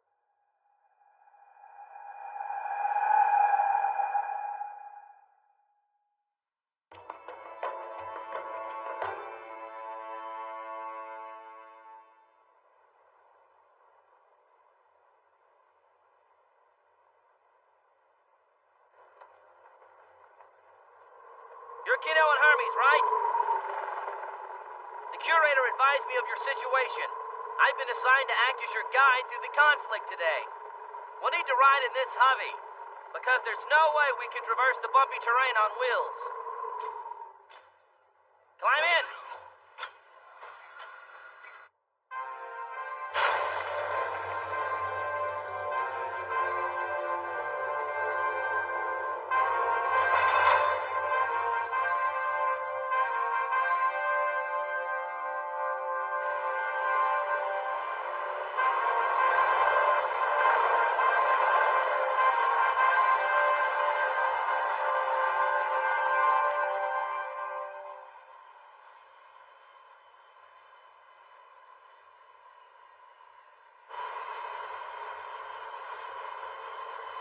That's the Relzumian National Defense Army.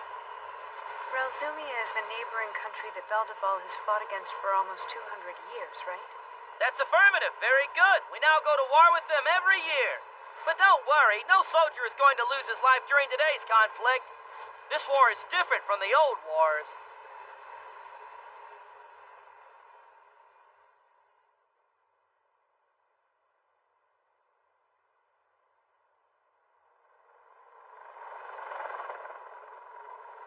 Forces to your ready marks. I do hereby pronounce the 185th Relzumia Veldeval Games officially engaged.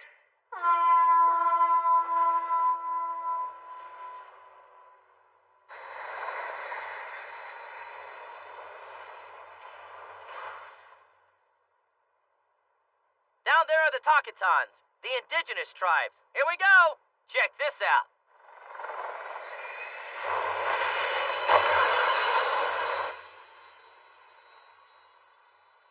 This side of the line is our side, and the other side of the line is the Relzumian battlefield. Oh, this is it!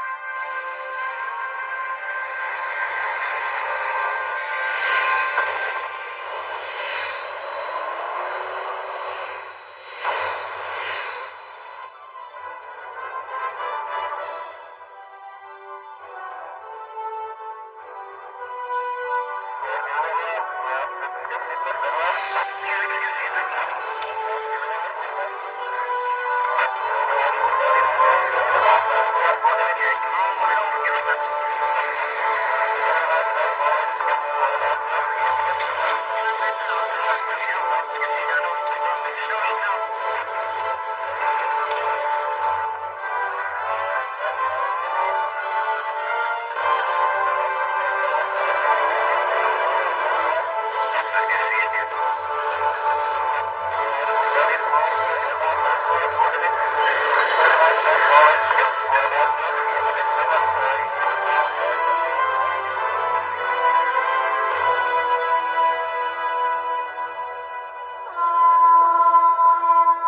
has expired. Hold your fire.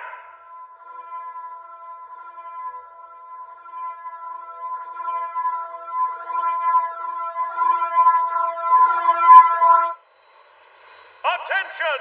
We will now announce the official results. The score is 9 to 10. Winner is Valdival! That's right! That makes it 3 years in a row we've won! You ain't got nothing on Valdival!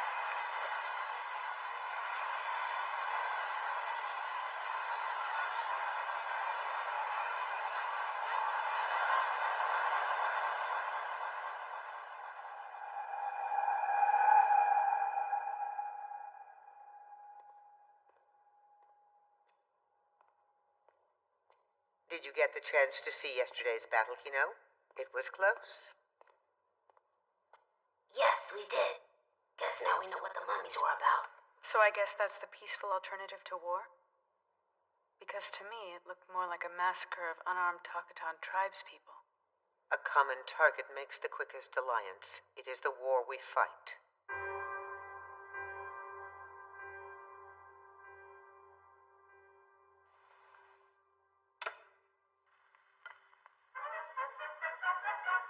The old war still haunts my memory.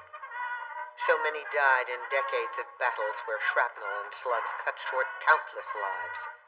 So many died. I had a family once, a husband and 4 sons. They were the things I treasured above all others.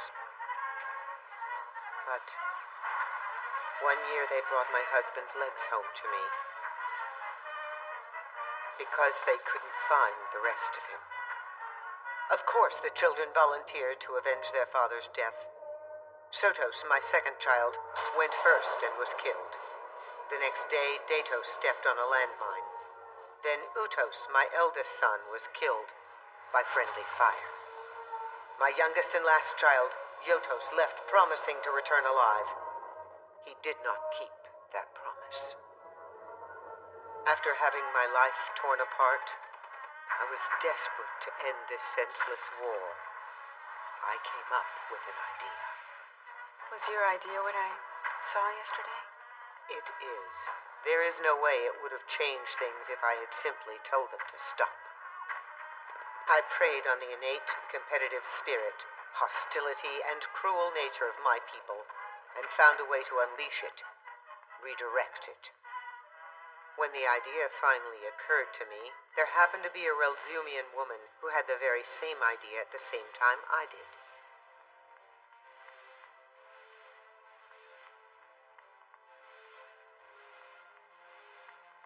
That happened 15 years ago.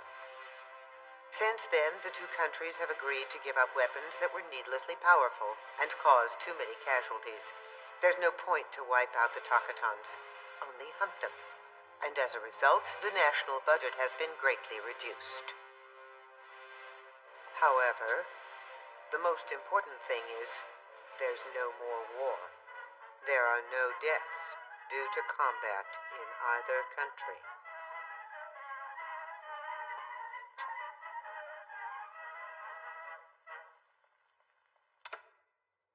Well, Kino, we have reached the end of the presentation. I do thank you for your time. May I ask you a question? Yes, feel free. What about the Takatan casualties? Why not take into consideration the lives and families of the indigenous people? Try to examine the figures. The number of their casualties is minuscule compared to the losses we've endured in a war that's lasted almost 200 years. And well... Well, what? If you have an idea that's any better, I am open to suggestions. You see, there must be sacrifice to achieve the peace. And our children have been sacrificed enough already.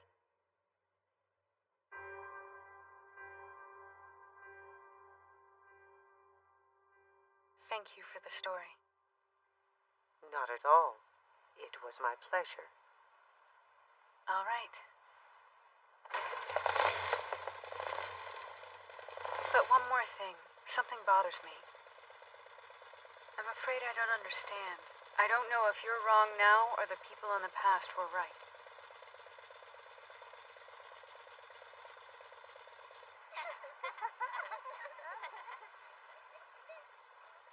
Kino, once you get a little older, you'll begin to understand my feelings.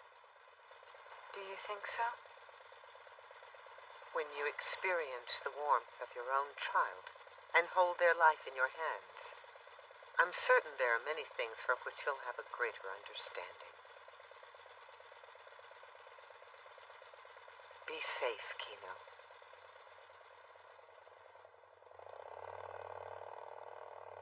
Sure, I feel sorry for her because she lost her entire family. But I can do without that kind of peace. Kino, what is that up there?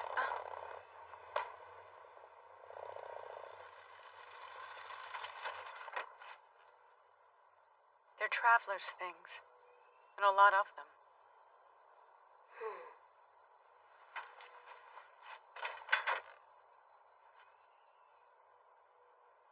Do you want something from me? We'd like for you to accompany us back to our village, where you'll be torn limb from limb before our eyes and die before us. Why would I do that? To pay for our fallen comrades. I'm a traveler. I'm not from this area. We know that, traveler. But our neighbors have taken you in. They slaughter us for no reason. They take our lives for pure sport. We don't even have the chance to bury our loved ones. We do not fight back because we have no chance of winning. Instead, we do what we can to satisfy our need for revenge. And unfortunately for you, you just happen to be it. While I understand your feelings, you see, I'm not ready to die. I won't forget your plight. Goodbye and take care.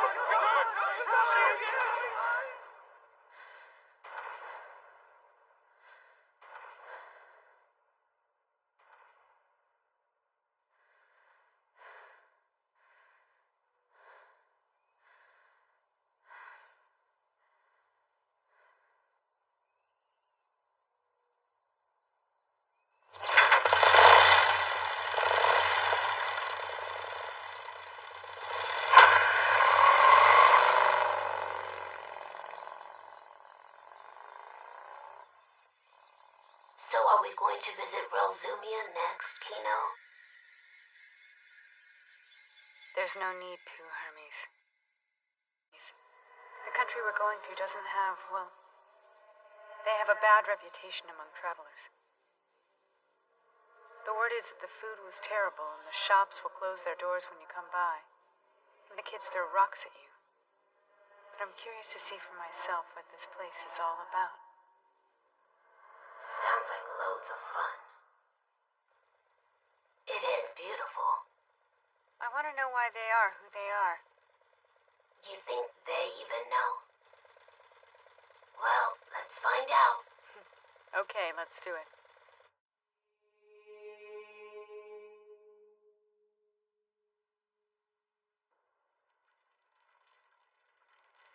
You can't catch me! You better hope I don't get you!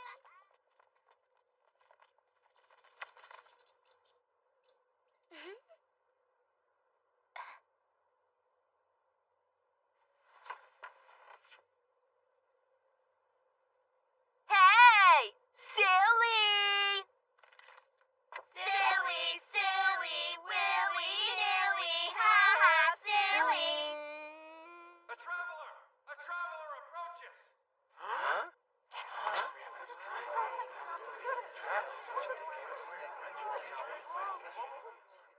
many days were you planning on staying? Just 3 days. If it's all right with you, we'll leave the day after tomorrow. So? You are hereby granted a 3-day pass. We welcome you to our country with open hearts.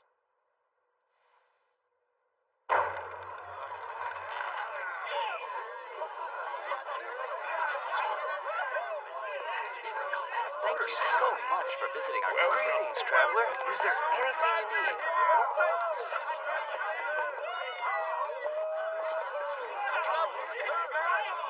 We must be in the wrong place. Excuse me? Can anyone point me in the direction of a decent hotel? Preferably inexpensive, with a private shower and enough space for motorists. Are you sure like that?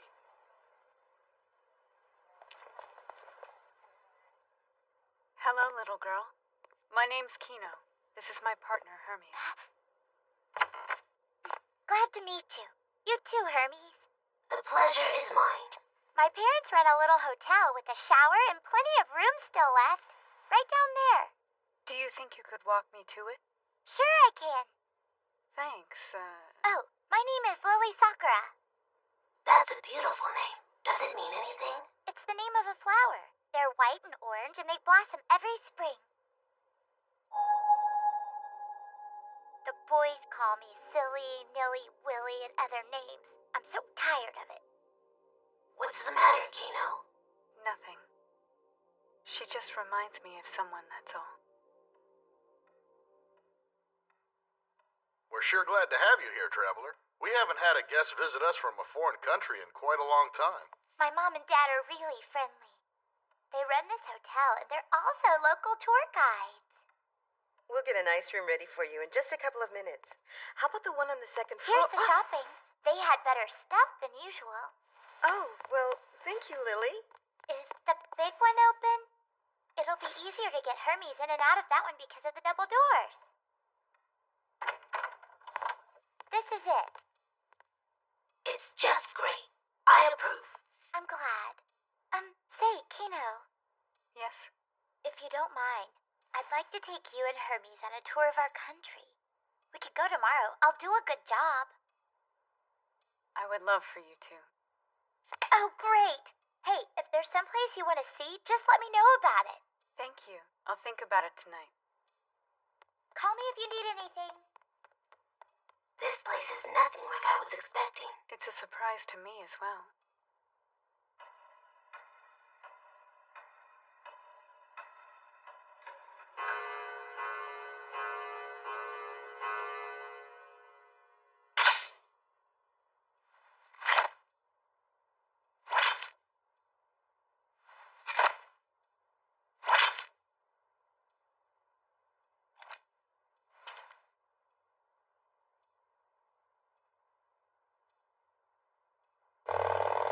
Turn left at the next street.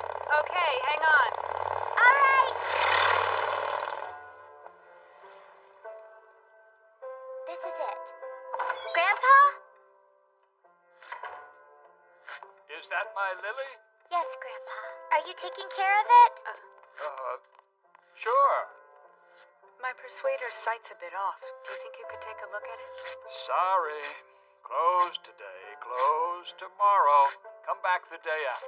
Be nice, Grandpa. Kino's a traveler. You should fix it today because Kino's leaving the day after tomorrow.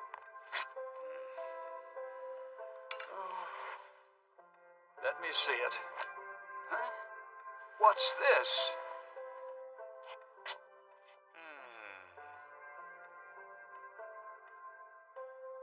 I'll fix it. Pick it up later this afternoon. Really? Thank you very much. Oh, what's wrong there, Lily? I don't know. I think it's sick.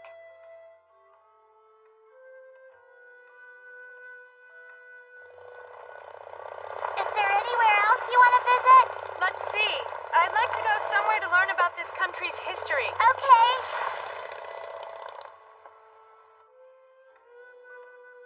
I thought so. I haven't seen one of these in a long time.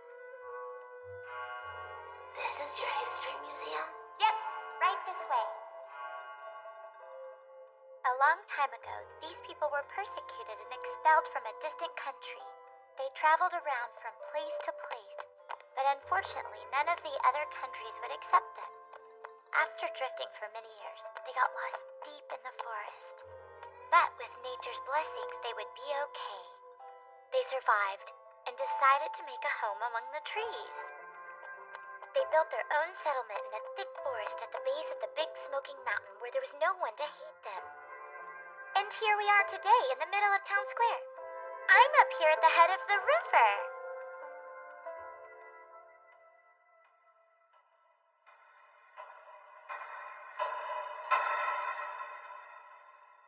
That was very informative. Now I understand why the people of this country feel the way they do. When we're little, we're all taken to the museum and taught our history. Because of that, we all have a deep appreciation for the blessings of our world. Excuse me, traveler. Would you like to take this with you as a souvenir? And take this with you as well. Traveler, tomorrow's my son's wedding day. Will you come and witness the ceremony tomorrow before you leave? Sure, sounds fun. That's great. Isn't it, though? This is perfect. Thank you so much. They seem pretty young to get married. It's weird. People usually wait until after they're 20 to get married. Feels good. It feels even better than the first time it was placed into my hands. Thank you. How much do I owe you? It's on me. I would like to ask you a question, though. Go ahead. I had a peculiar female student who was a brilliant persuader marksman. She made everyone call her master. She traveled from country to country, sticking her nose in places where it had no business. Sometimes she was appreciated for that, other times despised. Tell me, have you ever run across someone like that? No, I haven't. No, I suppose you wouldn't have. Oh, well, yeah.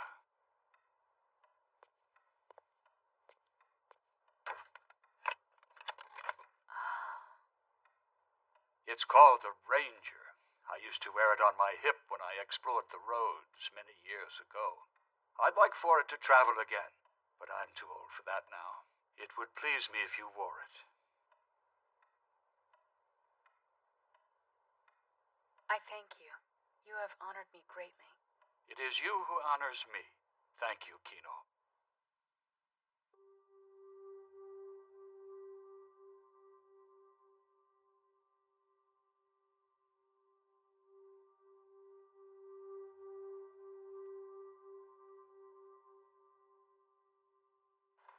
Kino, why'd you tell him you didn't know about Master? She told me a long time ago to answer that way if anyone ever asked me about her. I see. I guess it's for protection. I wonder what happened to warrant such caution. It's been a fun day. Thank you, Lily. Are you ready to start heading back? Wait, there's one more place that I'd like to show you before we go back to the hotel. Huh?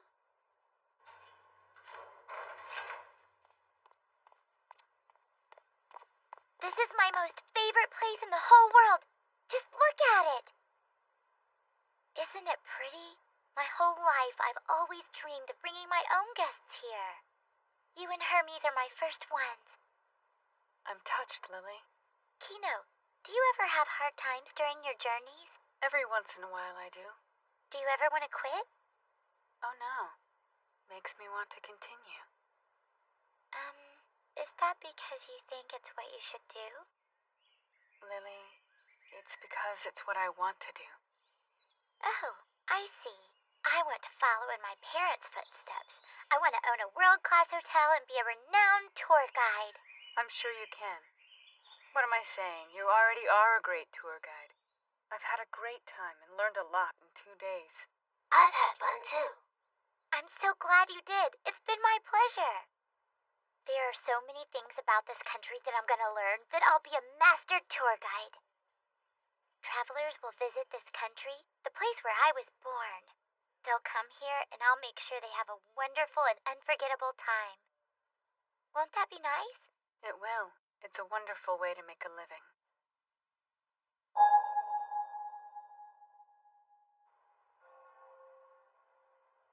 Stars shine on the world no matter when or where it is. Something's unusual. The stars that are shining down on us tonight. They're just like the stars that were out last night. Except tonight's stars seem gentler. Lily, you know you can see the stars so much better from outside the country's walls. Why don't you take a little journey out there and see for yourself? Huh? Maybe you should travel around for a while like Kino. Learn a little about the rest of the world and then come back. A good tour guide understands the cultures of others, too. Do you think so? I do.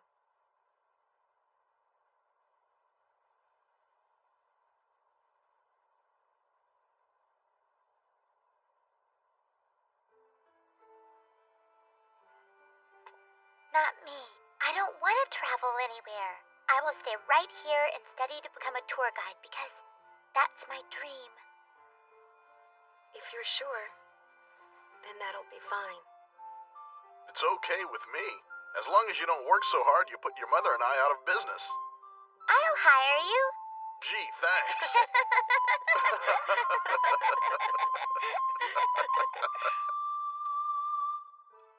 This country is completely opposite from the rumors. At first it bothered me, but I stopped worrying about it this afternoon.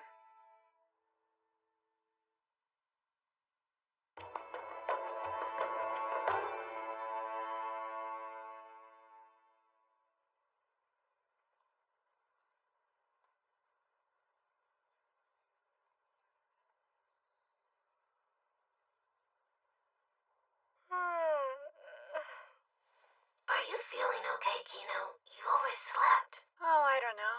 My body just didn't want to wake up this morning.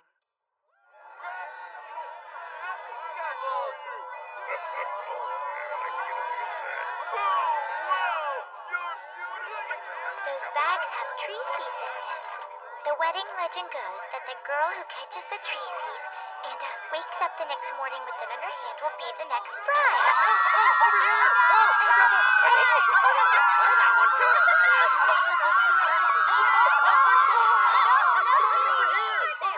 Here you go.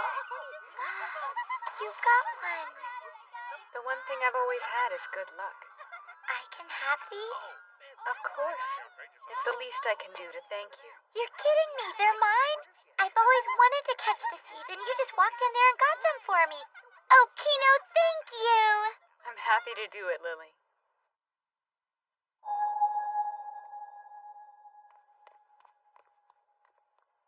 Mom, Dad, look what Kino gave me. I'm afraid it's time for Kino to leave. Huh? I was hoping to maybe stay another day or two if you don't have the room booked. What? Kino, what's wrong with you? Nothing.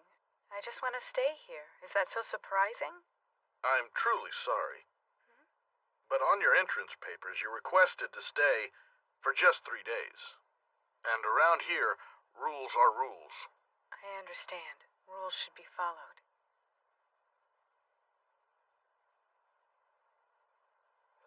Traveler, if you're heading west, make camp just over the mountain ridge. There's a danger of falling rocks on this side. Remember, you must not stay on this side of the ridge, Kino. Lily and I made this traditional dish for you to take on your journey so you'll remember us. This is for you, too. That is very kind of you. Happy to do it. I'll never forget any of you for your kindness. See you again sometime.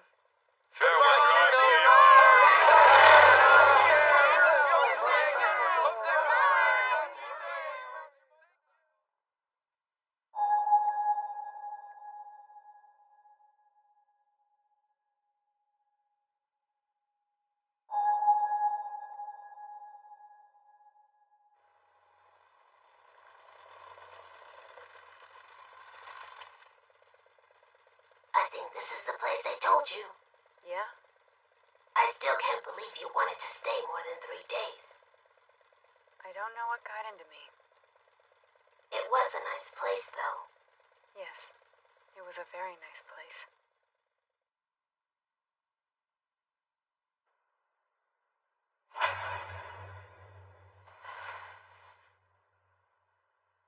What is it?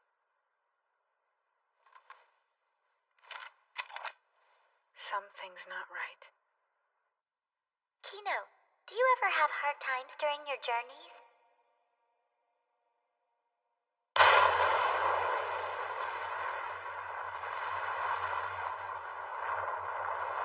It's headed straight for them. The molten earth exploded and then ran down the side of the mountain. It was unstoppable.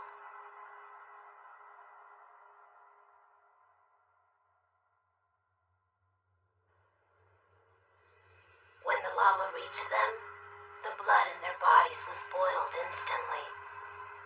They had no chance of escape. There was nothing you could have done, Kino. Kino and Hermes. A month ago today, the scientists predicted the eruption. They said it was imminent. We had to choose if we were to abandon our homes or stay. Our choice may seem illogical to you, traveler, but our ancestors built this country on land the world blessed them with. And if the world were to take it away, so be it. We did not tell the children. Again, you may not understand why, and I'm not asking you to, but we've decided to take them with us. We reflected on our history as a people and realized that we had been less than hospitable to outsiders. We did not want to be remembered as a cold-hearted people, so we vowed to change our ways for our remaining days. But of course, no travelers visit us anymore. No one would even see the change. But 3 days before the eruption, something wonderful happened. You came. Now you will carry us in your memory. We taught you our history and showed you our customs with hopes that you would tell our story to others and the happy place in which we live. You have been imparted with artifacts of a now-dead civilization. Please, keep them as dear as we keep you. We thank you more than you can know. Always, Orchid Sakura. Pride. Their pride made them who they were. Even so, there wasn't anybody who could help them.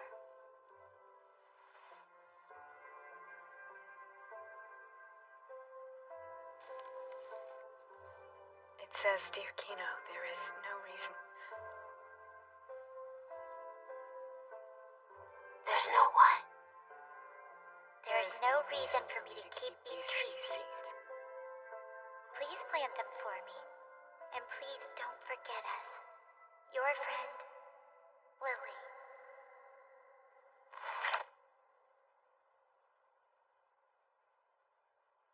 You wear it well. Are you ready?